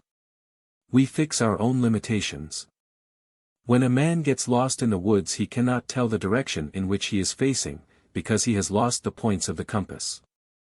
Unless a man so lost can see the sun and recover his bearings, he will walk around in a circle, thinking he is going in a straight line in a certain direction. He makes no advance because he isn't facing toward his goal. He doesn't know this, but after a while when he finds he is not getting toward any opening and doesn't know how long he may wander about in a circle, he gets discouraged. Millions of people are lost in the dense woods of wrong thought. They are not traveling toward the goal of prosperity. They see no light, no way out of the woods, and they lose courage. They are turned about mentally, and don't know it. If the people in the Great Failure Army today could only be given prosperity treatments and shown that they are in their present predicament because of their wrong mental attitude, because they have been working for one thing and expecting something else, if they could only be turned squarely about so that they would face the goal of their desire instead of turning their backs upon it mentally, an enormous number of them would even yet make a splendid success of their lives. That is all that millions of people who are comparative failures in life, as well as the complete, down and outs, need, to be turned about so they would face life in the right direction. What a pity it is that in this land of opportunity and plenty our government should not have institutions conducted by experts for the treatment of poverty sufferers, those who are obsessed with the idea that their poverty is unavoidable. These people are just as much in need of prosperity treatments as the patients in hospitals are in need of health treatments. Most of them are curable. They have only lost their way on the life path and are facing the darkness instead of the light, facing towards the poverty goal instead of the prosperity goal. Their mental attitude needs changing so it will point toward success instead of toward failure, toward comfort and plenty, opulence, instead of poverty and limitation. Mental prosperity treatments would kindle a new hope in their discouraged minds, and expectancy of good things would take the place of despair. A new light would come into the eyes of those poor people, and if these prosperity treatments were administered to poverty sufferers in every country of the globe, the world would take on a different appearance. The time is coming when the state will have trained specialists, experts in the law of mental opulence, to give such treatments to the men and women who are in the great failure army, those who are headed in the wrong direction, those who have lost their way on the life path. But there is no need for those now suffering from poverty to wait for the coming of that time to be cured. Any intelligent person can apply the law and treat himself for prosperity. Mental laws are clear and simple. We know that the fear thought attracts more fear, the worry thought more worry, the anxious thought more anxiety, the hatred thought more hatred, the jealous thought more jealousy, and the poverty thought more poverty. This is the law of attraction. Like every other law, it is unalterable. The poverty disease can be cured only by its antidote, the prosperity thought. You carry within you this antidote to the poison of poverty, of lack, of pinching, dwarfing limitation. Use it, and cure yourself. The prosperity thought will kill the poverty germ. Keep your supply pipes open between yourself and the infinite source of all supply. Don't pinch them by doubt, don't cut off the supply by limiting, pinching, poverty, lack thought. Keep your supply pipes wide open by the consciousness of your oneness with the One, your connection with the All Supply. Abundance follows a law as exact as that of the law of mathematics. If we obey it, we get the flow. If we pinch it, strangle it, we cut off the supply. Suppose a youth who had decided to study medicine and become a doctor should say to himself, I cannot picture myself as a success because I don't know anything about what may come to me. Perhaps I haven't the qualifications that make a successful physician. I may never become one. I may be a failure. I doubt if I am fitted for it, but I'll try, anyway. Do you think such a timid, doubting, negative attitude would ever carry anyone to the success goal? Of course it wouldn't. The young medical student who is going to succeed is the one who pictures himself constantly as a successful physician, sees himself in a fine office, with a lucrative practice, climbing to the top of his profession. He is constantly visualizing himself as a successful physician. Now, the same rule applies to the poor man who wants to become prosperous. He must picture himself as prosperous, he must obey the law of opulence by holding the ideal of opulence in his mind, he must saturate himself with the prosperity thought, the thought of abundance. If you wish to cure yourself of the poverty disease, you should begin by giving yourself prosperity treatment something like this. Say to yourself, if I am God's child, I have inherited all the good things of the universe. I am heir to all supply, to the all good. Poverty cannot touch the reality of me any more than disease can, for the reality of me is health. Health is the everlasting fact, and disease, sickness, is merely the absence of the reality. Poverty is not my normal condition. There can be no lack, no poverty for God's image. All that my Father hath is mine. Repeat daily the 23rd Psalm, The Lord is my shepherd, I shall not want. He maketh me to lie down in green pastures, he leadeth me beside the still waters, etc. Follow this during the day with frequent assertions of your kinship with the Creator of all the universe. Commit these lines by Ella Wheeler Wilcox to memory, and frequently say them to yourself, vigorously, and with the force of absolute conviction. I am success. Though hungry, cold, ill-clad, I wander for a while, I smile and say, it is but for a time, I shall be glad, tomorrow, for good fortune comes my way. God is my Father, He has wealth untold, His wealth is mine, health, happiness, and gold. All the good things you need are yours by inheritance. Claim them, expect them, work for them, believe they are already yours, and you will realize them in your life. If you continually assert your kinship with God your Father, to whom all things belong, and send out the vigorous thought of abundance, a generous supply of all you need, which is your birthright, poverty cannot hold you its slave. I was recently talking with a man who only a few years ago was so poor that he and his wife and children were reduced to a diet of bread and crackers without butter. They couldn't pay even the cheapest rent or buy themselves comfortable clothing. In fact, they were rapidly heading toward the ranks of the down and outs. Today they are living in luxury, in a sumptuous hotel. They own a beautiful car, and have all they need to make life comfortable. They do not appear like the same people who but a comparatively short time ago were in a condition of semi-starvation. Whence the change? Did someone leave them a fortune, or did they find a gold mine? No, nothing of that sort at all. They simply realized that their poverty was of their own making, that the cause of their miserable condition was entirely mental. And there and then they turned their backs on their despair environment and resolved that, no matter what appearances were, they would face the light and struggle toward it. As a result, they began in a very short time to attract better things. The whole family has now taken a new lease of life. The expression of despair and misery has gone out of their faces, and is replaced by the light of hope and joy. There is just the difference in their appearance and condition between despair and gladness, between the hope and expectation of more of the good things which belong to them, and the fear of want, the misery of grinding limitations. Psychology is teaching us that all forms of discouragement, despondent thoughts, thoughts of doubt, of fear, of worry, must be kept out of the mind, for it cannot create while these enemies are in possession of the mental kingdom. We are finding that in order to create, to build, we must hold a constructive mental attitude all the time, that we must keep all negatives, all thoughts of discouragement, despondency, of possible failure out of the mind.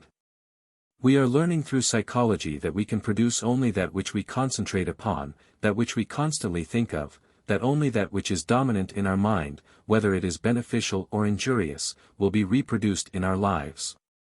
Your mental attitude will lead you into the light or hold you in darkness.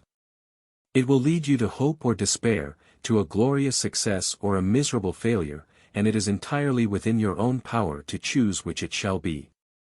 Successful people, without knowing it, perhaps, are constantly giving themselves prosperity treatments, success treatments, by encouraging themselves, by making their minds positive, so that they will be immune from all negative, discouraging, poverty thought currents.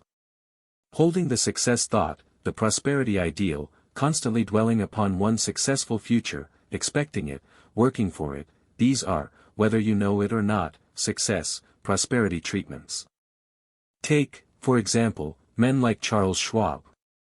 Ever since Mr. Schwab was a poor boy starting in life, he has been giving himself success treatments. He has held the ideal of prosperity, the vigorous, robust, determined action to be successful, to be prosperous. He has always faced the prosperity goal. If he had allowed himself to yield to the many discouragements he has had, he never would have been the world's greatest steel master today, perhaps the greatest that ever lived. But he always triumphed over these negative, destructive, discouraging thoughts, by insisting on holding to the prosperity, the success, ideal. Suppose that every little while Mr. Schwab should stop holding the success ideal and should indulge in discouraging, despondent thoughts, allow himself to get down in the dumps and feel that good fortune was deserting him, what do you think the result would be? Why, he would probably lose more in a single day by such negative treatments than he could neutralize in a week of prosperity treatments. Every time you indulge in discouraging and gloomy, despondent thoughts, every time you allow yourself to get down in the dumps or in the blues, you are tearing down what you have been trying to build up by your success treatments, by holding the prosperous thought. Your attitude is hostile to prosperity, and your very atmosphere blights and strangles it. You practically say, I long to have you, Mr. Prosperity, but I don't believe I ever will. You were evidently not intended for me, for everything I do ends in failure. There must be some strange fate that is keeping me from the success and prosperity I want. I really never expect to be prosperous, although I am working hard to get you, Mr. Prosperity. It is such a mental attitude as this that is driving prosperity away from multitudes of people. If you want to better your condition, you must get away from the conviction of poverty, you must keep the want thought, the poverty thought and conviction out of your mind, for these connect you all the time with the poverty and the lack thought currents from other like minds. Multitudes of people through ignorance of the law condemn themselves to lives of poverty. They do not realize that, every time they think or say that they never expect to get away from the clutches of want, that no matter how hard they work there is nothing but the everlasting drudgery, grind and poverty for them, that fate is against them and they are doomed to remain poor, they are confirming and strengthening poverty conditions. If we are ever going to enjoy abundance, we must talk abundance and freedom, not poverty and limitation. We must think abundance and not dam the stream of our supply so that we will get little drizzles instead of a generous flow. What would you think of a prince who should go away from his father's palace and live in a poverty-stricken environment, in the midst of lack and want, and who should constantly claim that he couldn't do any better, that this was what was intended for him? You would say that it was his own fault, that there was plenty in his father's house and that it was his any time he chose to claim it, that the fatted calf and the royal robe were always waiting for him. Yet most of us act just as foolishly. There is plenty of everything waiting for you in the all-supply in our Father's house. It is yours by right of inheritance. Why don't you claim it?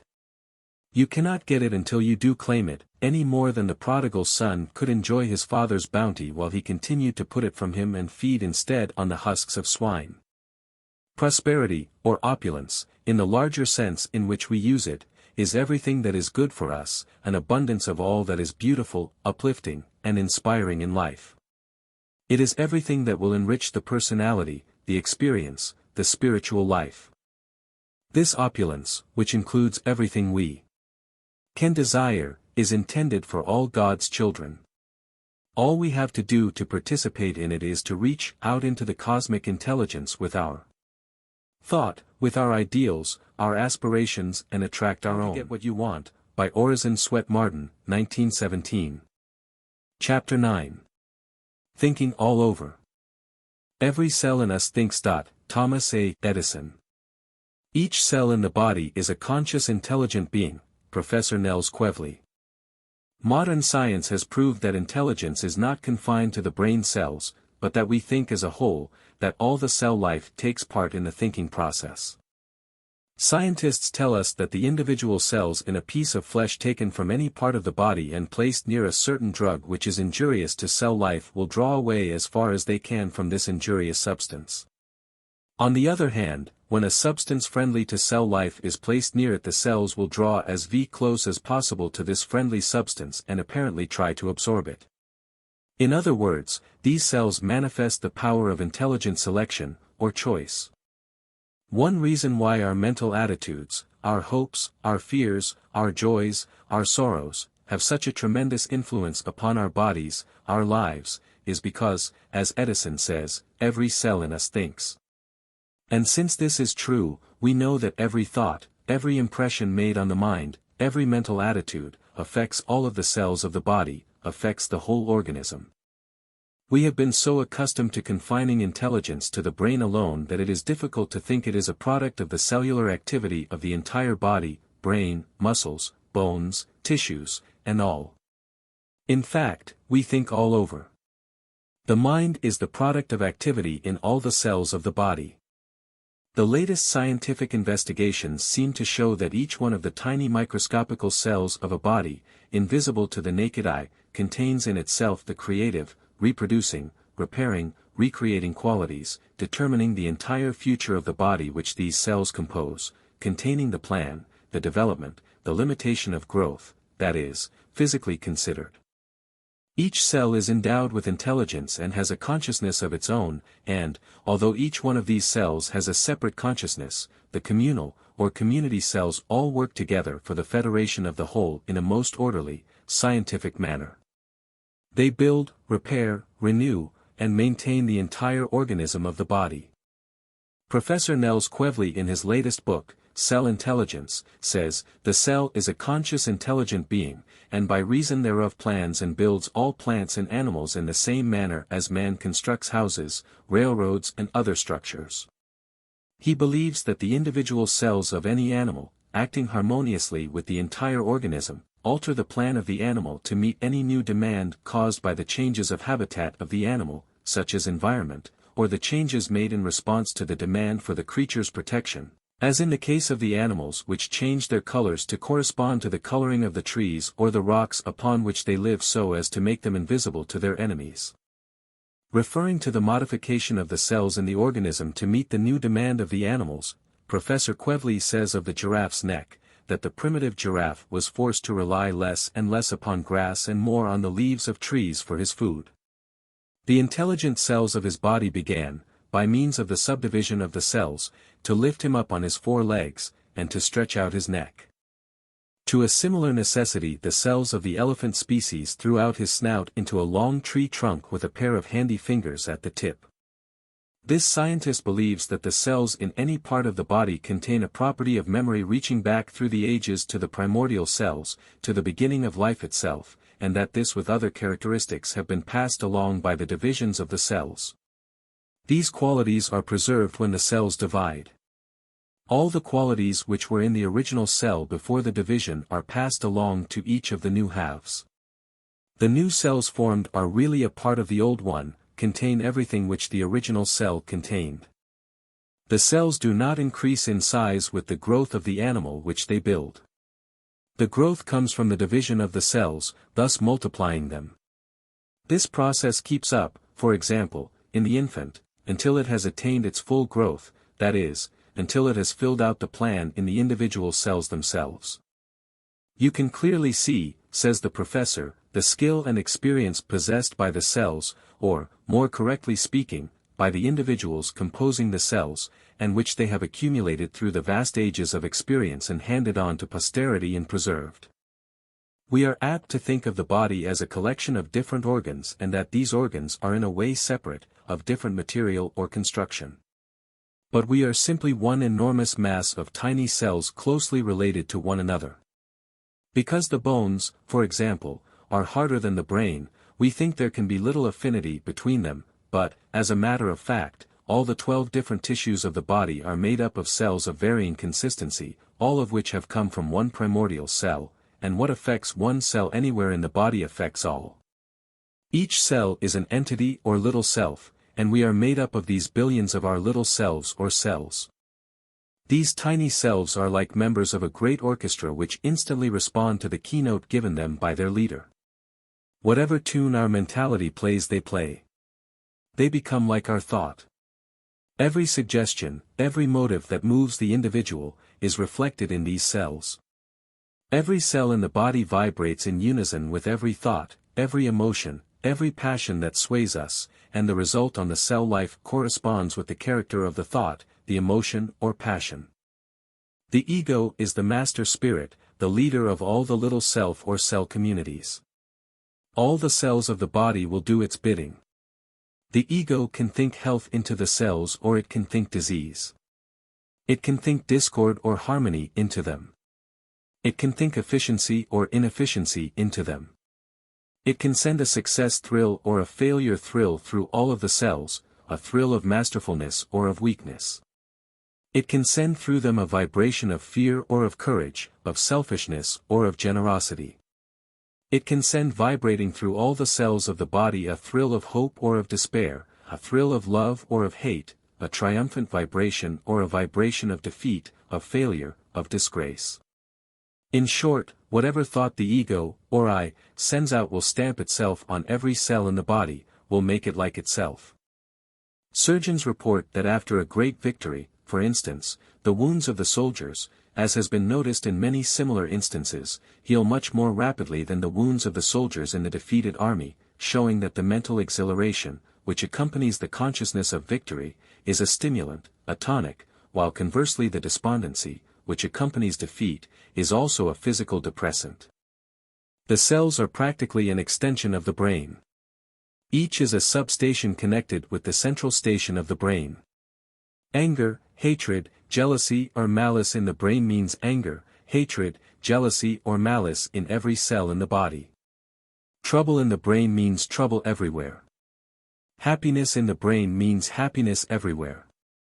When the mind is full of hope, bright prospects, the body is full of hope, alert, efficient, eager to work. When there is discouragement in the mind there is discouragement, despondency everywhere in the body. Ambition is paralyzed, enthusiasm blighted, efficiency strangled. For a long time surgeons have known that certain kinds of cancer are produced by mental influences, that not only cancerous tendencies latent in the system are thus aroused and their development encouraged, but that some kinds of cancers, even when there is no previous hereditary tendency or taint may be absolutely originated in this way. This scientific conclusion has been tremendously emphasized by the great increase in the development of cancer in those who have been hard hit by the war, especially those who have lost relatives or dear friends, or whose loved ones have been frightfully mangled, maimed for life. Their peculiar mental suffering, the mingled worry, grief and anxiety of these people has aggravated cancerous tendencies and originated many new cases of cancer where no previous tendencies to that dread disease existed. A great Paris specialist, Dr. Theodore Truffler, cites a case where a patient who showed no predisposition whatever to cancer developed it after much mourning for the loss of his 2 sons in battle. This grief had simulated into a real cancer eruption which before had been apparently unimportant. Not only do worry, fear, and anxiety and great grief induce cancer, but hatred, grudges, chronic jealousy, also originate several different kinds of cancer, and very materially hasten the development of cancerous tendencies which they do not originate. Many kinds of skin disease, kidney trouble, dyspepsia, liver trouble, brain and heart trouble, are now known to result from mental causes, such as chronic hatred and jealousy. These keep the blood and other secretions in a state of chronic poisoning, which devitalizes the whole body and encourages the development of latent disease tendencies or of disease germs. Every physician knows that discouragement is a depressant, that melancholia will greatly increase the activity and hasten the development of physical diseases. We little realize what we are doing when we are constantly sending messages of discouragement, of fear, of worry through all the billions of cells in the body. We little realize what it means when we talk discouragement, when we give up to the blues, when we lose courage, faith, hope, confidence in ourselves. It really means panic, disorganization, all through the cell life of the body. Mental depression is felt in every remotest cell. It unnerves every organ, and reduces the entire organism to a state of weakness and inefficiency, if not to utter collapse. This is the reason why people sometimes fall in a faint from the shock of bad news, when sudden death or a frightful accident comes to those dear to them. The painful sensation it causes is not all in the head, it is not all in the brain. The effect of the shock visits every cell in the body. They are depressed all over. The whole cell life feels the shock. Every bit of bad, discouraging news, depression, fear, worry, anxiety, jealousy, hatred, these send their disintegrating messages through all the cell colonies, all the dependencies in the body.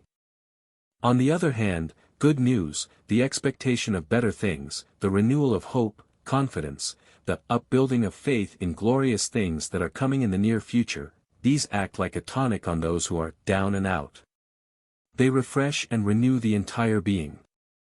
The trouble is we have been so in the habit of thinking of the body outside of the brain itself as a sort of unintelligent matter, absolutely dependent upon the control of the brain, that it is very difficult for us to grasp the truth, that the intelligence, the planner, the builder, the repairer, is in each cell.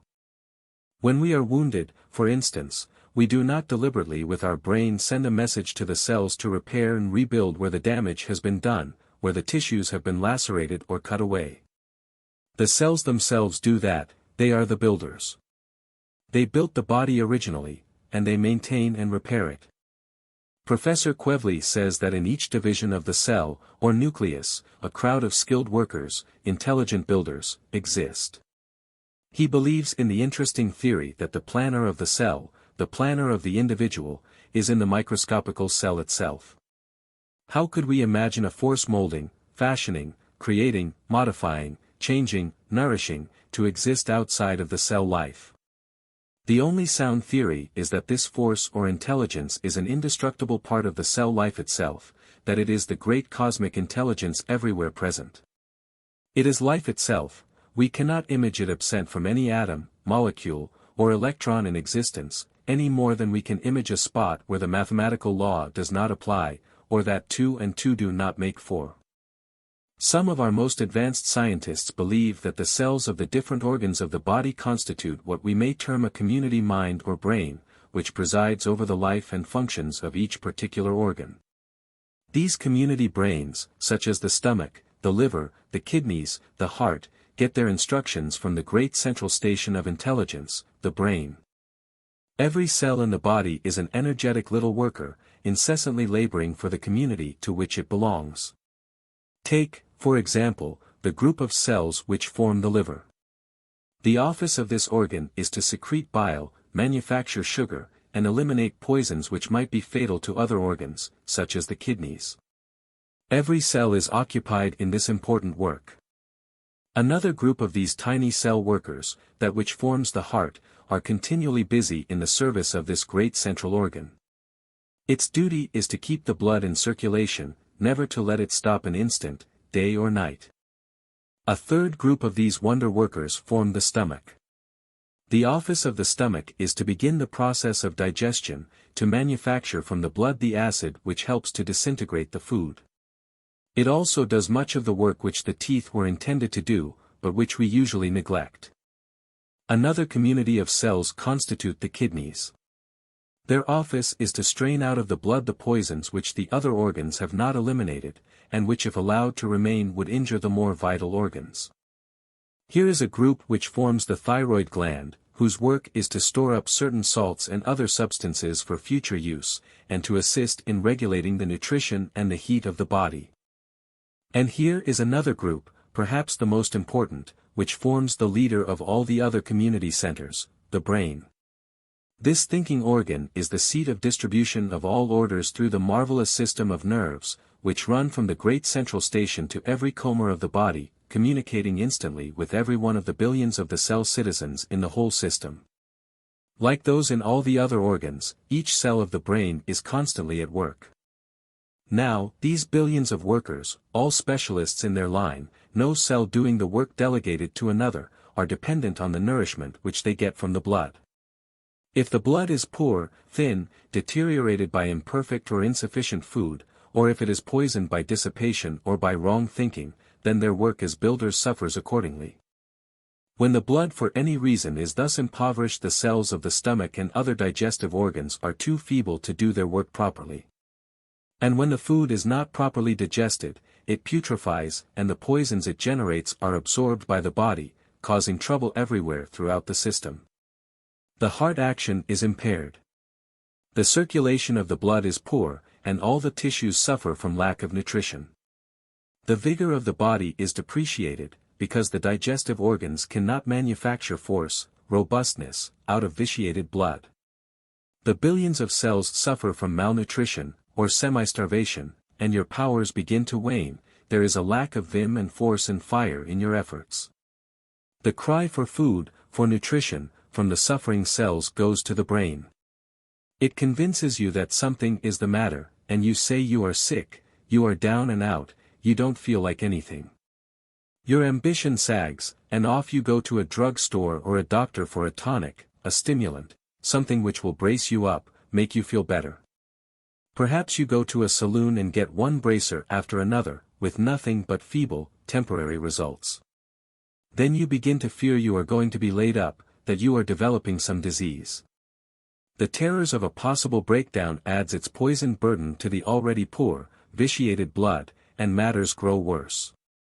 Instead of radically remedying such an unfortunate condition by satisfying the intelligent cry of the cells, most people begin to add the whip to the tired horse as a stimulant, a tonic, when the horse needs nothing but good wholesome food and rest, harmony in the mental kingdom. Everywhere in the body nature tries to save us from our ignorance, our mistakes, our animal appetites, our dissipations, our wrong thinking. Every cell in the body is constantly on guard, trying to help us, trying to save us from our own ignorance and sins. Much of what we call intuitive perception is due to the cell intelligence in the various parts of the body. What is it, for instance, that tells us when we have eaten enough to supply the bodily needs? The brain does not know it, because none of the food which we eat at an ordinary meal has had time to affect the brain before the appetite has been satisfied. What is the appetite? It is the demand for nourishment from the different cells of the body. It is not located in any one place. The cells call for food, and it is their intelligence that makes this call. We say we instinctively feel when we have eaten enough. We do not want any more and our appetite declines. But this knowledge does not come from the brain alone. It is a feeling of all the cells of the body, that there is sufficient in the stomach to supply its needs. The appetite wanes accordingly, but it must be intelligence back of this which makes this decision.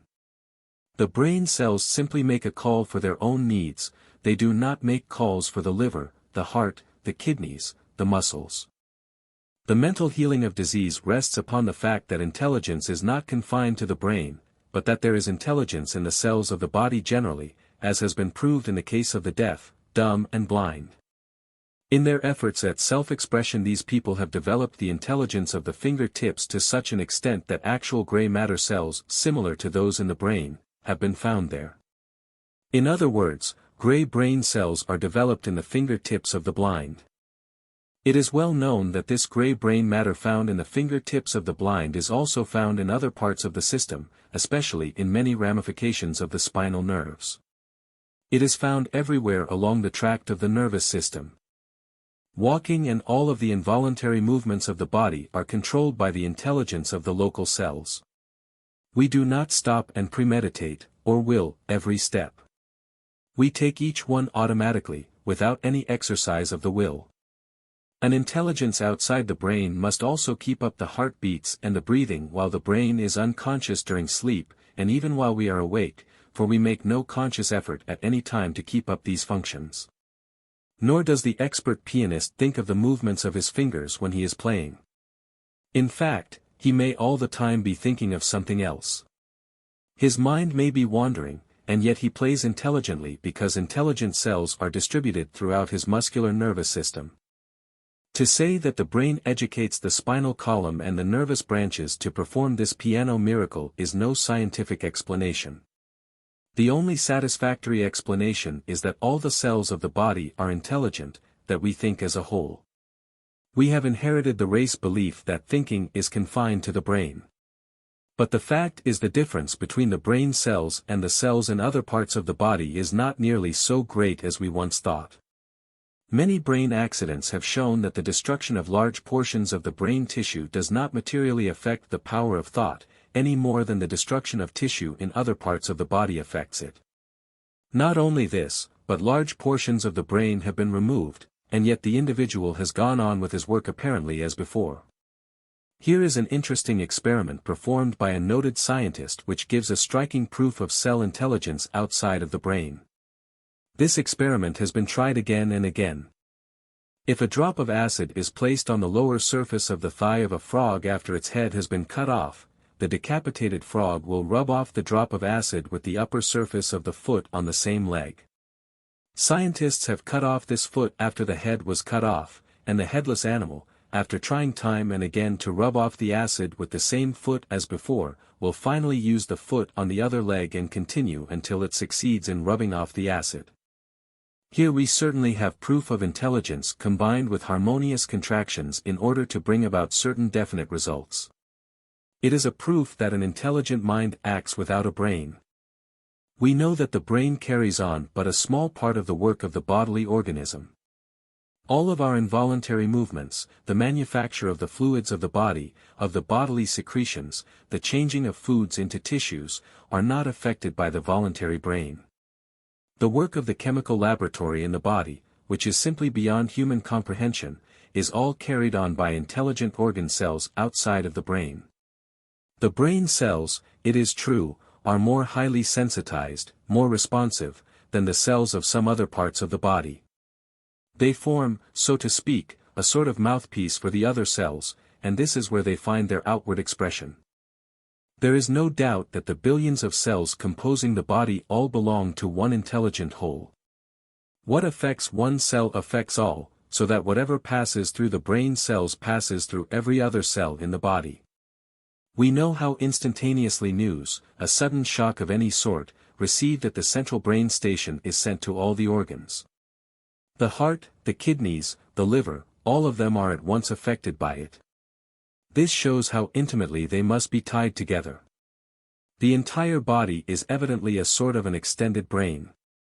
If someone should scratch one end of a piece of timber 100 feet long with a nail, and your ear were at the other end of the timber, you could hear the scratch instantly. The distance does not seem to make any difference in the transmission of the sound. In a similar way, every thought, every mood, every emotion goes instantly to every part of the body.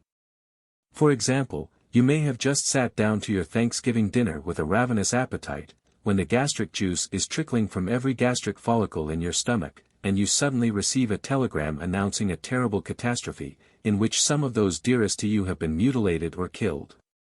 Instantly the gastric follicles cease to generate the gastric juice and become dry and parched, as does the tongue in a fever. The heart and the other organs feel the shock at the same time and are equally distressed, and their action inhibited. In short, the different organs and functions respond instantly to the painful news, showing that whatever enters the mind goes immediately to the entire cell life of the body. The condition of your cells, of your tissues, of your organs, will depend upon the message which you send to them through your thought, through your convictions regarding them, whether of strength or weakness, of health or disease. You think clear through every cell to the farthest extremities of your body. And as you think regarding your cells, so they are. Their fate is largely in your hands.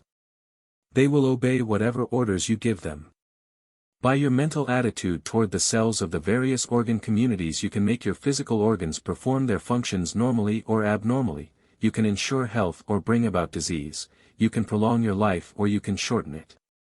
We know that by concentrating our thought intensely upon any part of the body the blood vessels in that organ or locality expand, and an extra supply of blood is sent there. In other words, the blood follows the thought.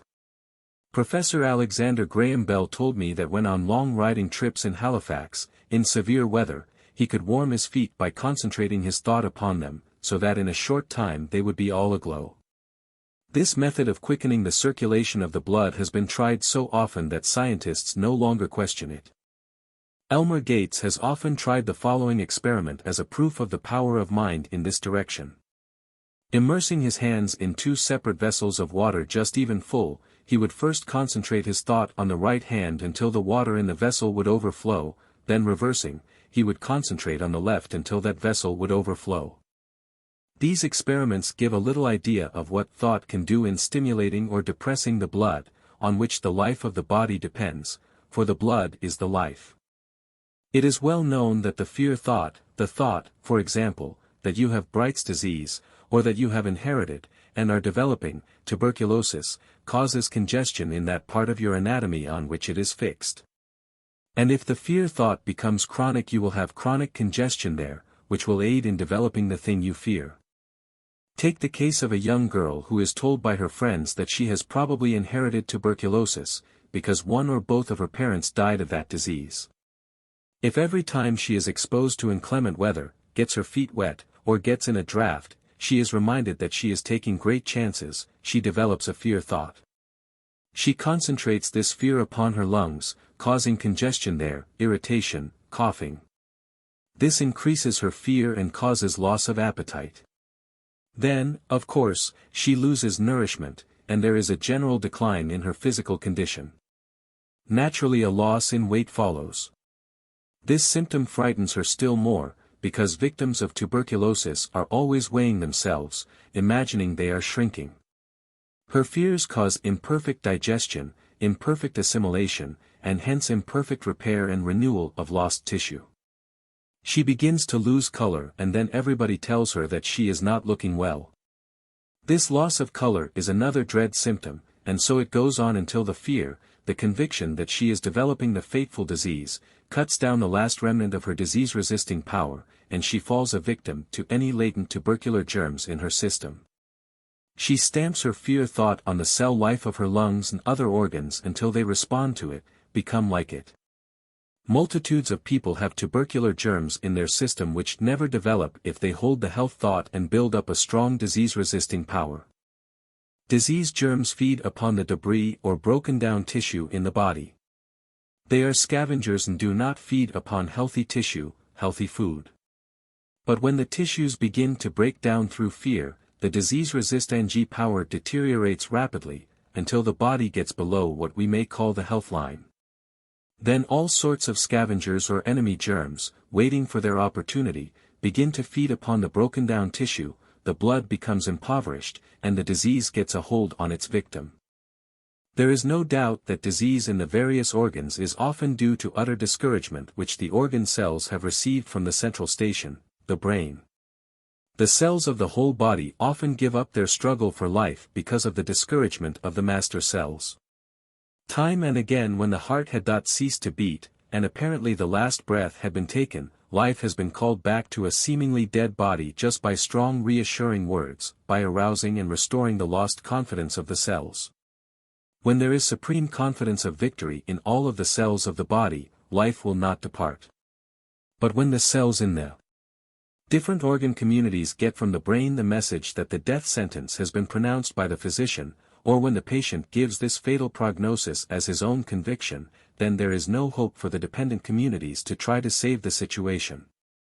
Is it strange that the cells of the diseased organs should give up the struggle and cease to fight for life when the brain has given up hope and sent a message of despair through the whole system? These impaired cells were having a hard time of it before. There was probably a panic in the little cell community, and now, when the grand commander of all of the cells of the body gives up, the depending organ communities also naturally give up. On the other hand, when the cells all through the body get the thrill of confidence, of hope, of faith in their strength, from the center of intelligence, then they are comparatively free from danger of death. There is enough vitality, enough latent energy in many a body which has just breathed its last to re-energize and bring it back to life again if such confidence could be restored to the mind that it would utilize the latent force in the apparently dead cells. Since thought has such a tremendous influence upon the cell life of the body, how important it is that our thoughts and images and emotions should be friendly and not hostile, should be helpful and not injurious. How imperative that we hold only those images in the mind, visualize only those things which are beneficial, kindly, uplifting to the body, not those things which tend to devitalize, to dwarf and ruin it. The essential thing is to keep the cells in all of the organs happy, contented, encouraged, harmonious. If we do this, we shall be happy, contented, harmonious ourselves. That is, the resultant of the harmonious action of the entire cell life of the body must be efficiency, harmony and happiness for the whole man. Every time you allow a vicious thought, a despondent thought, a thought of failure, of fear, of poverty to enter your mind, every time you allow a foreboding of some threatening event to take hold of you, every time you indulge in jealousy, in envy, in hatred, in revenge, in any evil emotion, every cell in your body is correspondingly affected. So, too, they take on your enthusiasm, your zest, your cheer, your courage, your faith. They are encouraged or discouraged, they expand or contract their possibilities at your suggestion. What you think about the cells of any organ they will return to you in kind. You can no more get the best from the cells of your stomach, and your other digestive organs, for instance, when you are all the time saying uncomplimentary things about them, always discouraging them, abusing them, then you can get the best out of your employees or your children by the same methods. When you treat them in this way, talk against them, antagonize them, they become depressed, and express resentment in non-performance of their functions. If we treated our children or our employees as many of us treat the millions of tiny cells in our stomach, our liver, our kidneys, or other organs, if we were constantly complaining of them, condemning them for not doing their work better, if we were suspicious of them, watching them and always fearing they would play us false, we certainly would not get the best out of them. Imagine what a pessimistic, dyspeptic grumbler will do to the cells during a lifetime of fault-finding, of discouraging suggestions. Think what a man does to his digestive organs who is always saying they are no good, that they have gone back on him, that they cannot digest anything which he likes, and that he can only eat the things which he despises. Is it any wonder that he has chronic dyspepsia when he swallows a mouthful of dyspepsia with every mouthful of food, and then continually hammers away and denounces his digestive organs between meals? Think of what this mental attitude means not only to his digestive organs but to the other organs of his body. If you suffer from indigestion, it is because you don't believe that your digestive organs can take proper care of your food. You suffer because you expect to suffer. You get what you expect. There is everything in expecting your body to perform all its functions normally, healthfully. Think of your human machine as perfect, treat your organs as though they were normal. Expect your body, all the cell communities, to express harmony, not discord. Don't harbor a suspicious attitude toward any of your physical organs. Believe that they are going to do the work which they were intended to do, and to do it properly. Trust them just as you would trust your children, your employees. Believe in them, and treat them kindly. Instead of blaming and abusing, encourage and praise them, and they will perform their functions normally and give you robust health. If the cells in any organ are diseased, the health suggestion, the health affirmation, the holding of the health ideal in the brain will tend to heal them. To send life currents of healing thought sweeping through any defective or diseased organ tends to stimulate the cell life, to encourage the cell organization, the stomach, the kidneys, the heart, the liver, the lungs, etc., to respond to the optimistic suggestion. In other words, thinking health, thinking life and truth into a diseased organ, tends to destroy the disease infection, to arouse latent life force in the cells, and to bring about normal health conditions. We know that we get out of the various organs about what we expect. The brain is no exception. Expect nothing, get nothing. If you have no confidence in your brain, it will return only weakness or mediocrity to you. On the other hand, if you have a firm, vigorous faith in it, if you expect great things from it, it will match your expectation. The same is true of the muscles of every part of the body. Believe in your muscles, trust them, believe they are strong and vigorous, have faith that you can lift an enormous weight or can perform great feats as an athlete, and your 500 muscles will come to your rescue and redeem your faith. This is true even of animals. When the race horse has lost confidence in its speed, it never regains it. As long as the animal believes he can beat the others in the race, he wins. But when it has been beaten a few times, it gets the habit of being beaten, and cannot regain its confidence. It believes it is going to be beaten, and it is. The art of radiating health thoughts through and through the whole system until every nerve and fiber, every cell in the body, feels the electric thrill of the health force, is the art of arts. It means the achievement of perfect health, of perfect efficiency and of perfect happiness. Just as we can antidote disease in the cell life by health thoughts, in a similar way we can send out from the central brain station thoughts of prosperity, of opulence, thoughts of success, affirmations of power, that will antidote the poverty disease. By constantly affirming your divinity, the truth of your being, the reality of you, as one with God, holding the thought that God is your health, that He is in every atom, in every electron, that He is in every cell in your body, and that His presence excludes all sickness, disease and weakness, all lack and unhappiness, you will impress the consciousness of God's presence on every cell of your being, and then you cannot be anything but well, happy and prosperous.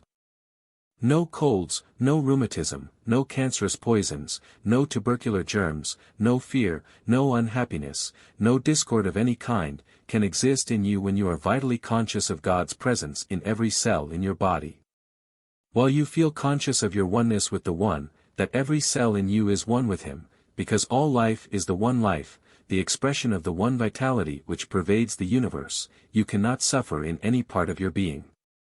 The consciousness of God, the consciousness that He fills every cell in our body, that there can be no discord, no disease, no weakness where God is, that where God is, all is health, all is beauty, that God is truth and the truth makes you free, because it is the truth of your being, this consciousness of your oneness with God makes you free from the enemies of your health, your success and your happiness. Stamp this God consciousness on every cell in your body. Cling to this one thought of God's allness and everywhere-ness, that there can be nothing but God, that wherever you look, wherever you go, all is God, and that because there is nothing but God, all is good and there is nothing but good, everything which does not seem to be good, having no reality, being but the absence of good. Hold this thought constantly, and you will be free from all the enemies of your being. If we would triumph over all our limitations, we must impress the triumphant thought on every cell. We must radiate through the body not only thoughts of health and strength, but also of courage, hope, confidence, expectation of better conditions. Instead of radiating through our system, as most of us do, the poverty thought, the lack thought, the conviction that we are the slaves of social and economic systems above which we cannot rise, we must radiate the abundance thought, the freedom thought, the expectation of prosperity, of opulence. Instead of stamping the failure thought, the thought of mediocrity, or incompetence upon ourselves, we must stamp upon them the conviction of superb ability, of confidence that we can accomplish what we undertake, because we are in partnership with God, and in close touch with divine supply. We must constantly cultivate the habit of radiating the thought triumphant, the habit of radiating masterfulness instead of weakness. After a little practice in the cultivation of upbuilding thought, the health thought, the success thought, the happy thought, the vibrations will reach every remotest cell in our bodies, and we shall feel the thrill of health, of hopefulness, of expectancy of better things animating and energizing our whole being. What we think and believe we create. Hence, if we would always hold the ideal suggestion of everything in life, the ideal suggestion of health, the ideal suggestion of our ability, of our efficiency, the ideal suggestion regarding our career, our success, our happiness, the ideal suggestion of our destiny, it would transform our lives, it would lift us from the common to the uncommon. It would make us artists in life instead of mere artisans. How to Get What You Want, by Orison Swett Marden, 1917. Chapter 10. Heart-to-Heart Talks with Yourself. A positive man keys his life to the I can note, the negative man to the I can't. Say to yourself, health, luck, usefulness, success are mine, then, keep thinking that thought, no matter what. Ella Wheeler Wilcox. My words are spirit and they are truth, they shall not return to me void, but shall accomplish that whereunto they were sent. How many of us grasp the real significance of this biblical utterance? Or of this other? And the Word became flesh and dwelt among us. How many of us ever think that our own words, our uttered thoughts are living and are made flesh? Yet it is literally that they are being outpictured in are chiseling our physique, shaping molding our expression to their likeness. What we think and say reappears not only in our expression, but also in our physical self, in our health, good or bad, according to the nature of our thoughts and words.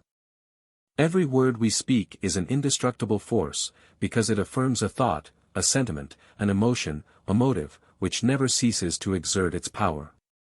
Jesus evidently recognized that words are real forces, for he said, "Heaven and earth shall pass away, but my word shall not pass away." Material things might pass away, but his word was a force which could never cease to exercise its power. All through the Bible the power of the word is emphasized. The Word was made and dwelt among us, the Word was God, and the Word was God, he sent his word and healed them. There is a mysterious power in the spoken word, in the vigorous affirmation of a thoughts which registers a profound impression on the subconscious mind, and the silent forces within us proceed to make the word flesh, to make the thing we affirm a reality. There is a tremendous constructive power in registering your vow, in vigorous, determined affirmation, backed by a persistent, dogged endeavor to bring about the thing we desire. A very striking proof of this was afforded in the European War, in the awful conflict at Verdun in 1916. As stated in a telegraphed report from a high French officer, the fundamental secret of French resistance to the terrific German onslaught was psychological. It was, he said, autosuggestion on a vast scale. General Pétain replaced doubt and discouragement with iron determination when throughout the entire army flashed his expressed resolution that the Germans should not get through the French lines, ils n'y passeront pas. They shall not pass. All of the soldiers were so hypnotized by the constant repetition of the phrase, ils n'y passeront pas, that no idea save that of resistance could enter their heads. There is no doubt that it trebled and quadrupled the resisting power of the army. The mighty suggestion of invincibility in the words was literally the decisive factor in the battle. The repetition of, they shall not pass, was what enabled the infantry to undergo unexampled bombardment and then rush forward with the bayonet as eagerly as fresh troops. It was the explanation of confidence in victory seen even in captured Frenchmen which amazed their German captors. The French officer's report further stated that a surgeon in the dressing station close to the front said the most remarkable thing about the wounded was their general attitude of determination. In some cases, the faces seemed fixed with an expression of ferocious resolution, especially among those suffering from shell shocks, and the soldiers only partially conscious would repeat at intervals of their delirium, "Passeront pas, passeront pas." All of the soldiers at Verdun were obsessed by this one dominating idea to the exclusion of everything else. The Germans shall not pass. A correspondent at the front said, "I saw a regiment coming back to rest after 6 days in the trenches." The soldiers all seemed animated by a spirit of intense determination and iron resolution. When asked their opinion of the battle, the general reply was just this: "The Germans shall not pass." And the Germans did not pass. Suppose you should register in your subconsciousness regarding the entrance into your mind of destructive thoughts, motives and emotions, the bitter enemies of your success and happiness, a grim resolution such as the French soldiers at Verdun registered regarding the Germans, what would happen? If whenever enemy thoughts or emotions tried to get entrance to your mental kingdom you should grimly say to them, "You shall not pass.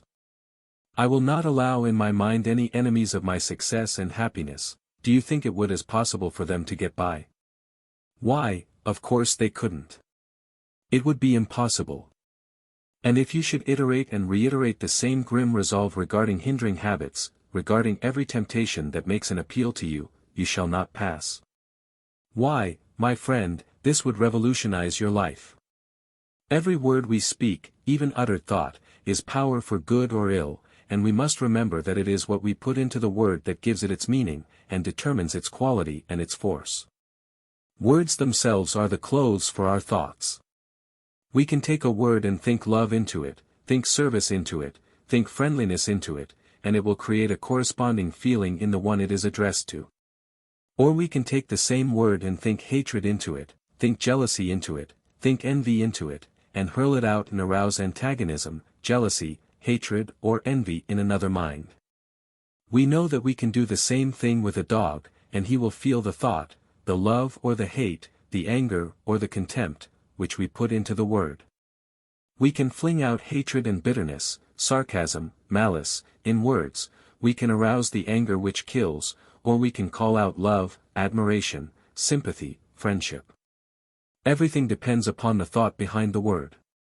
It is the mental attitude that gives the word its real meaning. And your words are messengers of life or death to yourself and to others. Words have put civilization where it is today. The word wedded to the thought has built everything that man has achieved. He speaks and it is done, just as God spoke and the earth was created, man and every living thing was created. Everything is made out of God's thoughts, out of God's ideas, and He speaks through man. There is a force in spoken words which is not stirred by going over the same words mentally. When vocalized they make a more lasting impression upon the mind. You know how much more powerfully you are impressed and inspired by listening to a great lecture or sermon than you would be if you read the same thing in print. We remember the spoken word when we forget the cold type which carries thought to the brain. It makes a deeper impression on the inner self. We can talk to our inner or other self, just as we would talk to a child, and we know from experience that it will listen to and act on our suggestions. We are constantly sending suggestions or commands to this inner self. We may not do so audibly, but we do so silently, mentally. Unconsciously we advise, we suggest, we try to influence it in certain directions. By consciously, audibly addressing it, in heart-to-heart talks with ourselves, we find that we can very materially influence our habits, our motives, our methods of living. In fact, the possibilities of influencing the character and the life by this means are practically limitless. Many people have killed character enemies, peace and happiness enemies, have doubled and quadrupled their self-confidence, have strengthened tremendously their initiative, their executive ability, have literally made themselves over, by heart-to-heart talks with themselves. I know a man who has so completely changed his timid, self-effacing nature by talks with his other self that no one would dream that only a few years ago he was so shy, so extremely sensitive, that he would blush scarlet if attention were called to him in any gathering, and he would avoid people in every possible way. 5 years ago no amount of money would have induced this man to get up in a public meeting, even to put a motion or to make the simplest statement. I think he would have fainted away at the mere calling of his name in a public place. Not only had he no confidence whatever in himself, but he had a haunting obsession that he was a fraud. Although a perfectly honest, earnest, hard-working man, with good intentions toward all, he could not help feeling that in some way he was not genuine, and that sometimes something would happen to show him up in his true light. For years he suffered untold tortures from his foolish imaginings about himself. Conscious that he had ability, but cursed with weaknesses that made it in many ways unavailable, his life was headed towards failure when he accidentally came across a new thought book which told him of the miracles possible through the practice of self-encouragement, and especially audible self-encouragement. He began immediately to carry out the suggestions of the book, and made a daily habit of heart-to-heart talks with himself. In a very short time he was conscious of a great improvement in his feelings, his mental attitude, and his spirits. Many people noticed an improvement in his manner and bearing. And now he presides at public meetings without the slightest feeling of self-consciousness. His painful shyness has vanished, he can stand any amount of criticism and denunciation without a sign of sensitiveness or embarrassment. There is no fault, no weakness, great or small, which will not succumb to persistent, audible autosuggestion. Not only this, but it tends to arouse slumbering qualities within us which mere thinking does not stir up or waken. Most people are only half alive, half awake to their possibilities. We all need stirring up. There is gunpowder enough in us to make a tremendous explosion if we could only get the spark to the giant powder that is sleeping within us. If you are timid, doubting, fearful of failure, or poverty, you can reinforce your courage and strengthen your confidence in yourself by daily heart-to-heart talks with your inner self, by the frequent affirmation of the positive assertions, I must, I can, I will. There is no better suggestion than Emerson's for stiffening the will and the power to do, nerve us with incessant affirmatives. And incessant affirmatives will nerve us. The perpetual affirmation of the power to achieve one's ambition, of one's grim determination to win out in life at any cost, the affirmation of health, of prosperity, of success, the constant assertion of confidence in one's self, of the belief in his ability to do the thing that he has set his heart on, will nerve a weak will and brace up a wavering purpose as nothing else can. If you are not satisfied with your progress so far, if you are not growing bigger and broader in character, more efficient in your work, something is holding you back, hindering you from making your ideal real. Find out what it is and then remove it by audible self-treatments. The best way to find what is your stumbling block is to have a frequent heart-to-heart talk with yourself. Look into your own soul and take an account of your personal stock, your success, and failure qualities. Analyze yourself as you would a friend you were anxious to help, and whose strong and weak points you could see clearly. Get by yourself in your room, or, infinitely better, in some quiet place in the country where you can be absolutely alone with your Maker, and examine yourself something after this fashion, putting the questions aloud, and addressing yourself by name. Now, James or Anne, or whatever your name is, what is the trouble with you? Why do you not get along faster? Do you lack ambition or has it not yet been awakened? Why are you not doing at least as well as others around you are doing under similar conditions?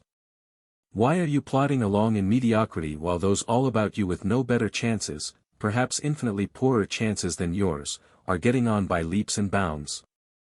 There must be some reason for this. Do you lack vitality, energy, or are you not using what you have? Have you some weakness, defect or peculiarity which is holding you down? Are you the victim of a weak link in the chain of your character which is nullifying all your efforts in other directions? Where is the trouble? You must put your finger on it and correct it or your life may be a failure. Write out a list of the qualities that make a strong, courageous, successful character, and their opposites, those that make a weak, timid, unsuccessful one, and examine yourself to see what is your rating in the list. Call them off aloud: faith, courage, self-confidence, ambition, enthusiasm, perseverance, concentration, initiative, cheerfulness, optimism, thoroughness, etc. Ask yourself if you possess these splendid qualities, or if you incline to their opposites. Don't be afraid to face your weak points, or your fool streaks, to call your faults by their right names. Bring them into the light, see them for what they are, and then grapple with them. You cannot afford to be less than God intended you to be less than you feel that you should be and can be, to have your life spoiled by some defect which you can overcome. When you have gone over the specific character qualities, ask yourself these broader questions, always visualizing and addressing yourself by name. What are you here for? What do you mean to the world? What message does your life, your career, bring to it? What do you mean to your community? What do you stand for? What do you represent? Do you realize that you were sent here with a message for humanity? Are you delivering it like a man, like a woman, patiently, persistently, determinedly, without grumbling, whining or shirking? What are you giving to the world? Do you mean much of anything to anybody but yourself? Is your sole aim self-aggrandizement, to get more reputation, more money, more comforts for yourself? Does your ambition as far as possible shut others out of your life? Are you always going to do the kindly deed, going to help others in the future, when you get on a little further, when you are better able, when all your own wants are satisfied? Are you dreaming of the big thing you are going to do tomorrow, or are you doing the little things which you can do today, giving yourself as you go along, giving, if you have nothing else to give, encouragement, inspiration, helpfulness to those on the way with you? Would your community miss you very much if you should drop out of it? Probe yourself in this manner until you get a good line on yourself, a fair estimate of yourself, until you know both your strength and your weakness, until you can see with clear eyes the things that are keeping you back, the lack in your nature that is handicapping you, the weakness that is cutting down the average of your ability by 10, 20, 50, or even 75%. Then vigorously attack your enemies, the enemies of your success, of your efficiency, of your happiness. Constantly stoutly affirm your complete mastery over them, their powerlessness to dominate your life and ruin your career. If, for instance, you are a victim of self-effacement, if you find you lack self-confidence, if you never dare undertake any responsibility you can possibly avoid, if, instead of asserting your individuality and assuming the dignity that is yours by divine right, you shrink from everything which draws attention to yourself, if you have no faith in your ability, you must talk to yourself something like this. I am a child of God. I am made in His image and likeness. I am a partaker of all His divine qualities. Therefore I have divine power, I have strength and ability to do what I long to do. I am strength. I am ability. I am self-confidence. I am success. I can do what I will to do, and will no longer suffer this cowardly timidity to rule me. I will never again by self-depreciation and self-effacement, deny my divine fatherhood. It is a sin against my Father and myself to belittle my heritage from Him. I am the son of an all-powerful King, and henceforth I will act the part. I will walk the earth like a prince. I will never again shrink from assuming any responsibility which comes to me. I have plenty of ability to do what I long to do, to be what I long to be. I will no longer go about as if I were inferior to others. I am not inferior, and from now on I shall express my opinion and assert myself whenever and wherever necessary. I am now facing life with a self-respecting, confident attitude, with a hopeful outlook, for I know that as a child of God I am victory organized. Self-depreciation is a crime, a reflection upon my Creator who pronounced everything He made good. Lack of faith in myself is nothing but lack of faith in Him. I will cut it out of my life, for I am that which I think I am. I can be nothing more, nothing less. As a child of omnipotence, of the all-good, I am bound to make good in every detail of my life. I owe this to my Father and to myself. By heart-to-heart talks of this sort with yourself you can change your whole nature, revolutionize your career.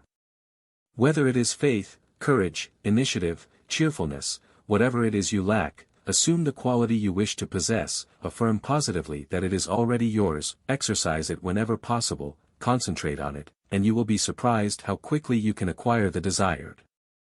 I am a great believer in the building power of affirmation, in the possibilities in persistently affirming the thing I am determined to do, in strengthening qualities in which I am weak, in building character, in making life noble.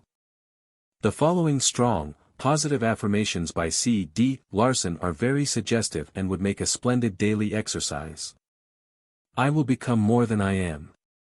I will achieve more because I know that I can. I will recognize only that which is good in myself, that which is good in others. I will be more determined when adversity threatens than ever in my life to prove that I can turn all things to good account. I will wish only for that which can give freedom and truth, which can add to the welfare of the race. I will always speak to give encouragement, inspiration and joy.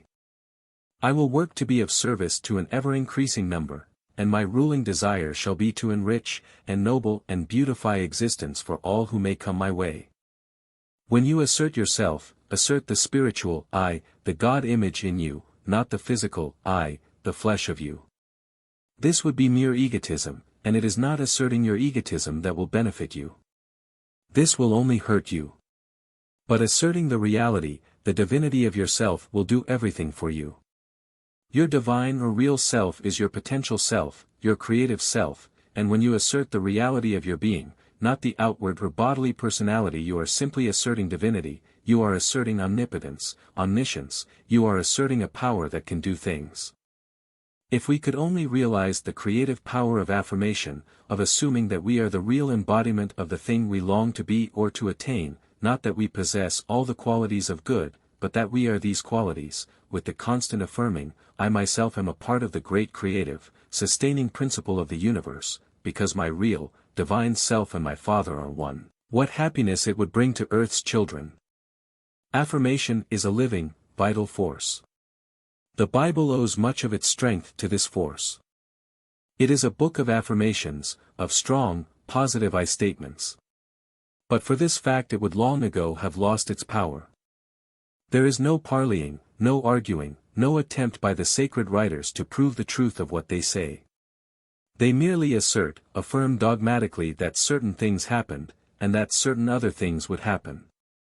Had they attempted to prove the authenticity of what they wrote, endeavor to convince the reader that they were honest men making genuine statements, they would have aroused doubts. But there is no appeal to sympathy, no appeal to the reader's credulity, no appeal for confirmation, no posing for effect, only unrelenting positiveness, persistent affirmations. They simply state facts and affirm principles. Every line breathes dominance, superiority and confidence. In this lies their tremendous power. There is no sentimental imploring even in the Lord's Prayer. It demands. It is, give us, lead us not, forgive us, etc. In your talks with yourself, be like the biblical writers. Don't wobble, or think, or hope. Say stoutly, I am, I can, I will, it is. Constantly, everlastingly affirm that you will become what your ambitions indicate as fitting and possible. Do not say, I shall be a success sometime, say, I am a success now. Success is my birthright. Do not say that you are going to be happy in the future. Say to yourself, I was intended for happiness, made for it, and I am happy now. Say with Walt Whitman, I, myself, am good fortune. Assert your actual possession of the things you need, of the qualities you long to have. Force your mind toward your goal, hold it there steadily, persistently, for this is the mental state that creates. This is what causes the Word to be made flesh. The negative mind, which doubts, wavers, fears, creates nothing. It cannot send forth a positive, confident assertion. We are constantly letting loose mighty thought forces, emotion forces, word forces which are forever multiplying and expressing themselves in the universal energy, which are forever fashioning our conditions. We are rich or poor, healthy or unhealthy, successful or unsuccessful, happy or unhappy, noble or ignoble, according to our use of our thought and word forces. The outer registration in the flesh, in all material circumstances and things, corresponds with the inner thought and the decisive positive word. Let the spirit of you, the real self, constantly I affirm the I am, and the power you have through the all-power. Make your affirmations quietly, but with great confidence and positiveness. Say, I am united with him. I am able to do what he wills me to do. It is my duty to obey the inner urge of my being, that divine ambition to measure up to my highest possibilities, whichever bids me up and on. I will never again allow anything to interfere with the free and full exercise of my physical, mental and spiritual faculties. I will unfold all the possibilities that the Creator has enfolded in the ego, the I of me. There is no lost day in God's calendar, no allowance for waste, and henceforth I will make the most of the stuff that has been given me. I will play the part of a son of omnipotence. But remember, it is the life, the driving power of the Spirit, that gives the word its power. If you don't mean what you say, if you don't live the meaning into your words, they are mere idle breath. The same word, for instance, means a very different thing when spoken by people of different types of character. The same word spoken by one person will heal diseases, while spoken by another they will have no influence whatever upon the patient. The difference in results is due to the difference in the life, in the character, of the speakers. Some healers are unsuccessful, even when they are letter perfect in the intellectual understanding of the healing principle, simply because they lack the spiritual side, simply because their life does not match their teachings. In fact, it is the life, the spiritual life, that does the healing through the words which the intellect suggests. Just as faith without good works is of no avail without the Spirit, without the life behind them, words are cold and ineffectual. When you long for anything that it is right for you to have, affirm in perfect confidence that the thing is already yours, claim it as a reality, do what you can on the material plane to make it yours, and soon you will reap what you have sown in thought and in positive creative affirmation. Say to yourself, God is no respecter of persons. Our Father is not and could not be partial in his treatment of his children. To all, without distinction, he gives the same love, the same rights and privileges. He will give me, through my own effort, what I need, what I ask for. I can and I will do what I long to do. I will be what I desire to be. Make these affirmations again and again, and do not wait for an opportunity to begin the thing you want to do. Make your opportunity. The power of affirmation will work miracles for you. You will find that, just in proportion as you increase your confidence in yourself by the affirmation of what you are determined to be and to do, your ability will increase. No matter what other people may think or say about you, never allow yourself to doubt that you can do what you will to do. Boldly, confidently assert that there is a special place for you in the world, an individual role which only you can fill, and that you are going to fill it like a man. Train yourself to expect great things of yourself. Never admit, even by your manner, that you think you are destined to do little things all your life. The way to get the best out of yourself, to make the most of your life, is to put things right up to yourself, to handle yourself without gloves, and talk to yourself as you would talk to a very dear younger brother or sister, or to a son or daughter of whom you expect great things and whose welfare is as dear to you as your own, one whom you long to help to get on and up in the world. You can do this with marvelous results in correcting bad habits or overcoming temptations or dangerous tendencies. In telling how he resisted the temptation to drink when the boys wanted him to take a drink, Edison said, "I thought I had better use for my brain. I wanted all the brain power I could get. I wanted to increase the efficiency of my life, and not diminish it, not demoralize and benumb it. I did not want to take into my mouth an enemy to steal away my brain. I wanted to do the things which would increase, not diminish, my brain power, which would increase, not lessen, my possibilities, which would increase and not destroy, my resources, something which would increase my powers of investigation, of discovery, something which would increase my inventive ability, not destroy it, and I said to myself, I will let that greatest enemy of the race, that enemy which has taken hold of more men and women, ruined more careers, destroyed more happiness, than anything else in the world, alone. If you are in danger of becoming a victim of drink, or if it has already laid its grip on you, say to yourself what Edison said, I will let that greatest enemy of the race, that enemy which has taken hold of more men and women, ruined more careers, destroyed more happiness, than anything else in the world, alone.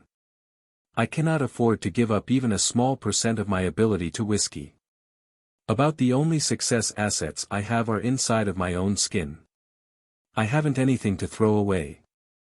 No one has ever taken a drink who did not honestly believe at the start that he could take it or let it alone as he wished, but their experience shows that they miscalculated the power of their enemy.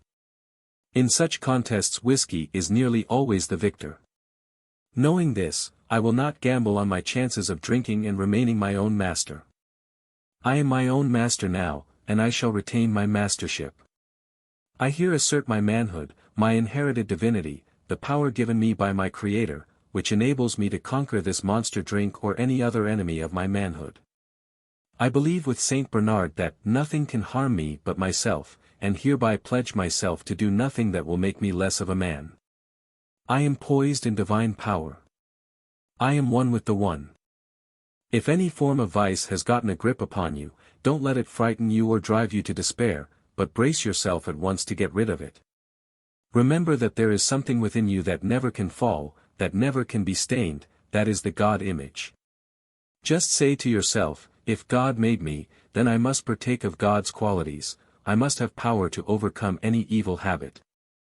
This cursed thing which is ruining my chances of future success and happiness is an insult to my manhood, an insult to my ideal of womanhood, an insult to my future wife, a crime against my future children. It is not stronger than I am, it is weaker. I will no longer allow it to usurp my power, to smirch my manhood, honeycomb my character and destroy my self-respect. I hereby take a sacred oath with myself never to repeat that which will cover up the divine image in me, lessen my chances in life, ruin my health and make me a failure, the wreck of a man.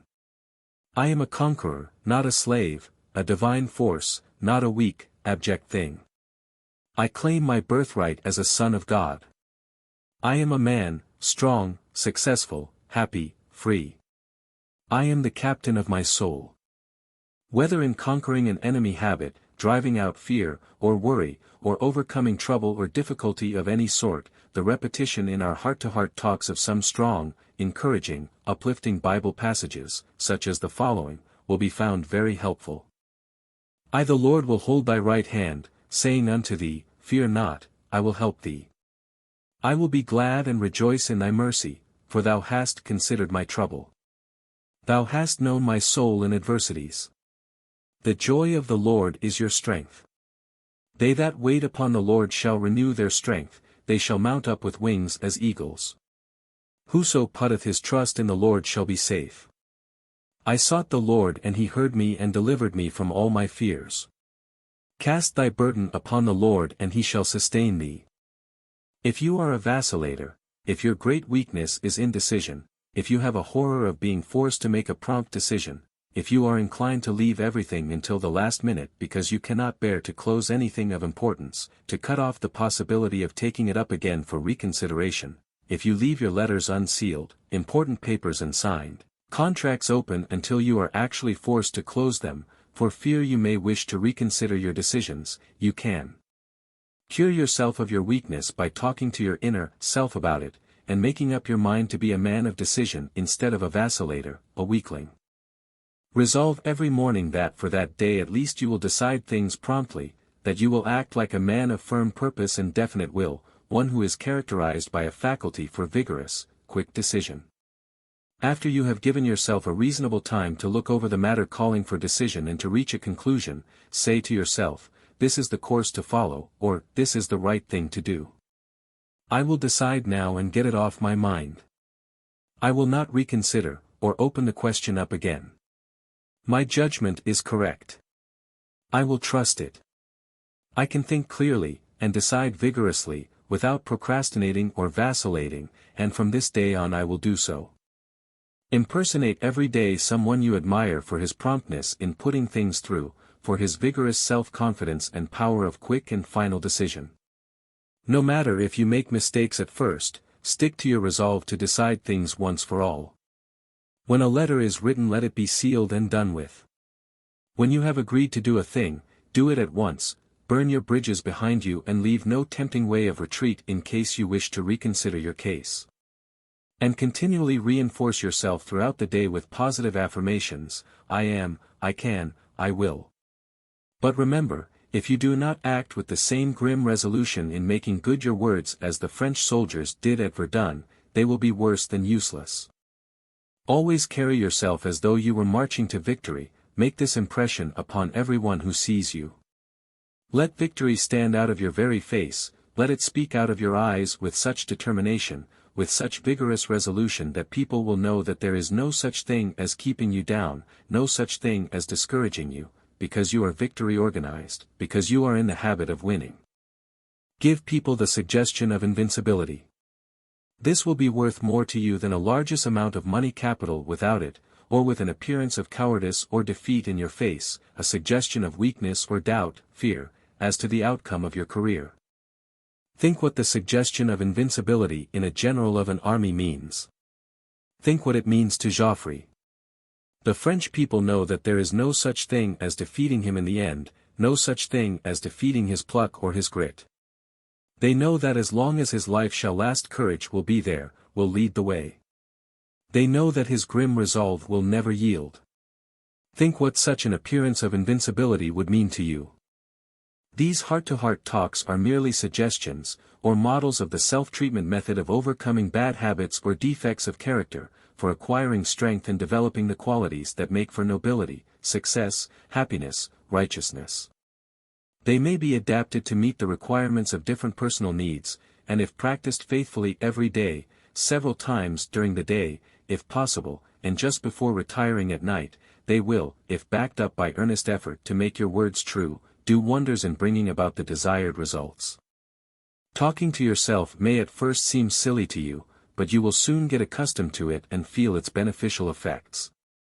You will think more highly of yourself, you will have more self-respect, more self-confidence, you will believe more in yourself, you will have more assurance, more confidence in your ability, you will stand higher in your own estimate in every way. This does not mean that you will become egotistical or conceited, but simply that you will know yourself and your possibilities better, and be able to use to better advantage all the power and talent God has given you. In your heart-to-heart talks always encourage yourself, always talk up, never down.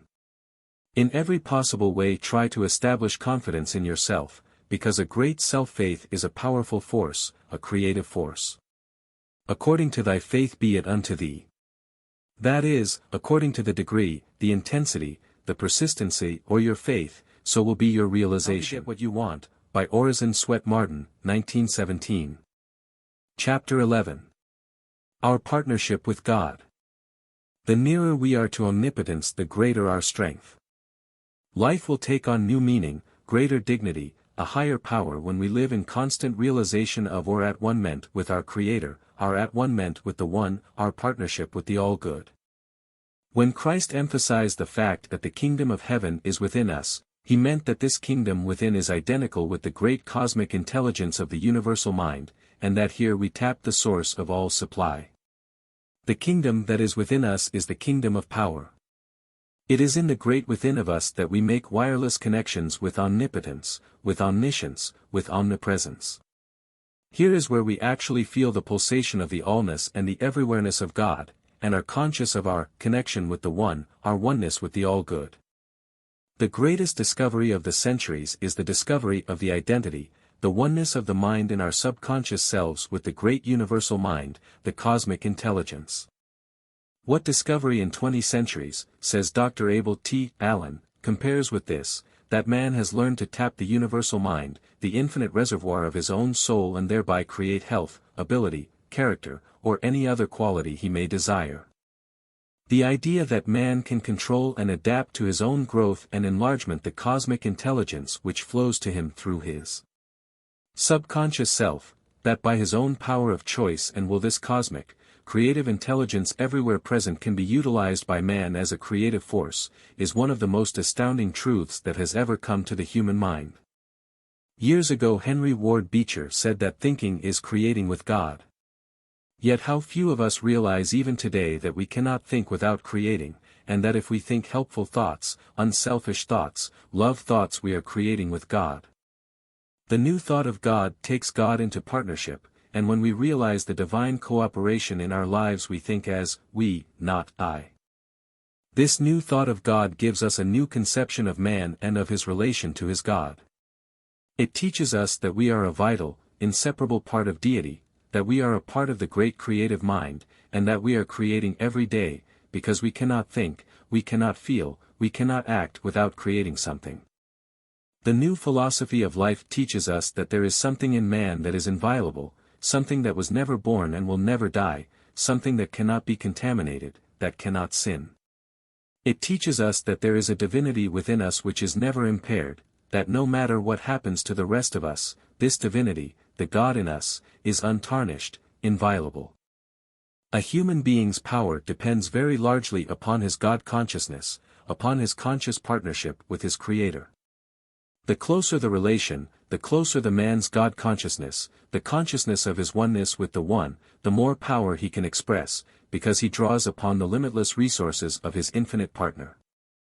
Many people seem to have an idea that the creative intelligence out of which everything we know has been created was, in the beginning, localized somewhere in a creator's mind, but we now know that this great creative intelligence or force is everywhere. We know that it exists in every cell in our bodies, and in every created object.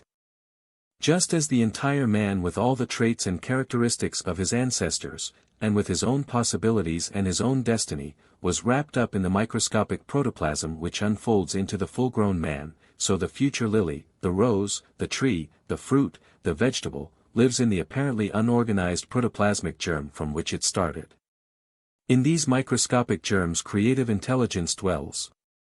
Every atom, every electron in the universe is the home of the divine intelligence which creates and sustains all things. This intelligence is not fragmentary in the atom or electron, any more than certain parts of the oak are fragmentary in the acorn. The whole of the mighty oak lives in possibility in the acorn. There is nothing added to the oak which was not an amplification of the cell life in the acorn. What the soil, the chemistry of the sun, the moisture and the atmosphere have added to it were mere helps to the unfolding of the germs in the acorn. What is true of the oak, or any other created thing is true of man. The entire Lincoln lived in the protoplasmic germ from which he sprang. All his possibilities were there. His environment, his education, the part he played in life were merely helps to unfold, to bring out that possible Lincoln which existed in the protoplasmic germ. The new thought of God shows us that creation has never been finished, that it is a perpetual process which never ceases to be operative. It teaches that the Creator is never separate from his creation, that man is not a separate unit thrown off to sink or swim at the mercy of chance, or a cruel destiny, but that he is one with his Maker, united with him in creative work. It declares that he is a part of the infinite intelligence, of the universal mind, and that he expresses so much of the great universal intelligence as he can appropriate and utilize. Anything we ever can need or want is in us awaiting release, awaiting expression. The thought of separateness from our divine source robs us of power to express or create, because we can only have that degree of power which our consciousness embodies. Only that is ours which we can express. All of our weakness, our troubles, our worries, our fears, our sufferings, our diseases come from our conscious separation from our living, vital, throbbing, creative force. We now know that man is like a partner in an enormous concern. His resources are not limited to his own little capital. He can draw upon the firm as long as there is anything to draw. We are all God's partners, and our capacity for creation depends very largely upon our consciousness of our divine partnership. When man discovers his identity with spirit, he begins to manifest creation on his own account, says a New Thought writer. No longer a passive instrument, tool, or chessman in the cosmic life, he becomes a center of creative power in himself. It is true that he sees the phenomenal world for what it really is, he sees that prizes and rewards of life are mere baubles and trinkets, and he strives no longer for them for themselves. But, in place of the old illusion, he sees a creative purpose in the cosmic activities, a meaning in the universal becoming, and he smiles and takes his place again on the stage of life, playing his part willingly, cheerfully, confidently, and understandingly. His peep behind the scenes does not interfere with his characterization and the portrayal of his appointed part, on the contrary, he plays his part all the better by reason of his knowing. When we have taken God into partnership, we are conscious that we are God-polarized, that we are in the current which runs Godward. The consciousness of God, of being reinforced and buttressed with infinite power, supported by infinite wisdom, gives a wonderfully increased sense of power. When you realize your divine partnership, it will enlarge your life and multiply your effectiveness, because it will take away from you all sense of uncertainty, all feeling of inability to buffet the storms of life, all sense of hopelessness in the presence of overwhelming odds. It will give a new meaning to living because you will know that you are not a victim of fate, but that your life is founded upon infallible fundamental principles. When you take God into full, complete partnership, you will never fear. Your life's venture cannot end in chagrin. You will never suffer lack or want, because you will then know that if you want success, prosperity, or anything needful, you must take the material into your mind which will create what you desire. You will head toward your ideals, toward the material which you hold in your mind, and this is the stuff life is made of. You will be led in green pastures and beside the still waters, and you will fear no evil, no pestilence can touch you because you are God-polarized, you are immune from all of the ills of the flesh. Holding steadily in mind the ideals of the things you want to bring to pass, the ideal of the man you want to be and the things you want to accomplish, is actually necessary to the further process of creating. Think of the miracles man has wrought by holding his ideal in mind and working in cooperation with his God.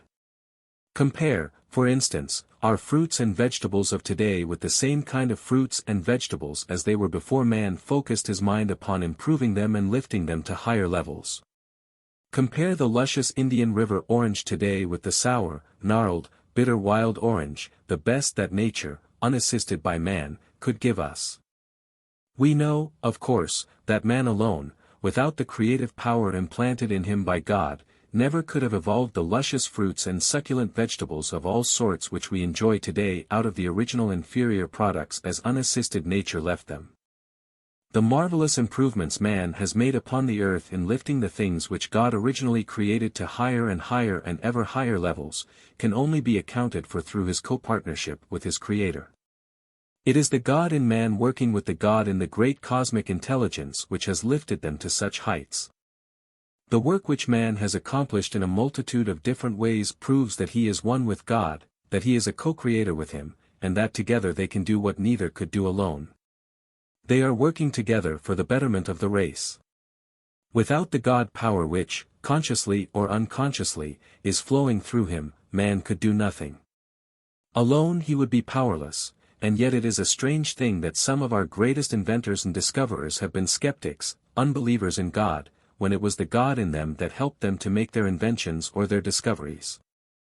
As a matter of fact, when a man invents or discovers that which benefits his fellow men, whether he acknowledges it or not, it is because the creative force in him is cooperating with the divine force in the universal intelligence which is everywhere present.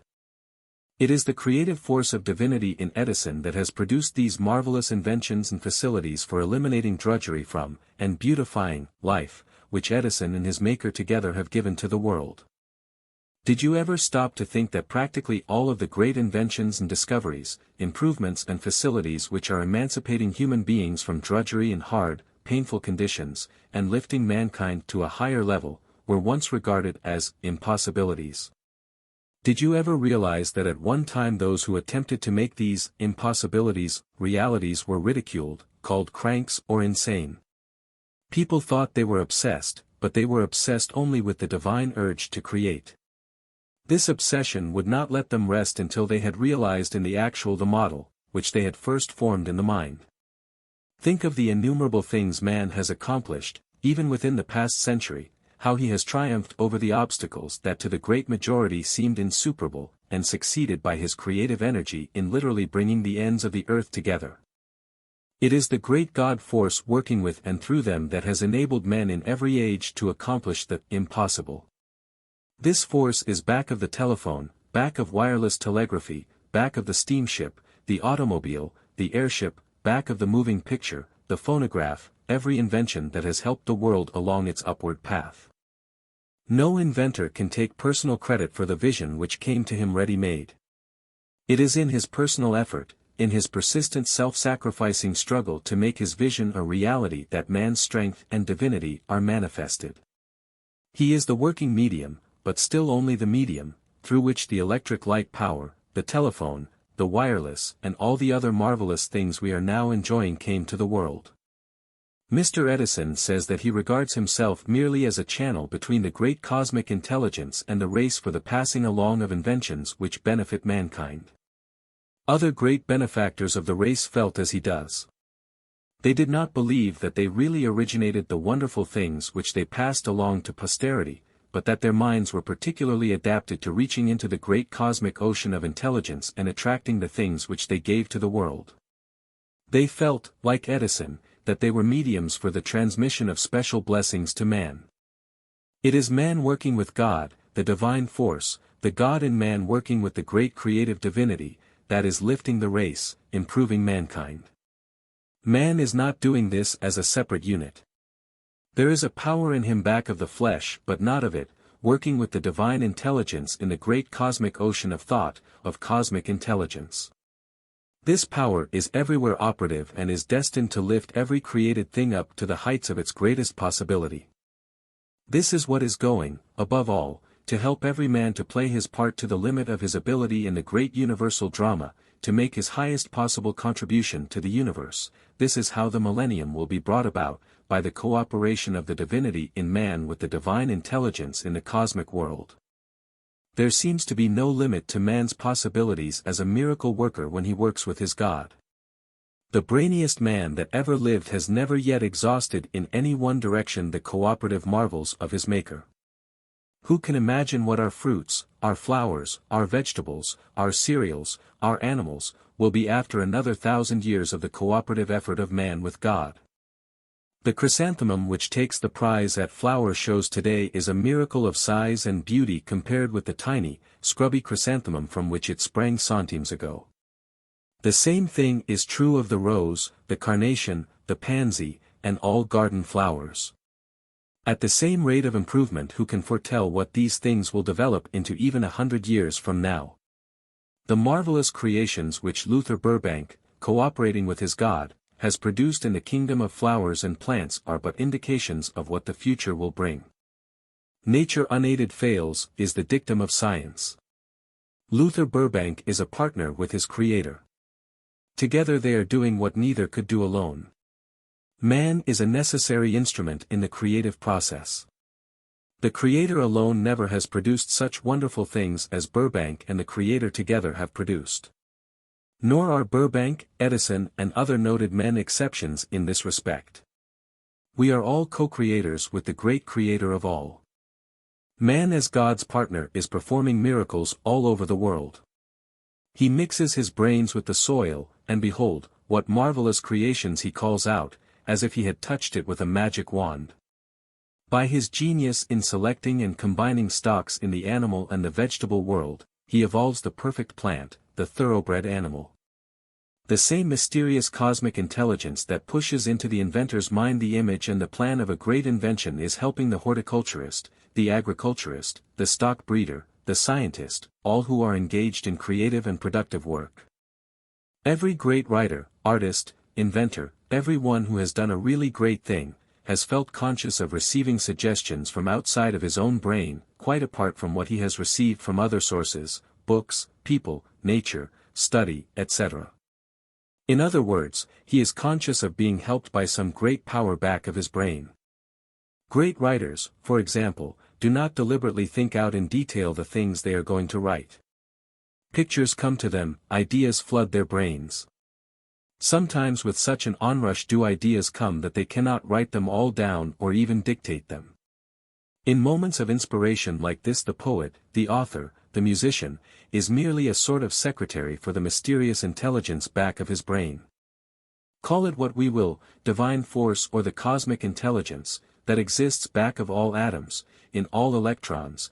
There is certainly a formative intelligence that plans, and makes the creative artist feel that he is merely the wireless receiving station taking off an immortal message, a message that has been flashed from a divine station somewhere in the universe. How often have messages been transmitted to the inventor during sleep, when he has been totally unconscious of trying to think or plan an invention? How often has the poet received in a dream, as by a flash of illumination, the line or the words he needed to complete a poetic image? Whence come these things? What formed that divine image which lives first in the artist's brain? He did not deliberately plan that picture which came to him full-orbed, perfect. His own brain did not fashion the idea. He merely reproduced it on canvas.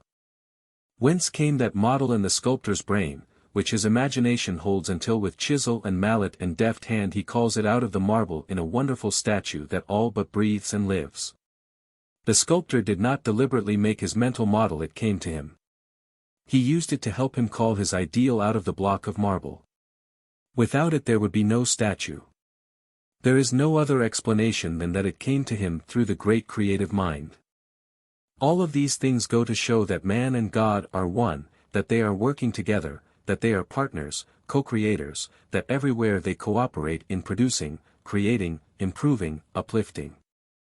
No one is a real success until he takes God, good, into partnership, until his own purpose and ambition are squared with the divine plan. That is, a man's vocation must at least not run counter to the purpose of the universe, which is based on the unity of all things, which means teamwork. If you are doing things which in some way benefit the race, contribute to its highest welfare, then your career is in tune with the infinite plan. You are cooperating with the Creator in the teamwork of the race. You are a success. But if you are doing something which runs counter to God's world plan, to this great cooperative team work of the race, you are a failure, and you cannot be really happy, because you are working in opposition to your Creator.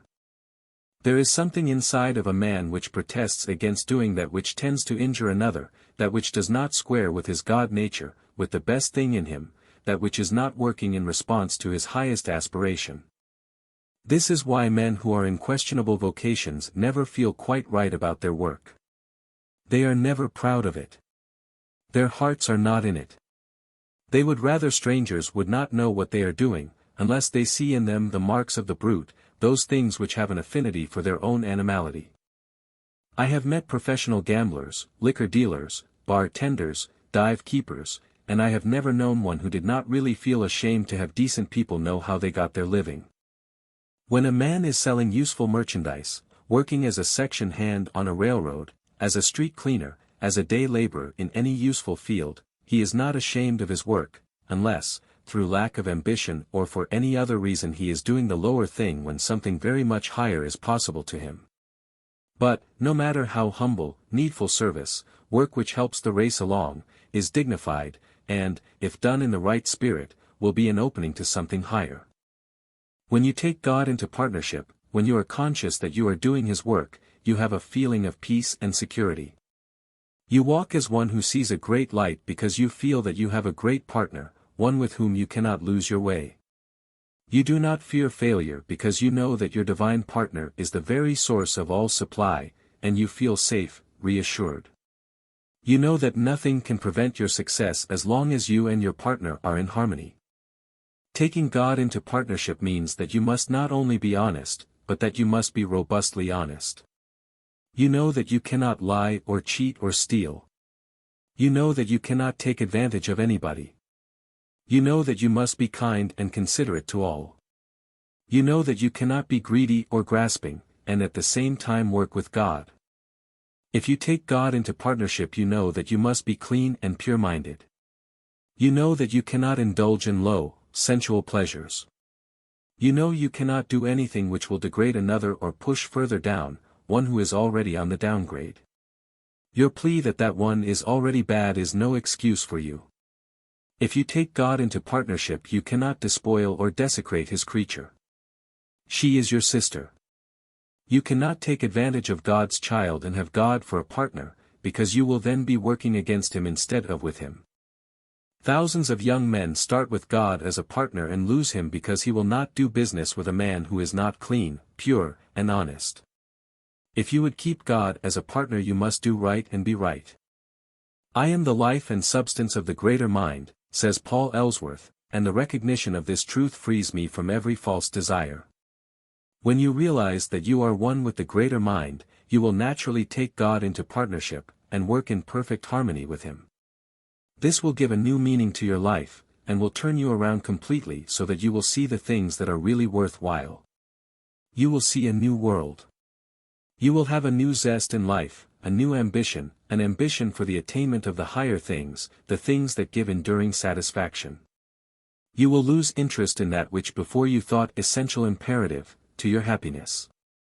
The things you drop will not be wrenched away from you.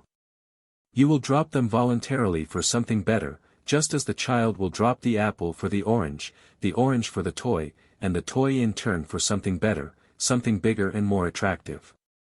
Your motto will then be, "The best of everything belongs to me because I am working in harmony with the Creator and inherit the best from the King of Kings." When we have a partner who is the reality of wisdom, of love, of justice, a partner who is the very source of all supply, we do not fear want, we do not fear poverty, we do not fear sickness or death. We fear nothing because we know we are united with omnipotent power, and that nothing but ourselves can sever this divine connection.